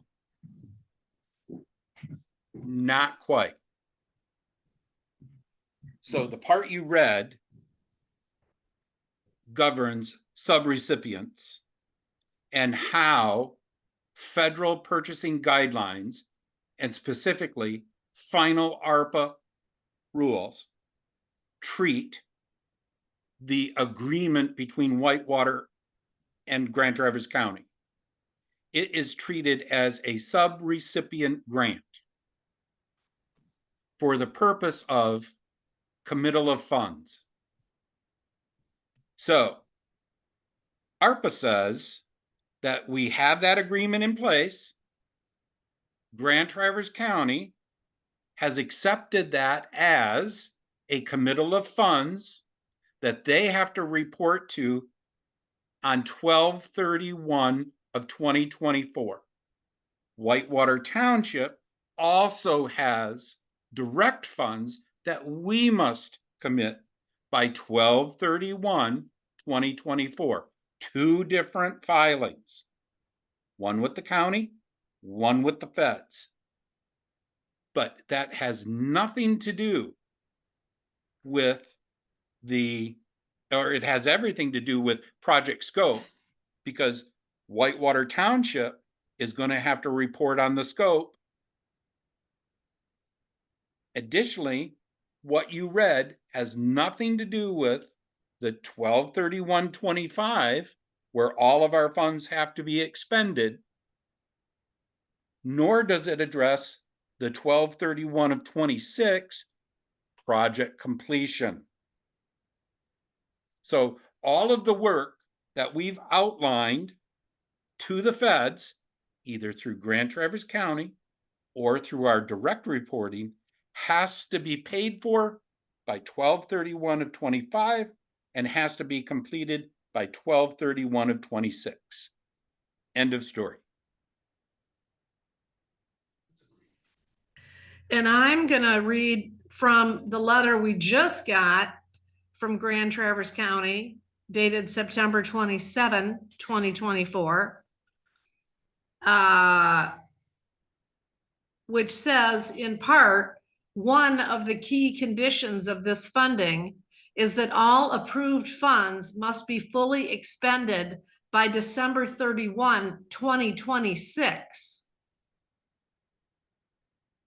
And I believe that to be a mistake. Well, have it just sent- came from Nate Alger. No, the funds don't have to be fully expended until 12/31/2026. They want, and they repeat that a couple different times in here.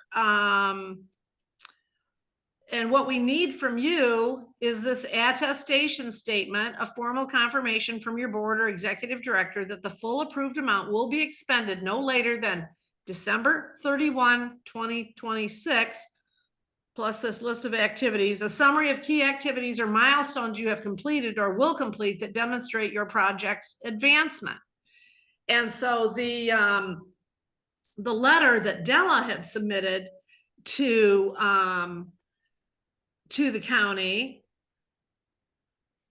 did list some key activities and milestones that had been completed on this project. But then the board decided that the letter that Ron sent would be the official letter, even though it detailed no key activities or milestones and was negative, had a very negative attitude as to the completion of this project. So they want this attestation and project progress update by October 30. And so we can, I mean, literally, I just pulled out the contract for Gosling Zuback that we entered into with them for the $6,800. They've supplied everything on that. They've paid. And now, and maybe I should send this to the county, because this is an expenditure that's been made toward this project. And they say, well, that we're 0% expended, but that's not true.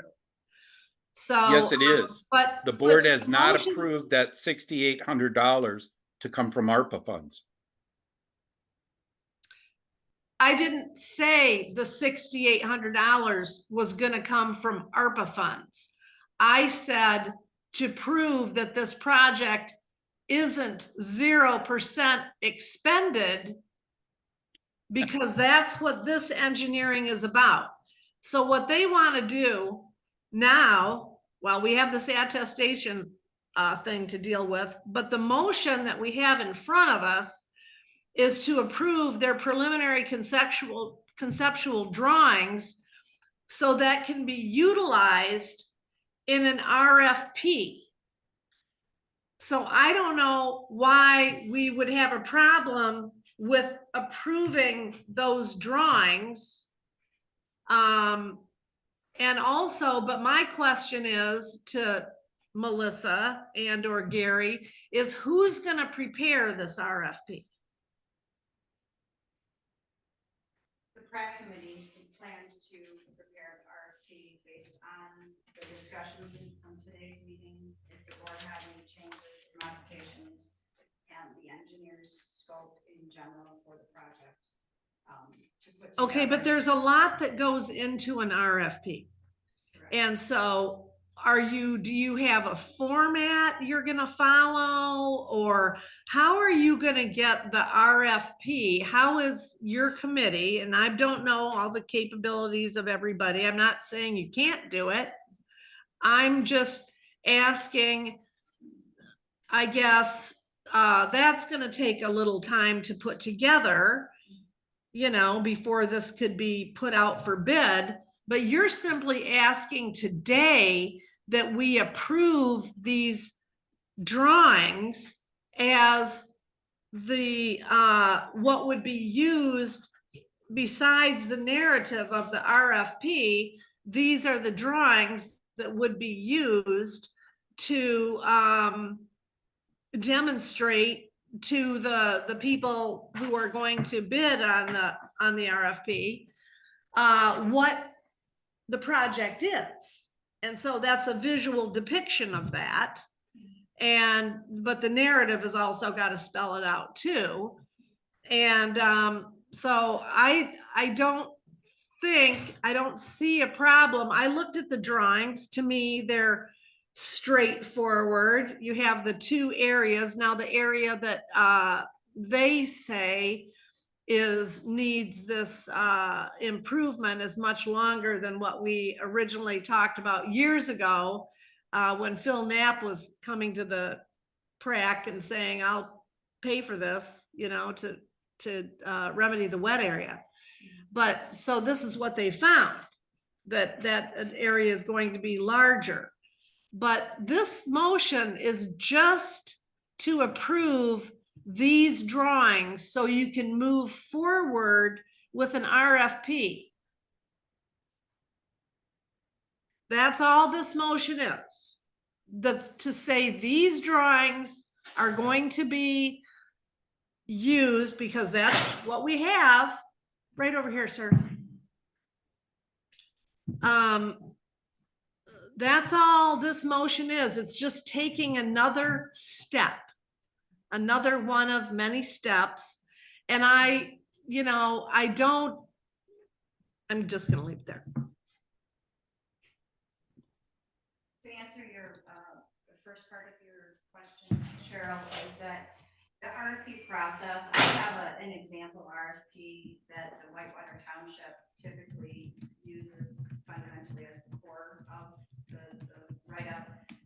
So we would certainly incorporate the Whitewater drafting to start the process. Gary, of course, his experience and knowledge will also be very, very useful. He's also mentioned, you know, we have resources that we can go forward and get other similar projects to help also kind of pre-define an RFP outline. And that will really help fundamentally get us an outline that we can then plug in. This is our scope of work. This is our requirements. This is the plan drawing, conceptual plan drawing to utilize to obtain then the full engineering services quotes. Right. And Okay, so then, I'm sorry, just one thing, Don. Sure. So because we know from early on contact with the DEQ that you have to have these engineered drawings to get the permit eventually, to get the permit to do this work. So, and who knows, I mean, the engineering firms that bid on this RFP, they're maybe gonna tweak those drawings or something. They may see something. It's not to say that those drawings couldn't change, you know, or be refined. It's that right now, these are the drawings that get prepared under contract that you're asking be used in the RFP. I'm sorry.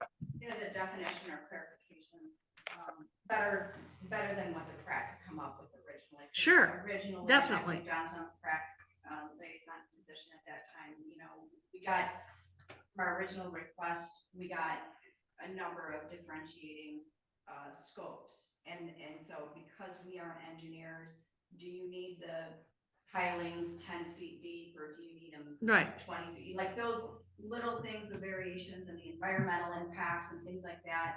That's why the whole purpose of us going forward with preliminary engineering was to really hone in on the essentials of what was required, the basis of the project that was needed to then framework into a better scoped RFP to get the engineers to bid out as a whole. Thanks. Don, you had something to say? Yeah, I just want to make sure Cheryl was done, so. Yes. So here's where I'm struggling, and I believe my information to be correct, but if it's not, I will certainly accommodate any corrections. So the project that has been drawn out, and I think there's multiple elements to it. And I get tied up that Grand Traverse County wants to know what your project is.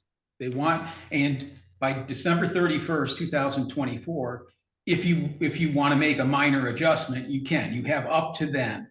But coming January 1, 2025, your project's scope that you submit to them is what you are committing to, and are not only committing to using their funds, but any township, any cost overrun, anything in addition, the township's going to be on the hook for. You now have to do that project. And so without any costs, how do you know what you're committing to in terms of scope of project? And I say to you, and you referenced it and we didn't use it, but Ardella's letter talks about this may include a phasing of the project. The pedestrian bridge is a second phase. I go to the PRAC minutes. Now, Ardella's letters dated June 25th. The PRAC minutes under new business, the Lossy Road Nature Trail Improvement Project, Gosling Engineering. The engineer's understanding is that the parking lot does not need to be ADA if the trail has no ADA access. That's another point we'll talk about. But the next sentence is, the estimate is $266,000 plus $50,000 for the bridge. That's $316,000. That's in the minutes, June 18th, 2024. So then, you know, I'm looking at this, if that comes out on June 18th, Ardella writes her letter talking about maybe phasing the project, and then Goslin Zubik comes out on July 9th with a project cost of $145,000. Now, if that doesn't seem force fit, I don't know how. What changed? How did you make an assessment on June 18th that you had, that the engineers at Gosling Zubik told you had a $266,000 project plus $50,000 for the bridge? That is substantially over the budget. But then yet 3 weeks later, they give you a project and they tell you it's going to be miraculously $2,000 under budget. So what changed? What changed? Yeah, so they were under the understanding that ADA requirements were necessary on this project. And so they had boardwalk across everything. They had a full parking lot for the ADA accessibility. They had a bridge and everything that was wider. They had the bridge beefed up to the point of potential vehicle crossings. It was, I'm gonna just call this a miscommunication, that the engineer's understanding of the requirements of the project way outscoped what we were asking for. They charge you for that? No, the full assessment of the project, the $1,600 was the final product that we received, the final product of their preliminary engineering report. So they took what they thought was a requirement and it basically, you know, engineered it to the hilt. So we then had further conversations with them. We also had further conversations with the Grand Traverse County to verify this as well, even though I had also looked into this. The ADA requirements are not part of ARPA. They're not part of this project. We do not have the requirement to have a parking lot for ADA accessibility. And because of the natural walking trail, there's also provisions that, you know, you don't have to go above and beyond from an ADA standpoint, that you're now taking away the element of the natural aspects of the trail, right? Like, we don't want a big concrete roadway, you know, built for this project. The intention of this project is to maintain and keep within the natural elements of the scope of the trail. And so for all those reasons, the engineer said, okay, let's revisit and really hone in on what are the requirements, baseline, and then fundamentally, how can it fit better within the scope of our project budgets, right? Because the engineers can engineer a skyscraper and all we need is a house, right? So Right, exactly. we had to contain and say, these are the elements that are necessary, ADA is not required. We understand maybe that was a miscommunication or confusion. We cleared that up. They then worked together and put the preliminary engineering scope that fell in line with the really intention of the original project. And of course, didn't do all the boardwalk, right? Boardwalk was super expensive and it wasn't necessary. What's needed on the project. Are you done, Melissa? It does. It leads me to wonder then, is that, you know, we went with a steroid project. Gosling Zubik brought it down to where we think that they think what it is, but I'm going to doubt that that's accurate. That's just an opinion. So the question is that if we have to commit to October 31st with any adjustment by to December 31st, and we wouldn't have two things. It's unlikely, well, not unlikely, we might have the next step, which is the preliminary engineering services, or the bids for the preliminary engineering services. The engineering service firm that you would like to bid, okay? It is not reasonable to think at that point you're going to be able to just select on one, put it out for bids, for construction bids, and have numbers back by December 31st, 2024. I think we would all agree that that's not reasonable. So what the submission to Grand Traverse County, wouldn't it be advisable to consider a scaled down project that puts you substantially underneath the upper limit of the budget? Doing the engineering services contract, you now still have, you have that committed to, but when you put it out for bids, if the bids come in favorable and you still have room, then you have the ability to enhance your project because you have funds available. But rather than make the commitment to the county on the upper echelon, and if that project is wrong, and when I say wrong, it means the cost estimates are just not right, are you potentially opening up the township to have a massive cost overrun because you've committed to the county, they're holding you to it, and you said you're going to design and build it. Wouldn't it be prudent to do some scale back at this point, knowing that if you had money after, that you're still going to be able to do that project? Taking it into phases or parts.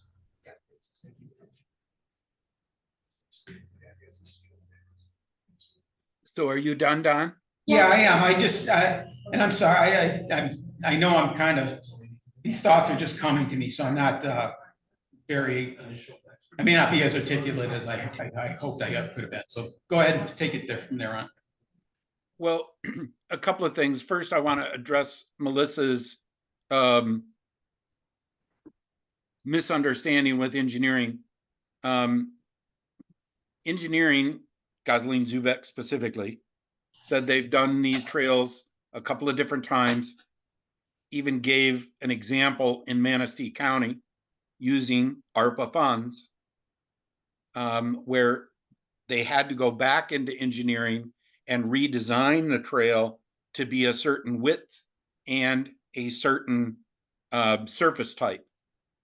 That's not the actual term that was used in Kevin's email, but the moral of the story is when you're using federal funds for certain projects, trails might be one. Apparently, parking lots are not one, but I really doubt that. And I'll show you why under, I don't know, section 2 or section 3 of Gosling Zubek's report. But then the last thing I want to object to when Melissa said, well, we decided that we weren't going to do the boardwalk and we're just going to do the aggregate across the wetlands, is that she doesn't have that knowledge, because clearly Gosling Zubek said there are no DNR delineations about wetland or permits that have been put into place. So we don't know whether or not Gosling Zubek's current design, and that is by laying aggregate across the existing trail surface, whether or not that will be acceptable by DNR. Now, Don, to your point, I think what I heard you say is a smaller project could be less financially impactful to the township should construction bids not come back at $120 let's just say 150,000 for round numbers. It was just slightly under that. Is that kind of what you were saying? Yes. Okay. Now, to address something that Cheryl said, we're here to approve these prints. I can't do that. And I would direct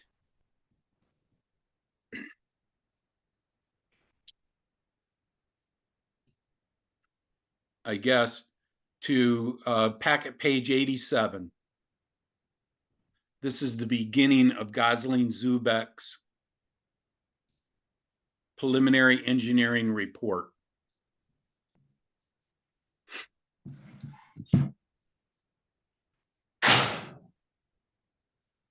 The 1.75 miles in length.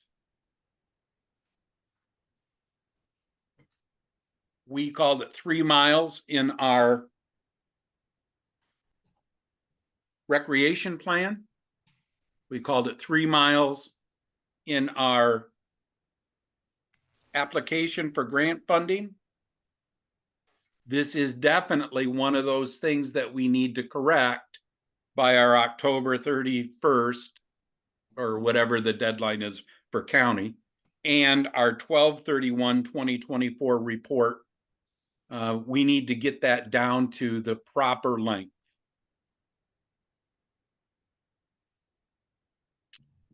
Then on the same page, east 1/3 of the trail was not investigated as no immediate improvements were desired, or major concerns existed along this section. Who made that decision? Melissa did, via email to Kevin. Where did Melissa get her authority from? It's not in the minutes of PrAC. The bridge is not in the eastern third of the trail, is it? I guess I'm not sure if it's the eastern 1/3 or not. It is further east than. Okay, well, let's just hang on to that thought for a moment. Right. Then I would like you to go to packet page 88. This is addressing accessibility. Now, I don't know what the term of accessibility is. I don't know if that means handicapped. I don't know if that means, I just don't know what accessibility means. But clearly, in the second sentence,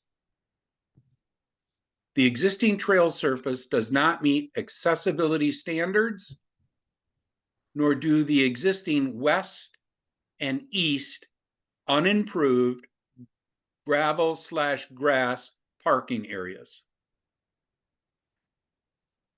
We are being told that the entrance to this park venue does not meet accessibility standards. Okay. Doesn't have to. Apparently it does. Yes, read sentence number It one. doesn't, that was confirmed by the grant. Well, then why is it in their report? I think it's a cover your butt statement indicating these were the existing trail conditions. Okay. And didn't we hire this firm to tell us? Yes. And they're telling us it doesn't meet. Let's go down. Let's skip the third sentence and go down to the fourth sentence.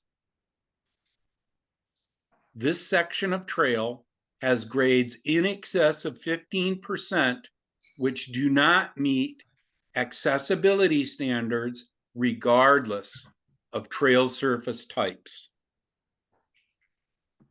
To overcome the steeper trail grades of this section of trail switchbacks would need to be installed to keep grades under 8.33%. Switchback construction would require a significant amount of cut, fill, tree removal, and disturbance of natural, and it flips over to the page, next page, area, increasing potential for erosion issues and long-term maintenance concerns and costs.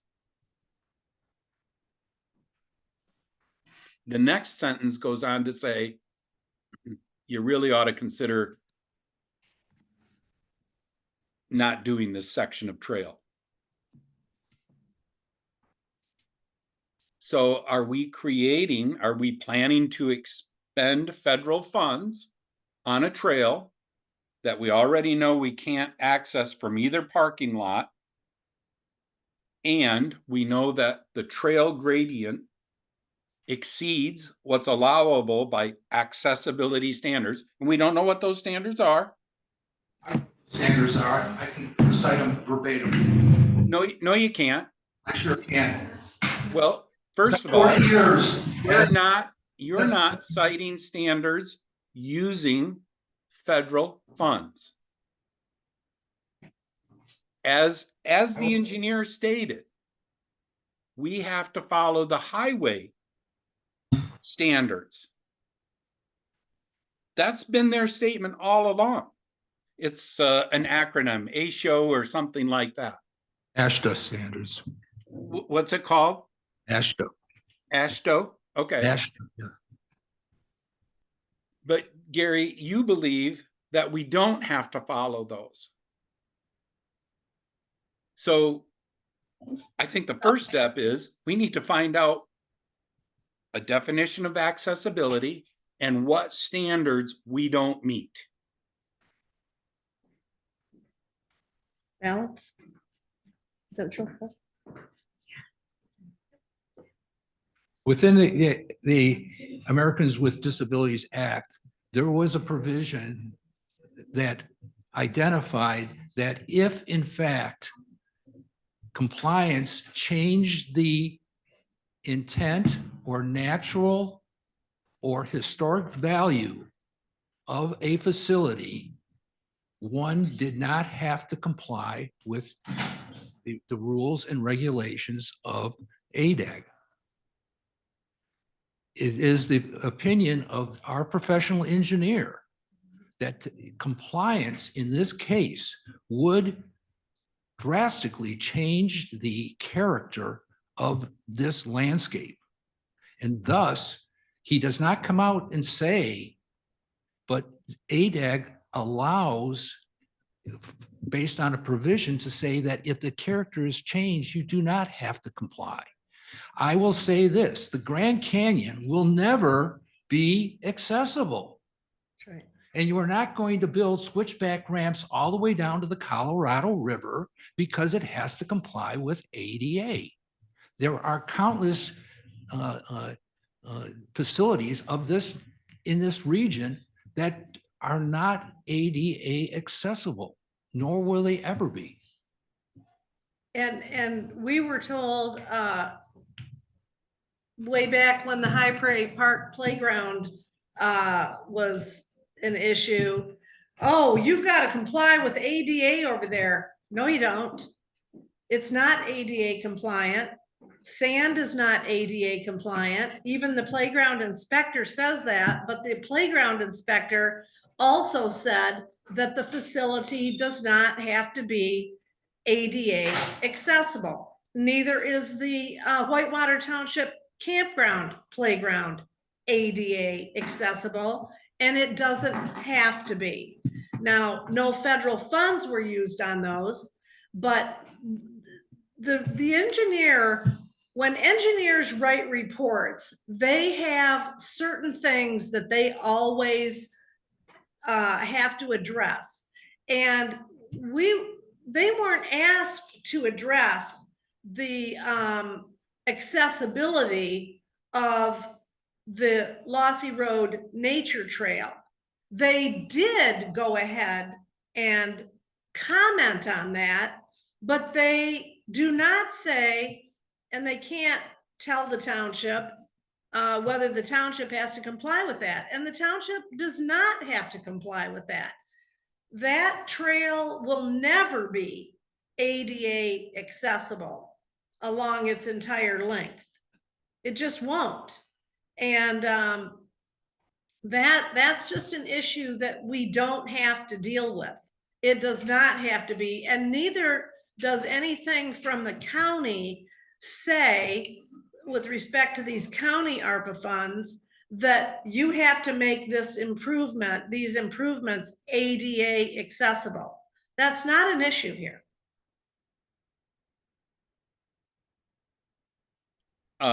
They did question whether the parking lot had to be ADA compliant. And there was the thing that the change order that I'm looking at it right here. That there was gonna be, I think, one ADA stall or something like that. But they don't have, I mean, certainly there's not even a parking area over on Skegamog Point Road. And there isn't a place for a parking area over there that is close to the road. So that, you know, the thing, they're trying to move the ball forward on this to get an RFP so that we don't know for certain what the costs are gonna be until, and we get an RFP out there and get, you know, the engineers to finally choosing an engineering firm and having them draw up what would be the actual plans. This is a preliminary drawing, a conceptual drawing, just to get the RFP process started. And as far as obligating the township to a lot of money, you know, that can't even be determined right now. They have given an estimate of what they think it is. Of course, you know, there's a saying about architects, and I think it applies to engineers too. They love to build monuments to themselves. Okay, so when you get an architect busy on something, they will draw you the biggest, most finest, most expensive palatial building that you want. And from there, you have to scale that back to what you really need. And not every single want, as we all deal with every day in our own lives, our needs versus our wants.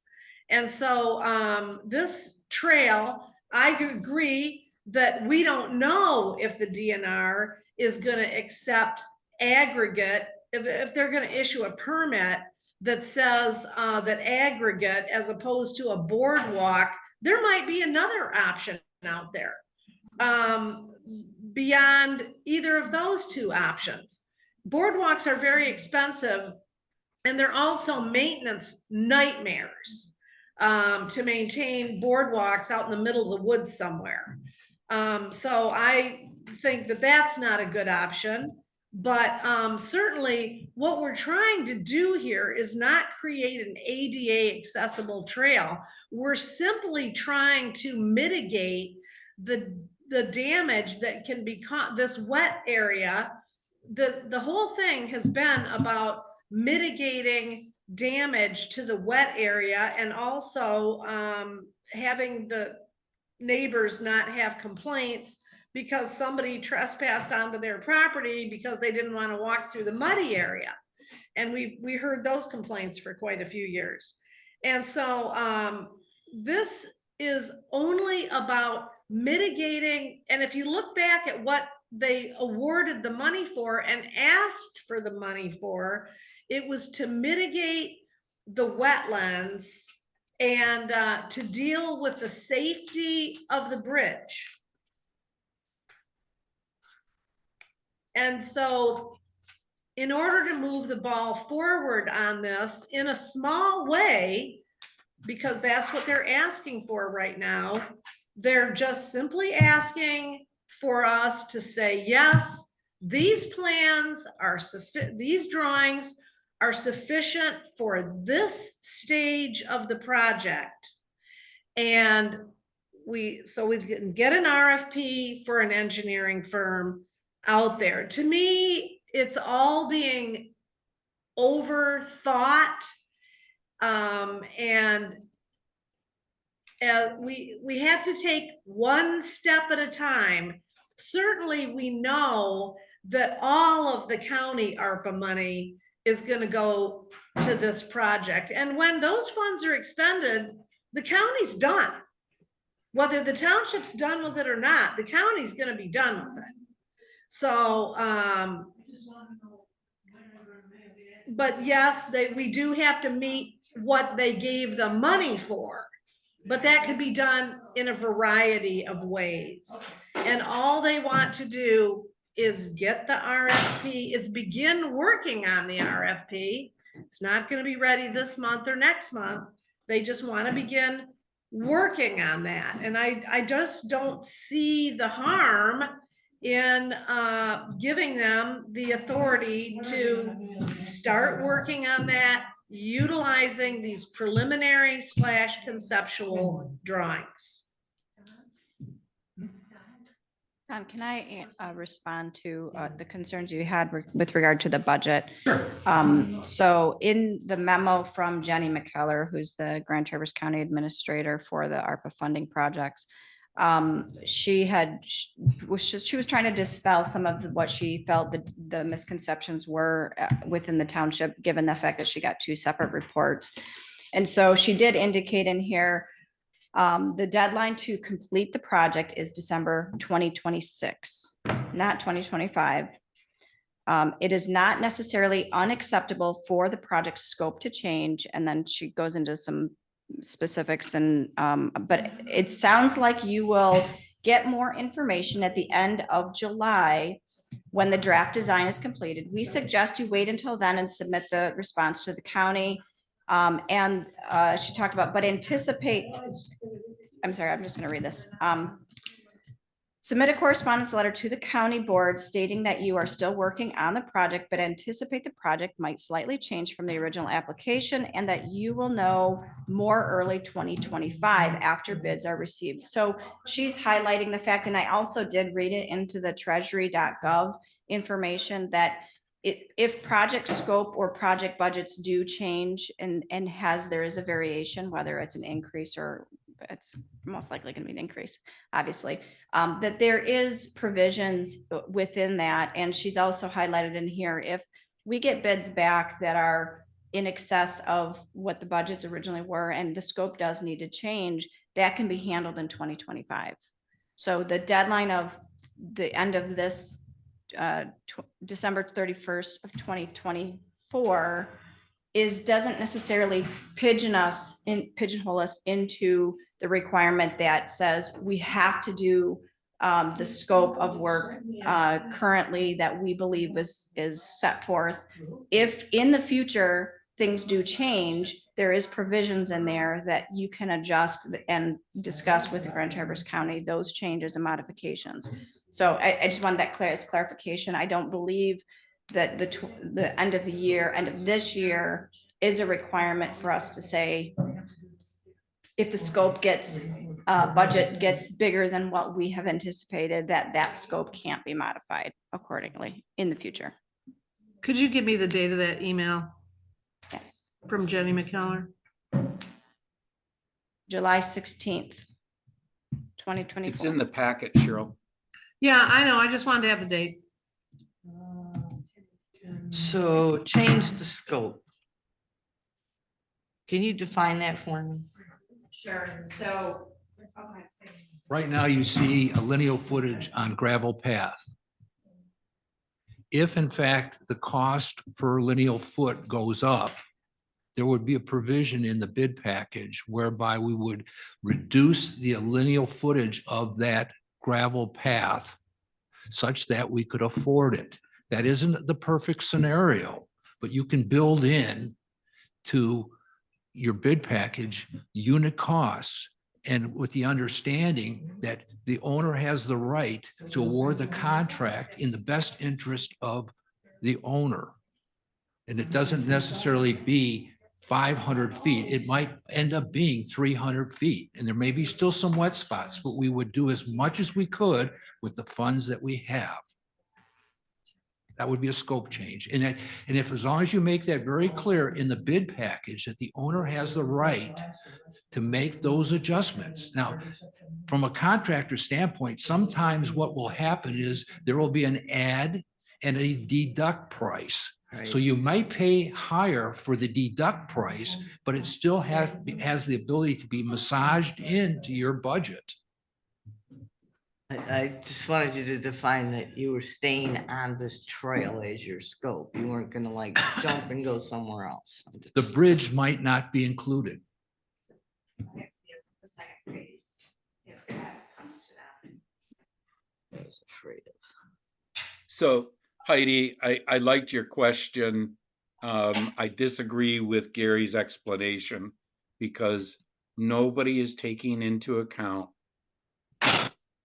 federal guidelines, specifically ARPA fund expenditures of what can and can't be done.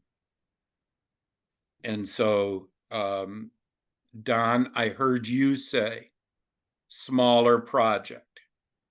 Cheryl, I heard you say safety of the bridge one step at a time. Heidi, I heard you say change scope, but you were kind of more looking for a definition. So to bring everybody's thoughts one step closer and to effectively utilize, and my concerns in all this, just to be clear, is total financial commitment.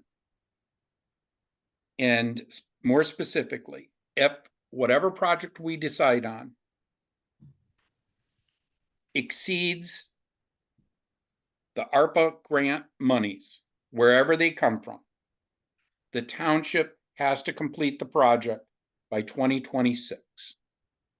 That could put the township in a financial hardship where we have to come up with maybe $50,000 or $60,000, That maybe might not more. be your budget.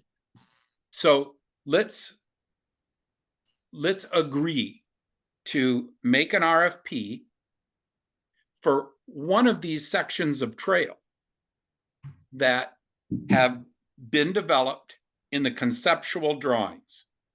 Pick one. Pick one. Now, somebody just said, I'm not sure who, the bridge may not be included. I assume that's because of funding. So let's use the bridge. Bless you. Let's use federal funds to build the bridge. And let's send that out for engineering. That seems to be the most expensive part of this conceptual drawing. End of my statement. No, that doesn't take into consideration that this project is the wetlands mitigation and the replacement of the bridge. So we don't know what those costs are going to be, but we don't want to limit the RFP to just one project or the other. Through the RFP, or once we get, an engineered drawing after the RFP process and has been gone through and the engineering firm has been chosen, that is the point that you would say, oh, maybe we are not going to put out for bids both of these areas, because that is much more of a financial commitment for the township than what we want to commit to. But you need to get the RFP for the engineer. We need to have their services for both of these improvements. It may come back that both of them can be done within the budgeted amount of funds. And there's a board that's going to be coming in and doing the next year budget. This board's done with budgeting.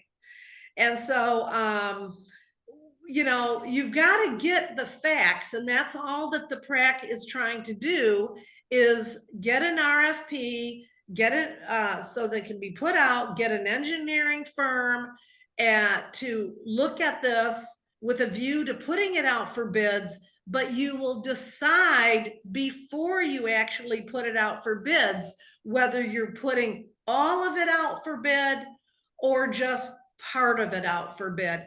And I would say the other reason to do that, to have the engineering services include both of those things, is that certainly for both of them, you're going to need DEQ permitting. So you don't want to have to go right now, just limit it to one or the other. And then that's the only DEQ permit you can get. It makes a lot more sense that the engineering firm is going to be looking at both things. And then if you decide to only do one, then you request a permit for only the one, but you've got the engineered drawings. And who knows, you know, trails are a big thing right now. Trails are big since COVID. That all of this money came out to try and get people outside doing things, not cooped up in their houses like they were. And so trails, there's a big push to improve trails and make them, and we have a wealth of trails in this township. We're very fortunate in this township to have a lot of recreational resources. Lossy Road Nature Trail happens to be one of our really nicer trails because so many people live within an easy distance of getting to this trail. I know lots of people who have used this trail, and certainly the township hasn't done a very good job of advertising our recreational resources to even our own residents.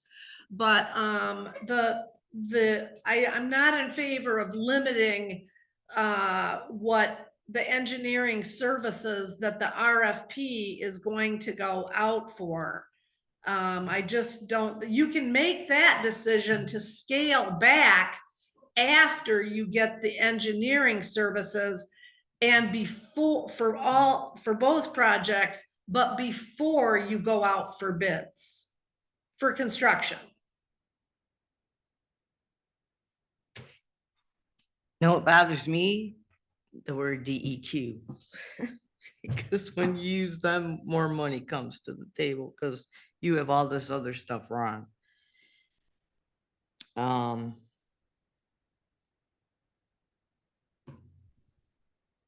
think you go out for bids, but you should probably bid your whole project and then scale it back.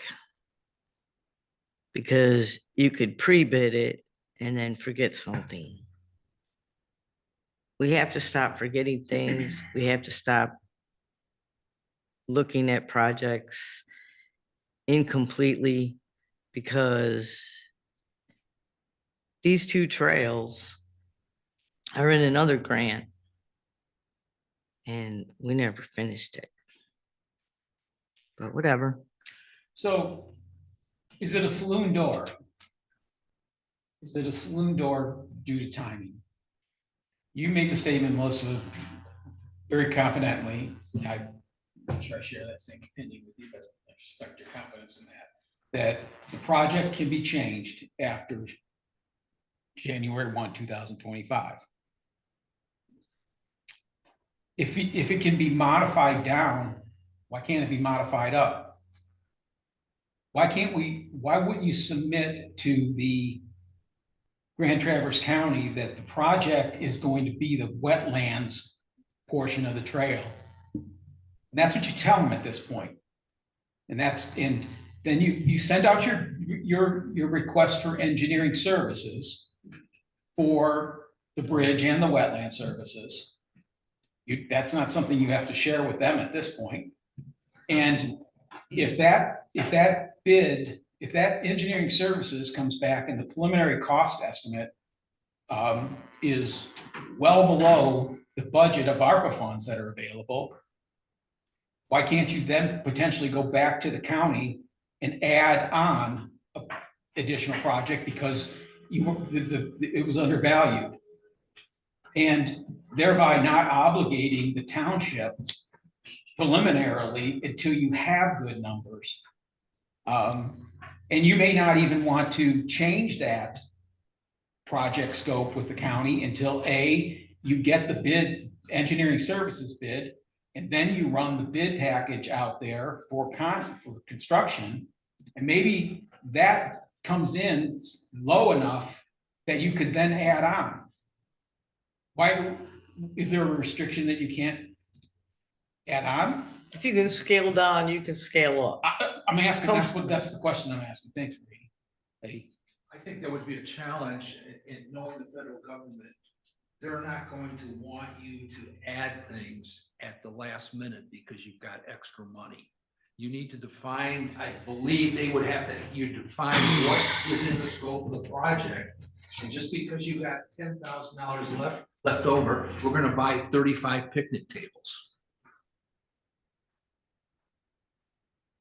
But yet, if you do come back and the project's $100,000 over, they sure as heck they're going to expect you to finish that. Correct. You got to finish it. So that's kind of a catch-22 because they're telling you come in with the scope, but if you go over, you're responsible for it. So if you go under, are we giving them the $10,000 back? I don't think so. If it's not expended. You got, yeah, but usually, okay, but your scope should be over. They don't give you the money. That's not how this works.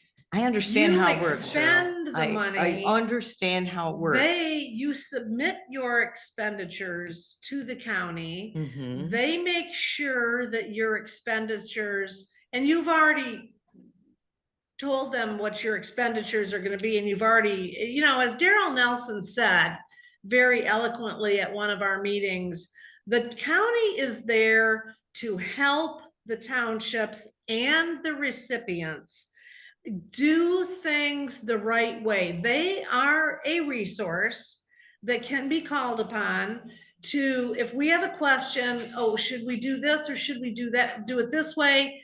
They are somebody, I wouldn't be afraid to call up Nate Alger, Jenny McKellar, and ask them a question about something, especially Nate Alger, because he's the head of the county, and make sure, okay, is this the way we need to do this in order to make sure this is a reimbursable expense? So they're not going to give us a dime unless it meets, it was properly expended and meets the criteria that has to be met. So I just think that any scaling back of this should be done before you go out for bids for construction, but after you've gotten the engineering services for both elements of this. Because the reason you would do that is because if you do decide to not move ahead with, say, the footbridge, because there hasn't been a lot of complaints about the footbridge, quite frankly. People are using that. It's the wetlands mitigation that is the bigger concern out there. I mean, And so just, let me just finish that. Sorry, I'm sorry. Let you talk. I know. So, if you decide that, it has to be scaled back before you go out for construction bids, but yet then you've got, for some other day, you've got that engineered drawing for the replacement of the bridge, And like I started to say, and probably didn't complete the thought very well about, the big thing is trail improvements and stuff like that. There's going to be other money out there that can be gone after in future years for trail work, recreational improvements, stuff like that. So if you've got that engineered drawing already for the footbridge that you can't afford now because that's going to be too much, then you've got that, and that just makes it easier to move ahead with applying for some funds through some other agency in the future. I just think it'd be, it's the more logical way to move forward is to get, have the successful engineer eventually be creating drawings for both of these improvements. So in Whether you do both of them now or not. So in your scenario, what faced with two deadlines, what scope of project work do you report by October 31st and then confirm again by December 31st? You don't have to report a scope of project. That's not what this letter says. It says list of activities / progress. Okay, and your attestation that your board, that the full approved amount will be expended no later than December 31, 2026, more than 2 years from now. The thing that's due by October 30th is that attestation statement plus a summary of key activities or milestones you have completed or will complete that demonstrate your project's advancement. There is no committing to a specific scope of work in that requirement. It doesn't ask for what's your scope of work going to be. It doesn't ask for that. It's asking, what have you done? What's your timeline? What have you done that your activities that you've done and your progress or milestones you have completed or will complete that demonstrate your project's advancement? But you So have they're asking given, for you a have given them checklist. a scope of work. It's your grant application. The It's the reason grant- that they gave you money. That's your scope of work. Okay, that's a very generalized scope of work, okay, in order to get, and they obviously thought that scope of work was, but Melissa has just said that we have it in writing from the county that the scope of work can be changed. So that's not a big deal today. What the Let me scope see. of work is. Yes, it's hoped for that it will be the full scope of work that the grant was written for. But the township is not locked in according to the county itself. The township is not locked in to that scope of work. They So does that mean we could pick a different trail? Just, no, okay, it doesn't okay, mean well, you didn't that, say that, but okay. because it was designated for this trail and these needs on this trail. So there's no locking us into a set in concrete scope of work today. That's just not a requirement by the county's own statements. Let me see if I can bring a couple of points back around that have been brought up by several different people. Okay. And with an eye on focusing this down to something we can vote on. Goss, you made a statement, the entire project. We should not limit the engineering. Then I say the entire trail needs to be included in this conceptual drawing, and therefore the entire Lossy Road Trail project from Cook to Skegamog is bid on. So if we're going to do the entire project, or if we're going to do the entire trail, No, I that didn't should do be anything in the about that. project. Then scale up or down. Don, I think this was your point. It seems that we have a disagreement within the group. People on one side agree that we can scale down at any time. Just to be clear, I disagree with that. I think we can scale up, scale down until 12/31 of 24. But independent, Gary does not believe, nor Cheryl believes, that we can scale a project up. So why not? Scale change or work scope change should be able to go either way. Then the last thing is, we seem to be neglecting the fact that we have two types of ARPA funds on this project. The bulk of the conversation thus far is categorized as sub-grant. That's where the federal government gave the money to some entity, in this case, Grand Traverse County, and then that entity, through an established process, gave the money to another governmental agency. That's what our discussion has focused on. That is one of the two reporting criteria required. Direct ARPA funds also have to be reported on. Okay? So Cheryl made another comment about the footbridge not being part of a lot of public disagreement or issues. But yet the engineering firm has clearly called it unsafe. So while it might not be in the eyes of the public, the engineering firm has clearly called it, a need. I'll just say that.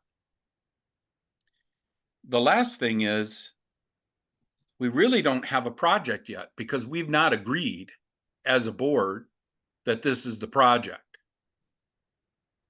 So I think that's the item we need to correct.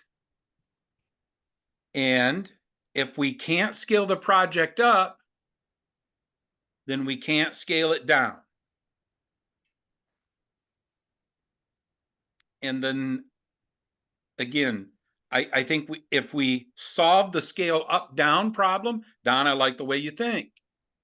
So let's pick one of the items that is in this particular conceptual drawing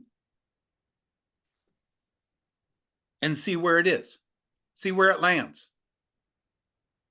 If we don't like that, then let's have the entire Lossy Road Trail, all 1.75 miles of it, engineered. We can use the conceptual drawings created by Gosling Zubek as specific details about areas of specific concerns. So we write an RFP, 1.75 miles from Cook to Skegamog Point Road. I think we should also review the original, Heidi, this was your point. I think we should also review the original grant requirements that talked about survey, that talked about, we got that one completed, talked about parking areas, so on and so forth. because as Heidi's brought up, we have not actually addressed any of those items. So to try and get something to vote on, Cheryl, do you agree that we can scale the project down? Not at this point. I don't, because well, scale could be up or down, but the scope of the project is laid out by the grant and the grant award. I'm sorry, what did Gary just hand you? He just handed me a document, And what is the document? some of his handwriting. Then why didn't it go to all board members?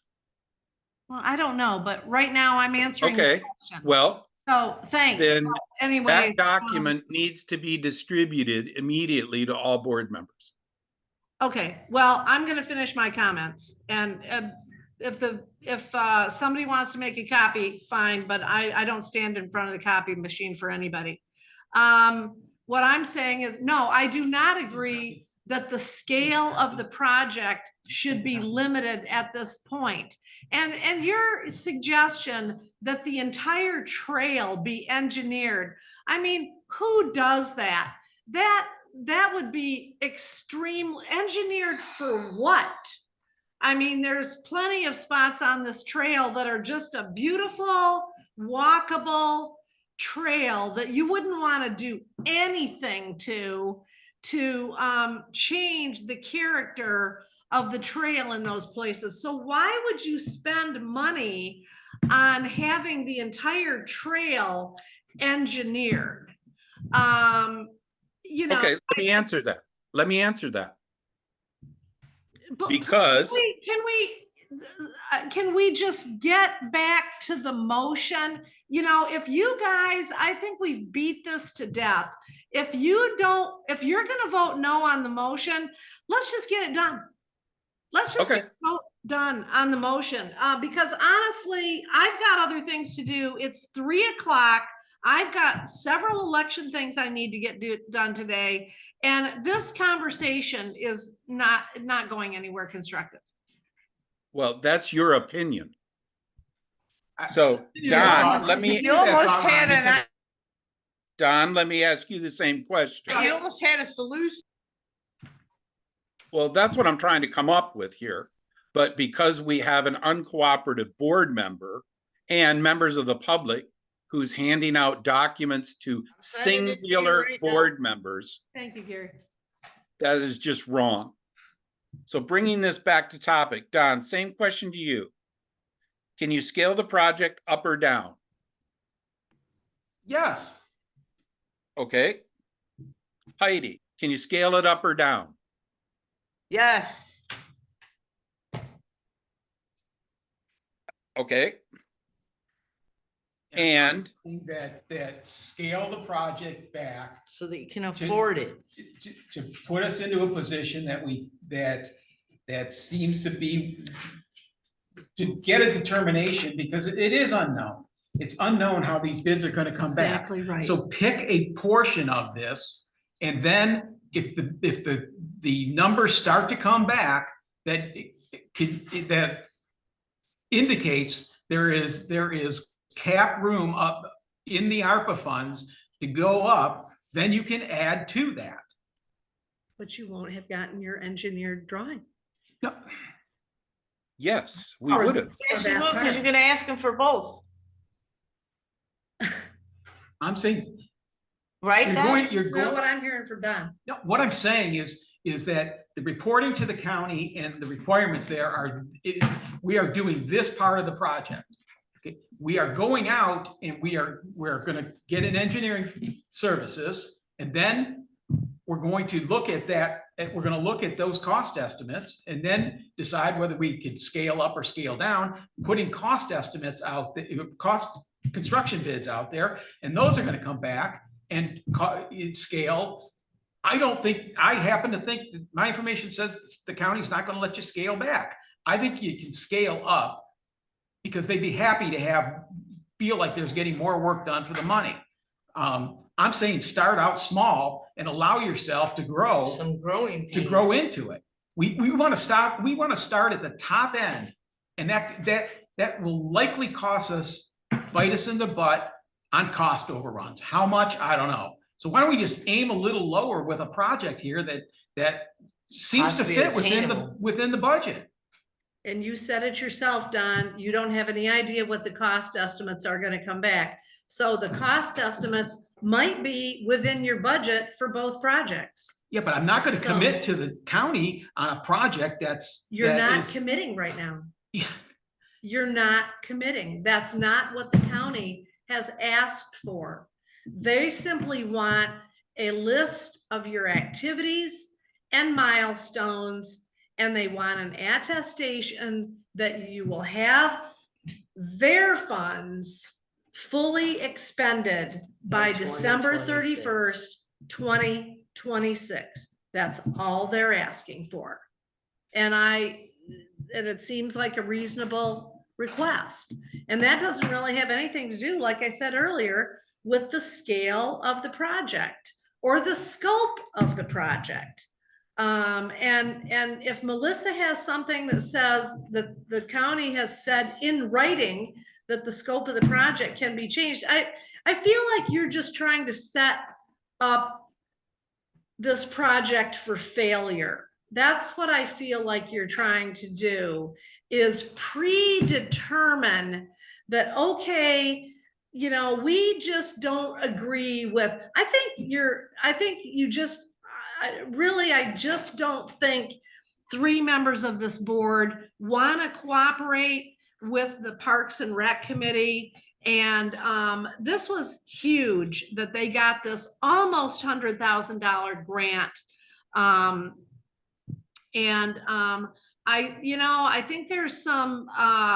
think there's actually some discrimination going on against the Parks and Rec Committee, that they were able to do such a great job grant writing that they got, and that, you know, a committee of people recommended to the County Board of Commissioners that this grant be awarded. And then the County Board of Commissioners went ahead and did that.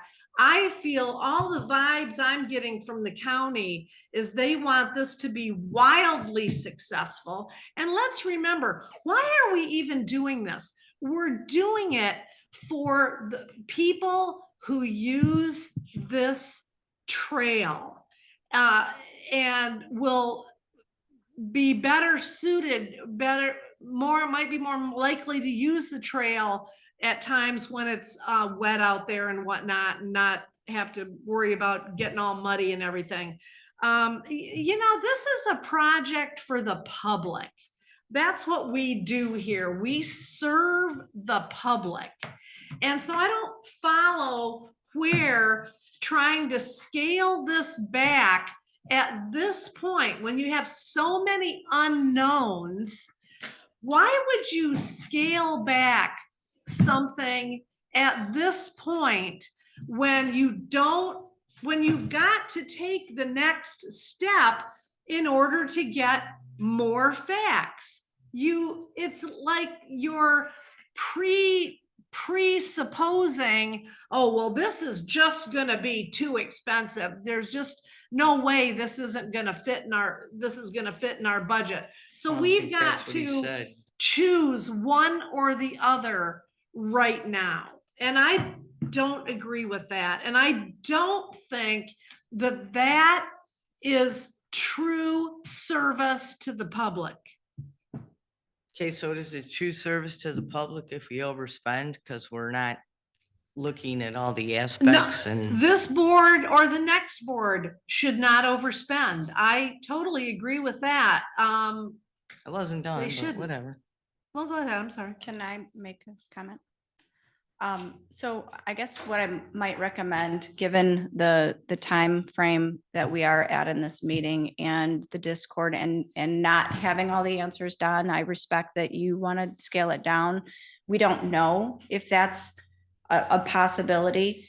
And we also have a deadline of October 30th for a resolution for this board to give that information back to the county. And I feel like, and I know Ron had a whole list of items, questions with regards to the preliminary engineering. So I guess what I'm gonna might suggest is we take a breather. I will try to get some of those factual informations if we can scale down a project versus scaling up, what the deadline is. So you can feel more secure and confident about those decisions of the project, and have a special meeting later this month, maybe in a week, maybe in a week and a half, whatever is advisable that works with the board, that we can come together, have some more rational discussions about the preliminary engineering itself, because honestly, this board is, like Cheryl said, we're just trying to get to the next phase of the RFP. We're asking the board really just to understand that this concept of what we're looking at is what the board is looking for. So that's one piece of it. And I just feel like we're kind of spinning in circles and we're not getting to some of the key elements that I know Ron had asked some questions with regards to the key elements that I think should be discussed. So that's just my suggestion is maybe we look at, reconvening if the board would offer a suggestion to do a special meeting. I mean, I'd be glad to sit here longer and I'd be glad to answer more questions. I'm not saying we can't. I'm just making that suggestion. I feel like it's gotten to a point in this board meeting that things get a little non-productive. So. Not to cut you off, Melissa, but realizing that we have a motion on the floor. This proposed motion is for discussion purposes only. And it's meant to move this project to the next step. Okay. So motion would be to generate an RFP. Are you making a motion now? No. Okay. Cheryl, what part of discussion do you not understand? You can stop with your you can stop with your condescending behavior. You started out with the words, the motion would be. So I'm simply clarifying whether I need to start taking down what the motion is or not. So please, it was not clear. And I don't appreciate your condescending behavior. I've had quite. And I don't appreciate your attitude. So I guess too bad. We're even. Yeah, too bad. You're right. So for discussion purposes, this would be a motion to generate an RFP for engineering services. Done. Specifically for the bridge or for the boardwalk section or for the aggregate section, the wet areas, which as Cheryl pointed out, was the original impetus for this project.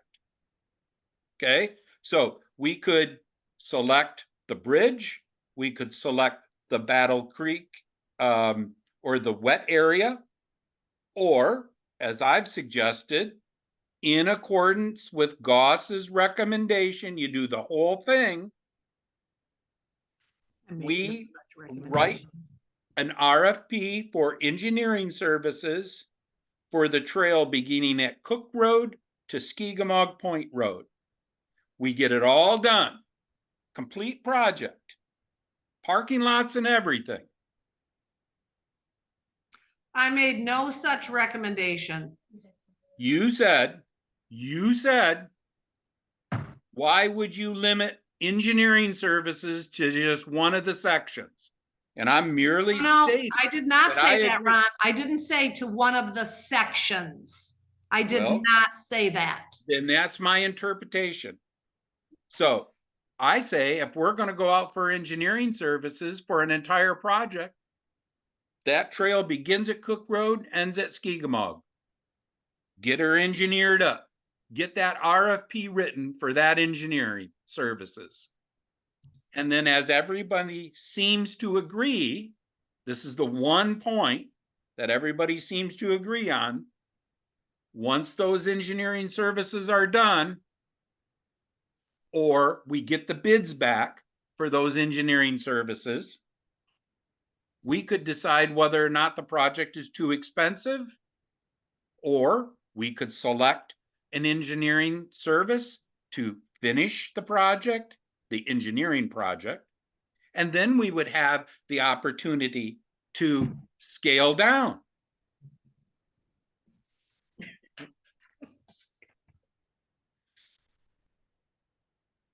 Heidi, what's your thought about generating a motion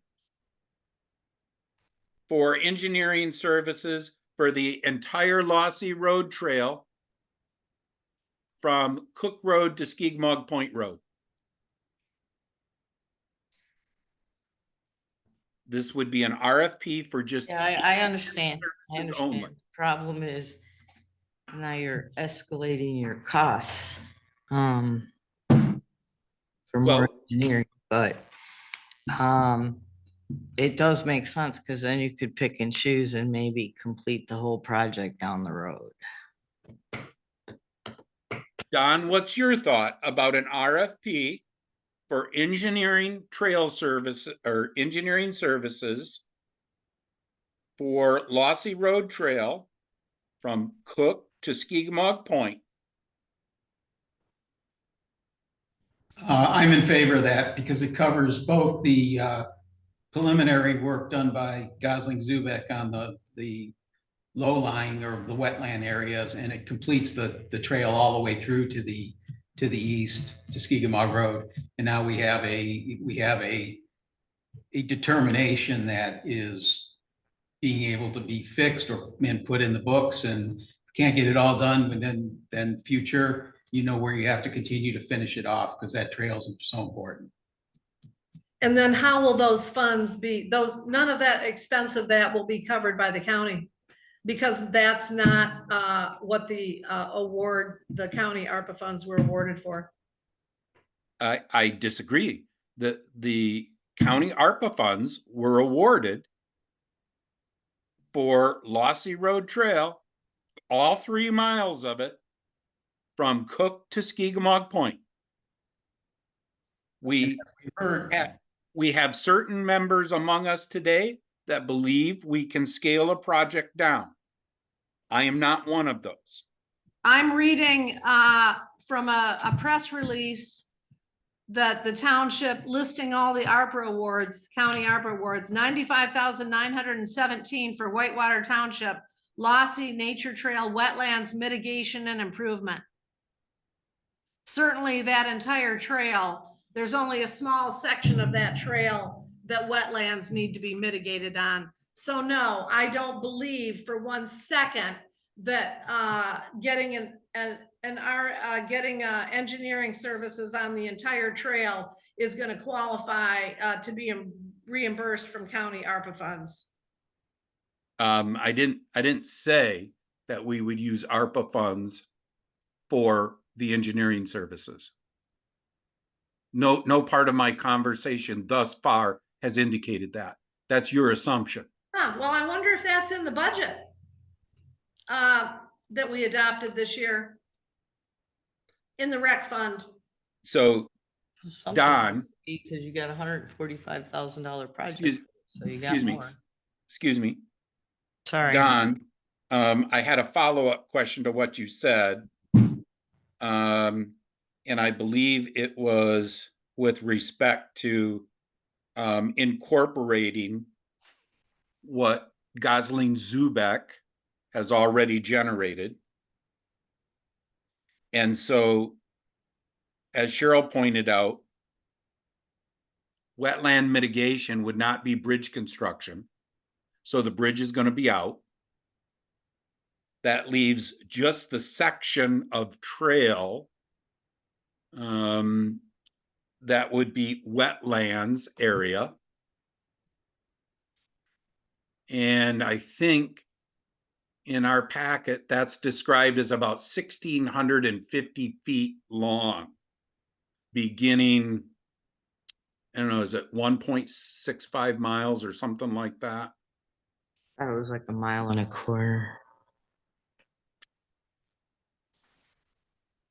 So once the engineering services once the RFP for engineering services come back, let's say we just, we do implement those, then the existing board could choose just the 1,620 feet as listed on page 88 of our packet as the county ARPA fund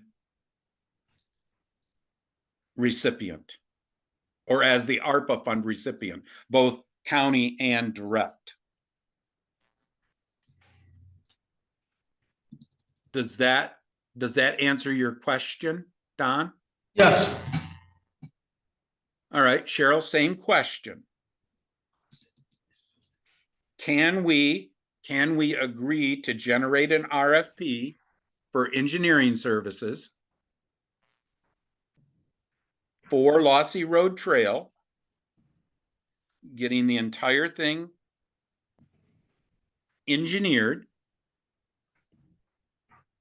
and then specifically for ARPA funds, once that engineering services gets done, send out just the 1,620 feet for bids? No, Okay. So I'm gonna make a motion to you add, don't even have, right now, you've popped up this, just today, just this afternoon, idea, oh, we should get the whole trail engineered. Without even, what the hell are you getting it engineered for? You know, for semis to go down it, or, I mean, you know, Check all the honestly, wetlands. no. He wants to get, the entire trail isn't wetlands, Heidi, maybe you haven't been down it. I understand it Um, isn't. you but you know, haven't been down it, Cheryl. You're gonna in get the this entire room. trail engineered. That is going to be and engineered for what? What is the engineer gonna do? What are they engineering for? What purpose? What reason? What is wrong that needs to be fixed? There hasn't been any discussion about that. And, you know, it's, The reason there's been no discussion, Cheryl, is because a single person, Melissa Melton, said no trail designs on the East 1/3. So nobody's been able to answer, nobody has answered why that decision was made, even though the work scope to the county indicates a 3-mile long trail beginning at Cook, ending at Skigmog. So we've already arbitrarily, one person has made that decision to confine engineering services to a specific section of the trail. And all I'm saying is that the trail starts at Cook, ends at Skigmog Point. Get it all, get a bid for engineering services on all of it. Ron, I would like to kind of step back and kind of baseline. First of all, this was not my decision. The Parks and Rec Committee, through a process of several meetings and walks, by the way, and we also walked with engineers. We also walked with the Grand Traverse Conservancy. We also walked with Eagle. The determination of the wet area problems was in that western portion of the project. Now, I'm not here to say that if you want the scope of the engineering to evaluate in a professional manner, evaluate from Skigmog to Cook Road, if that's what the board wants to do, I don't think it's going to change the distinction of where the problems are, and what the concepts or recommendations are going to be to make that mitigation or wet problems on the trail fixed.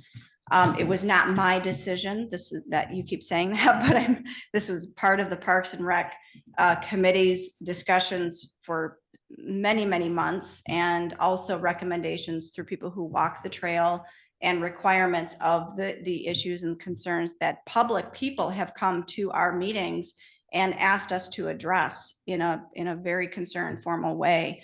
So I'm just saying that to say, if you want to do an engineering RFP for road to road as a way to double check to make sure there's nothing missed, that's certainly within the board's rights to make that requirement.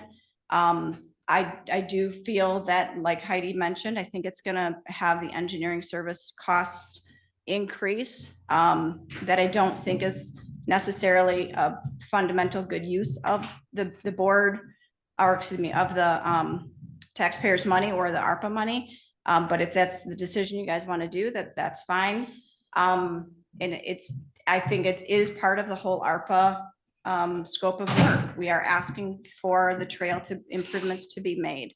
So I think we still are falling within the guidelines and requirements. If we put this RFP together, this RFP, whatever the decision is on the scope and definitions, whatever the RFP is, it's going to go out for multiple bids. It's going to meet the ARPA guidelines for that to be funded through the ARPA grant money. It may, expenditure wise, it may increase the original conceptual engineering costs that we anticipated if you do choose to extend it outside of the problematic areas that were outlined through many months of investigation. Melissa, none of your minutes indicate any conversation or motion set forward to limit design parameters to 2/3 of the trail of Lossy Road Nature Trail. There is no mention of it. There is no mention of public comment coming into your meeting. There is no mention of written comments coming into your meeting. So that's what makes me state unequivocally that one person made the decision, but immaterial. So thinking about Goss's statement and deviating from the work scope submitted for the grant, the motion that we were discussing could indicate that the west 1,620 feet, whatever is 1,620 feet, as called out on packet page 88 under trail conditions. Let's engineer that. And that's it. No bridge, no nothing. Don, that accomplishes your goal of a reduced scope package. That was not your term. I think you had something about financial in there. Cheryl, that addresses your concern about the original intent for the grant application was wetland mitigation. Heidi, I don't think you've made any comments regarding those 2 points. But unless I've missed it, help me out. No, I'm trying to compromise here, but Right. I mean, that's what I'm trying to you guys are find. all over the map, so it's kind of hard. Well, Heidi, let me ask the questions. A question, I'm sorry. Do you agree that the original intent of the ARPA grant to Grand Traverse County was to mitigate the wetland? No. You don't? No, because when we started it, nobody even knew what kind of, to make it a walking trail, non-motorized. We've been all over the map. So when we started to look at this project, I look at the other project with the other two the other trail, Tobico, and I've looked at all those grants and, we never finished them. Did we just walk by stuff we were supposed to fix? I guess so. So all I'm trying to do here is make sure that we don't create another, yeah, we'll do it, but we didn't do it. That's all. Okay. And just to be clear, Lossy Road Trail has none of that baggage that Tobico and or Battle Creek has. Is that Correct. your understanding? Yep. Okay, so it's your goal just to not create something that's unattainable. Would that be fair to say? There you go. That's a good way to put it. You're being So- very nice, but that's a good way to put it. Okay, so to further define that, would that be a smaller work scope of this It would. particular project? Yep.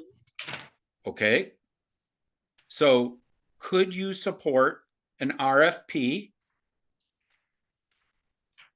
for the western 1,620 feet of the Lossy Road Trail? And let me clarify, the 1,620 feet would have to be verified, because I think somewhere in there they say, you know, the first like 600 feet is the parking lot / multi-use entrance to Miami Beach subdivision or septic system. So the 1,620 might grow to like 2,300 feet. Could you support that? I would support that. At least you're doing something. Don, similar question. So thinking about Cheryl's statement that the original impetus for this grant was to get people over the wetland area, which is generally considered to be on the westmost end of the trail. Could you support an RFP for engineering services to cover from Cook Road to the end of wherever those wetlands are? And let's just say the 1,620 plus 600 feet for the parking lot. Could you support something like that? Yes. Cheryl, similar question. Your idea, and I totally agree with, was wetland mitigation, getting people with standard hiking gear across the wetlands, however that is, either boardwalk, culvert, or aggregate. Could you support generating an RFP for engineering services to do that? I will not support an RFP for engineering services to do only that. It's a bastardization of what this whole discussion has been about for, I'm not even sure how many years now. It's been almost 2 years since they got the ARPA funds and got the award from the county. And it's a complete bastardization of what the original grant request was for. Cheryl, correct me if I'm wrong, it was your comment that said the original intention was wetland mitigation. You even read a section of, I believe, from the grant. So did I misinterpret? No, what your I did point not was? say, I did not say that it was just for wetlands mitigation. I said No. that was, we've known about that problem for years and years and years and years, and nothing has been done about it. But the ARPA funds were requested for that as well as the bridge. And so I don't think, I just won't support going out for an RFP for engineering services that doesn't include the things that the money was requested and awarded to do. Okay. So it's clear to It's a me. bastardization. It's this board's own attempt to limit what the funds were requested for. And remember that the board approved PrAC submitting this request to the county to try to get some of these $18 million in ARPA funds that the county got. The board approved that. And then the county and the committee, like I said earlier, they agreed this grant scored high enough to actually be awarded. And for us now at this juncture to change before we have any clue how much this stuff's gonna cost to not get the services for what this money was asked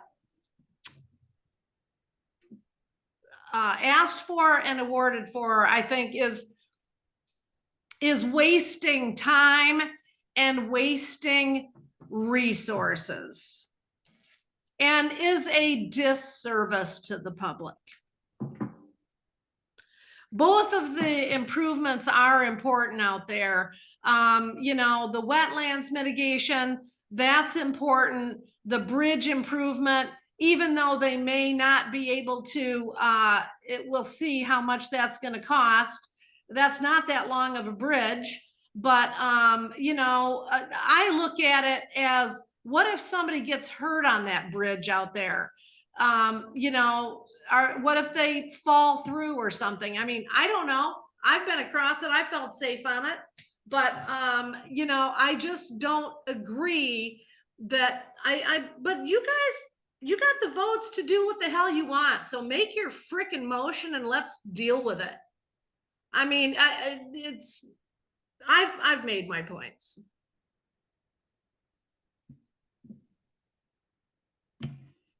Are we through with discussion? Apparently, Don? Yes. Okay.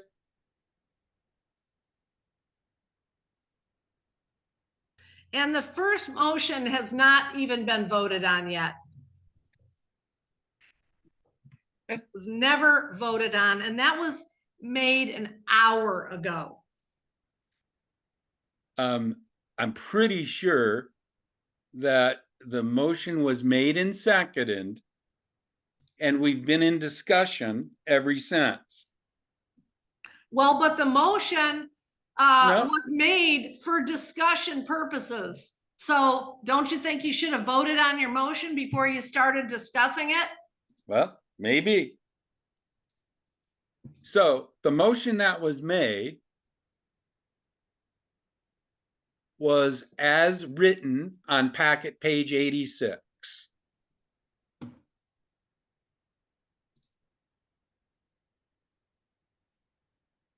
And so now I'm going to ask for a roll call vote. Well, I'm gonna put the time too. 3:35 p.m. Good.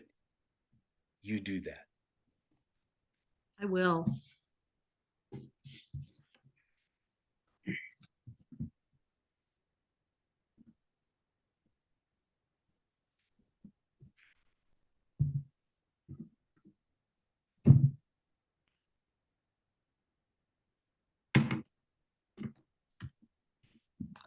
Valmuth, yes. Goss, yes, because it's already happened.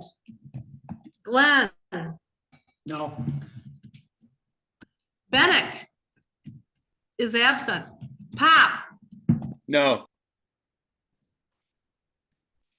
Motion fails. I would like to make a motion now. Motion to generate RFP for engineering services to Lossy Road Nature Trail west 2,300 feet, incorporating, bear with me a minute.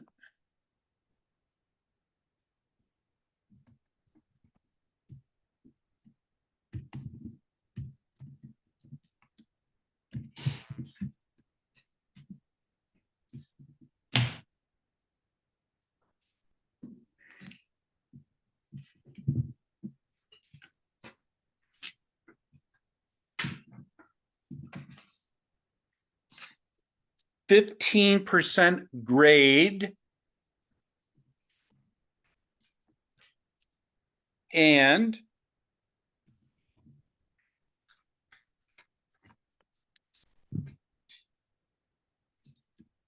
wetland section of trail. Wetland what? Section.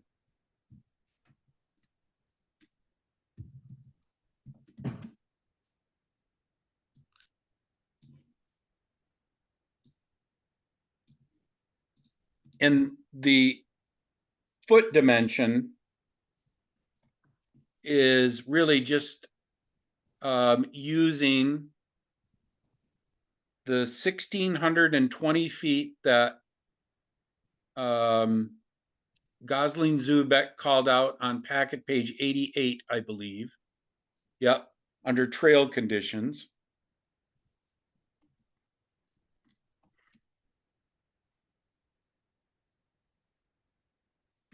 And I'm making the 2,300 feet up because I believe that somewhere in here, they also indicate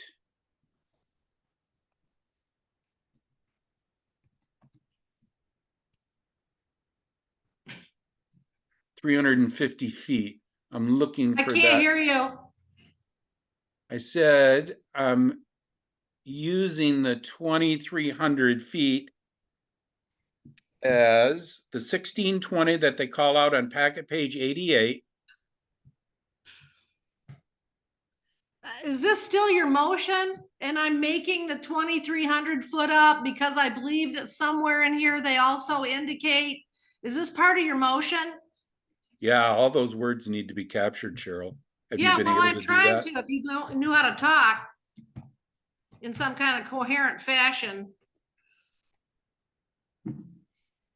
It's on page. Okay, so on packet page 88, they call out the 15% slope as approximately 350 foot of the trail, which is still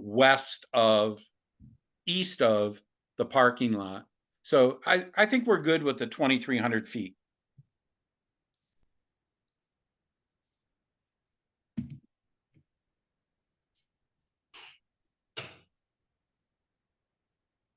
Want to reread the motion, Cheryl?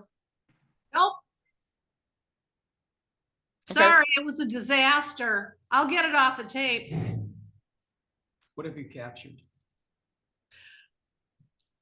Motion by Pop to generate RFP for engineering services for Lossy Road Nature Trail West 2,300 foot, incorporating 15% grade and wetland section of trail. And the foot dimension is really just using the 1,620 feet that Gosling Zubak called out on packet 88 under trail conditions. And I'm making the 2,300 feet up because I believe that somewhere in here they also indicate, and then I just gave up because it's gibberish. Gibberish. You're the one that thought it was part of the motion, Cheryl. It is part, that is part of the motion. No, it's not. Yes, it is. No, it's not. That's what'll be in the minutes, pal. Well, that's not the motion. Well, it is the motion, Did you make the motion? because that's what you said. That's what you said. That is not part of the motion. The motion is what you said. Jesus Christ. Ron, withdraw it. Let's take 3 minutes and formulate your. Come motion. on, So- Please This is formulate a coherent ridiculous. motion, write it down on paper. A lot of it's your And then fault, read Cheryl. it so you can make a coherent motion. That's So why there's always just- written motions before you get to the board meeting. just to be clear, the 2,300 feet was derived from Gosling Zubek's 350 foot dimension called out on packet page 88 and the 1,620 feet called out on packet page 88. The two of those add up to approximately 2,000 feet. but both of their dimensions have been given in approximations. So I simply added 100 feet. 1,620 and 2,300 adds up to a 2,000? Well, isn't that like 1970, Cheryl? You said Is, 2,300 no, please feet, answer the question. and then you said Isn't 1620 and 1,620 350 feet. 1970? That adds up to 2,000. Isn't 1620 and 350 1970, Cheryl? I don't know, do the math. Why? Because you can. So I'm going to stick with the 2,300 feet in my motion. The motion is motion to generate RFP for engineering services for Lossy Road Nature Trail west 2,300 feet, incorporating the 15% gradient slope of the trail and wetland section of the trail. End motion. I'll second. Motion made and seconded. Further discussion?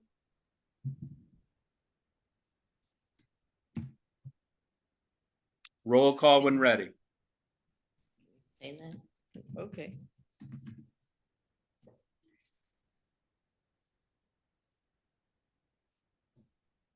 Ron, hang on a minute. You want to ask your people in the room if they understand what you wanted, do you not? Goss? No. Glenn? Yes. Bennett is absent. Pop? Yes. Valmute? Yes. Get his agony over. I have another motion. What'd you say? I have another motion.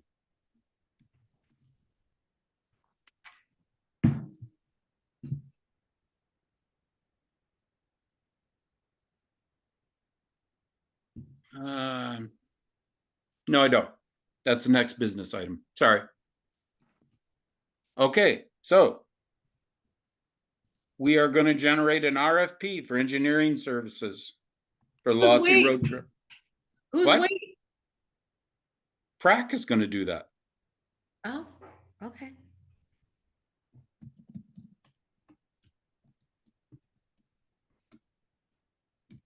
Are you willing to do that, Melissa, or are you unwilling to do that?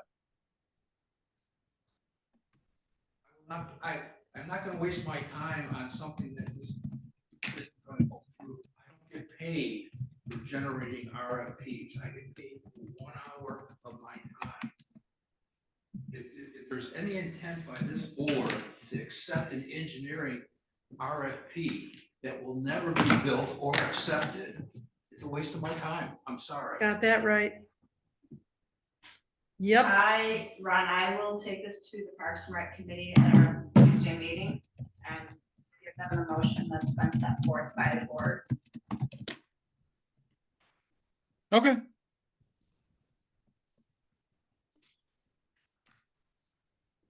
So, looks like new business number 9. No, Yeah, it's number 9. I'm running out of juice here, people. So I will make a What are motion. you doing on your phone? Because everything else is out of, I got Zoom up here. This has gone through 7 hours already. Don't you have a computer to use, Heidi? You know what, Cheryl? Well, you gotta have one for Zoom and one to use. You don't know how to use a computer?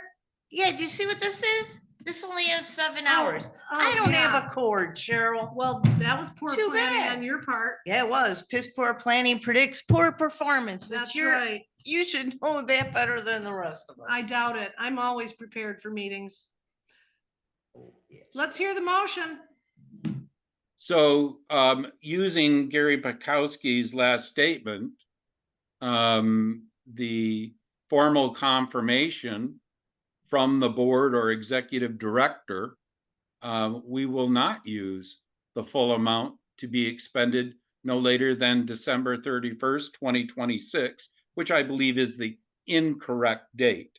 I still think that's December 31st, 2025. Oh, yeah, right. Like the county doesn't know what the date is. Give me a break.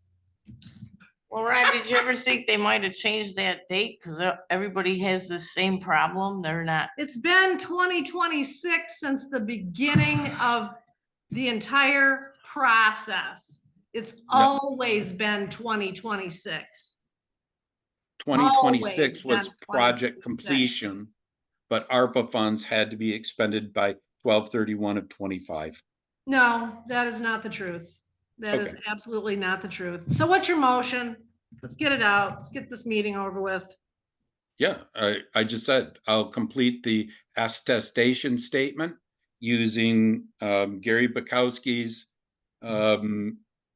statement that he's not going to be a part of any RFP that would waste his time. And I'll use language from Melissa, who says Yeah, Don. she'll take it to her board. Good job. Yeah, Boot licking for Pop. Good job. excellent. Wow. You Yeah. too, Heidi. Oh, and now we're calling each other names. Man, you ought to read the clerk books of ethics. So 'cause you don't Pop will understand complete the ethics at all. attestation. Is that the end of this agenda item? Would any board member care to offer some statements that should be included on the attestation statement? No, I'm not putting any of my statements on anything you sign, pal. Cause they, you would twist them around and it would not be what I said. So, I will decline that offer. And I will be calling the county myself and, telling them who just exactly what the hell's going on out here. And I will be going right to the top. Ron, did you make a motion on new business number 9? So I really haven't done. Okay. Would No, you we like to make one? He said will complete the attestation.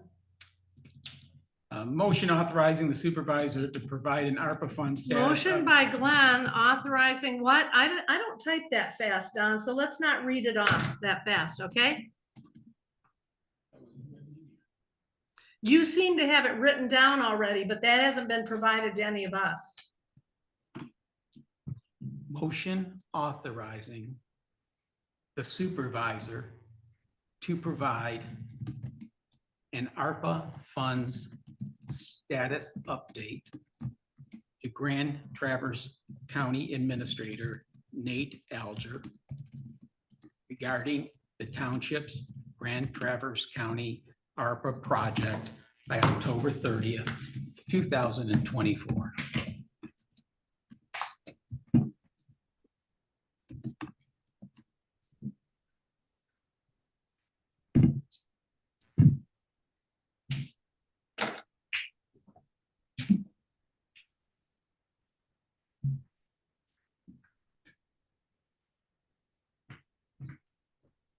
I'll second for discussion purposes.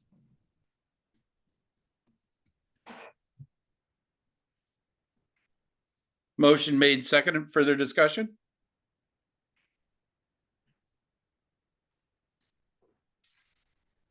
How do you know they're not gonna use the whole amount? At this point, I don't have confirmation that they're even going to write the RFP. So I'm sticking it to the PrAC committee. That's right. Gary is one member, but we have a whole committee to work on projects. So I said I would take your motion to the PrAC. That is true. Yep. And when is your next meeting, Melissa?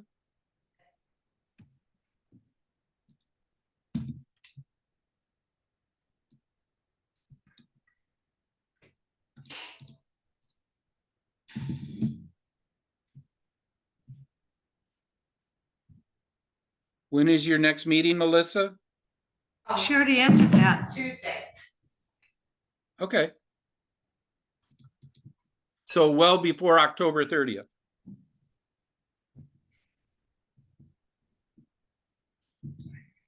I'm sorry, I didn't hear your response. Next Tuesday's meeting is on the 15th. Okay, so well before October 30th. Correct. Excellent. Works out perfect. Any other questions or comments on the motion? Roll call when ready. Glenn, Yes. Pop, Yes. Goss, no, Falmouth, Yes.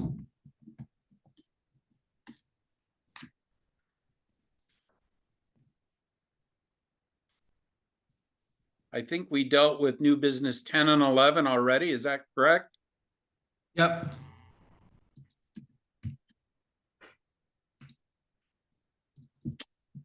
No tabled items. Board comments or discussion? Next regular board meeting is November 12th, 2024 at 9 a.m. Public comment out in Zoom land.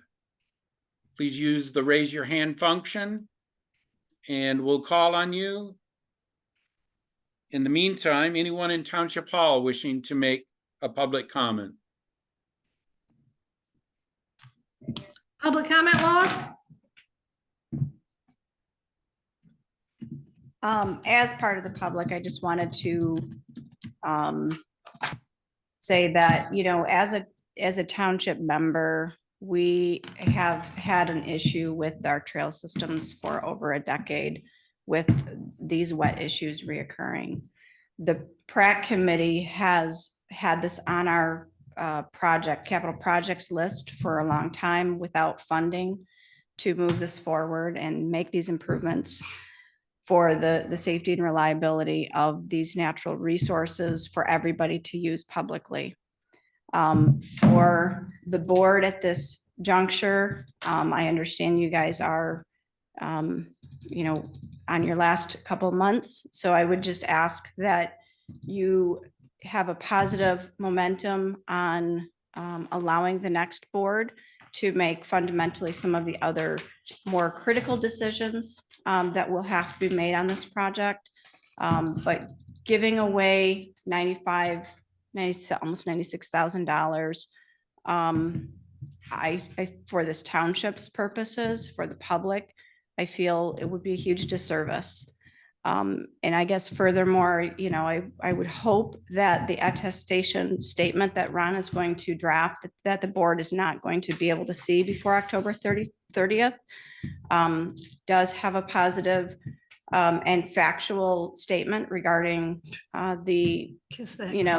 what I had provided in draft form to you with the dates and the commitments and things that we've already done, so forth. I feel that there is definitely a lot of details going forward that the board is going to have to evaluate, scope of work, perhaps scale, things of that nature. But fundamentally, keep in mind what we're doing this for is for our future generations and for our people that want to use these natural walking trails today. It's not, you know, it's not my project. It's not just the parks project. This has been a project that has been required and needed for quite some time. So I just want you guys to keep that in the forefront of your minds as you start thinking about more decisions going forward. Thank you. Anyone else in Township Hall? Lois McLean.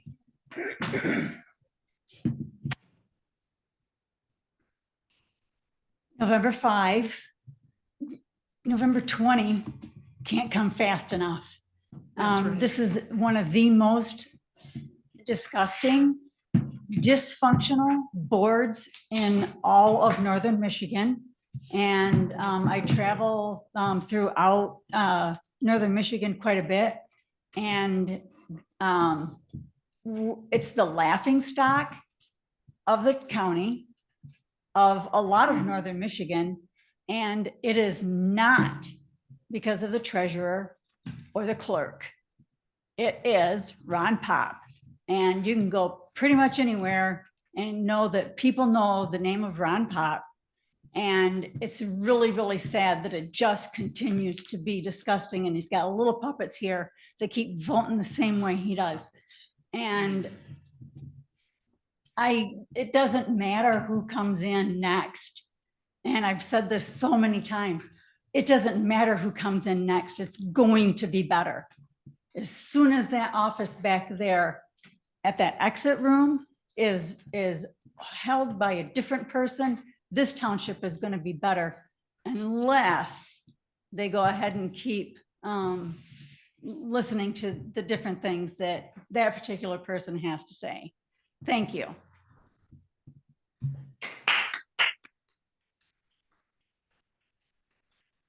Anyone else in Township Hall? Yeah, I got one.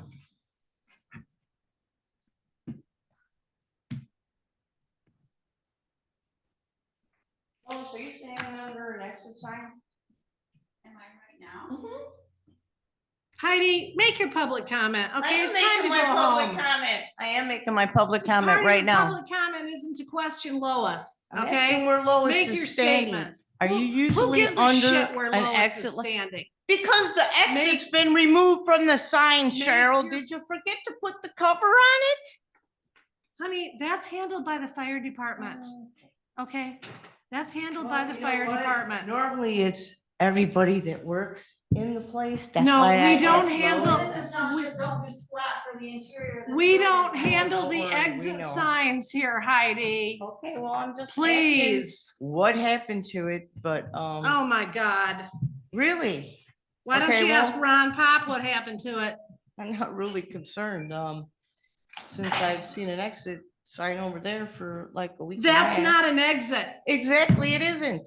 But if you took the exit sign down, is it because the door's locked and there's We no way didn't to take get the out? exit sign down, okay? No Cheryl, one see, in this here's where your building ethics touches goes the out the exit window. signs, You're not okay? supposed to talk to me right now. Yeah, well, Again. you're not making any sense, Heidi. It doesn't It's- matter. it's your Half the usual people that stand bullshit. up here don't make any sense. Oh, Oh, it's they bullshit. don't? Now we swear at Oh, people. Oh, You know what? Oh. I Well, only just ran so for you office know- for one reason. Just so you know. You. Oh, yeah, right. You, And just that so was you it. know, no You. one in the building handles the exit signs, okay?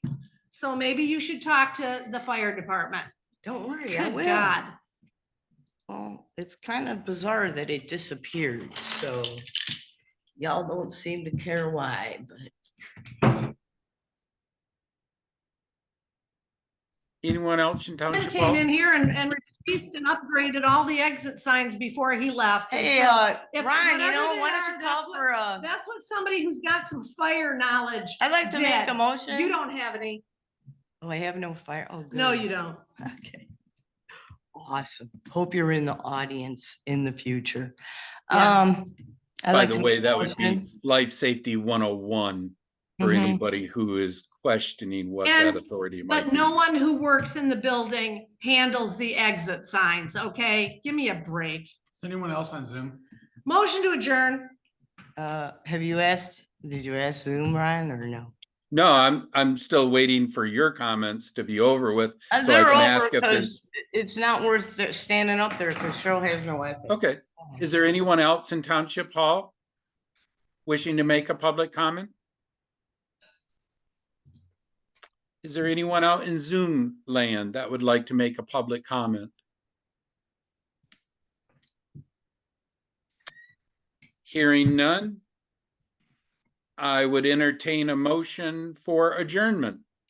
I'll make a motion to adjourn this meeting at 4:00. Let's see this clock. This says 4:01 and the clock in the back says 4:05. So let's make Mine says 4:01. 401, Heidi. Yeah, 4:01. I'll second that motion. Roll call, any further discussion? Roll call when ready.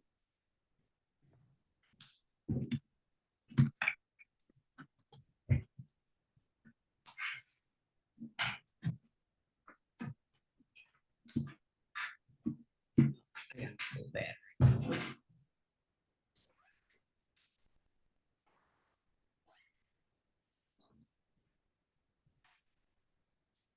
Roll call when ready, in case you didn't hear me. She Yeah, no, ain't she calling did. a roll, so I don't know how you're ending this. She left the meeting? Oh, You gonna call the roll, Shell? I'm not going to. Call it yourself.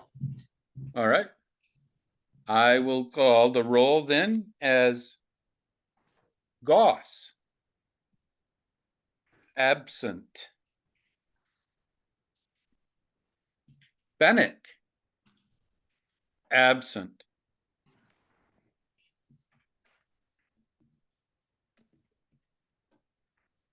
Pop, yes. Volmuth, Yes. Glenn, Yes. we stand adjourned. Thank you all. Thank you.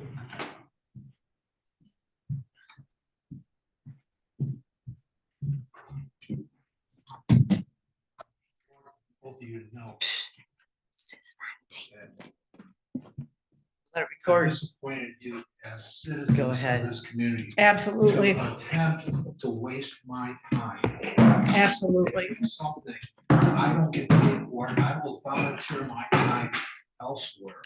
When I see that a RFP is going on, which we have no intent of ever following through, wasting my time. Don't pretend to know my intent. You're not a mind reader. Don't pretend to know. Your Don't- intent don't was tell me crystal that- clear with that your you're vote, ever gonna Don. Pay for Pretend. an engineer to Crystal design clear. something that you're Pretend. never going to do. Don't pretend to know my. You're not a mind reader here.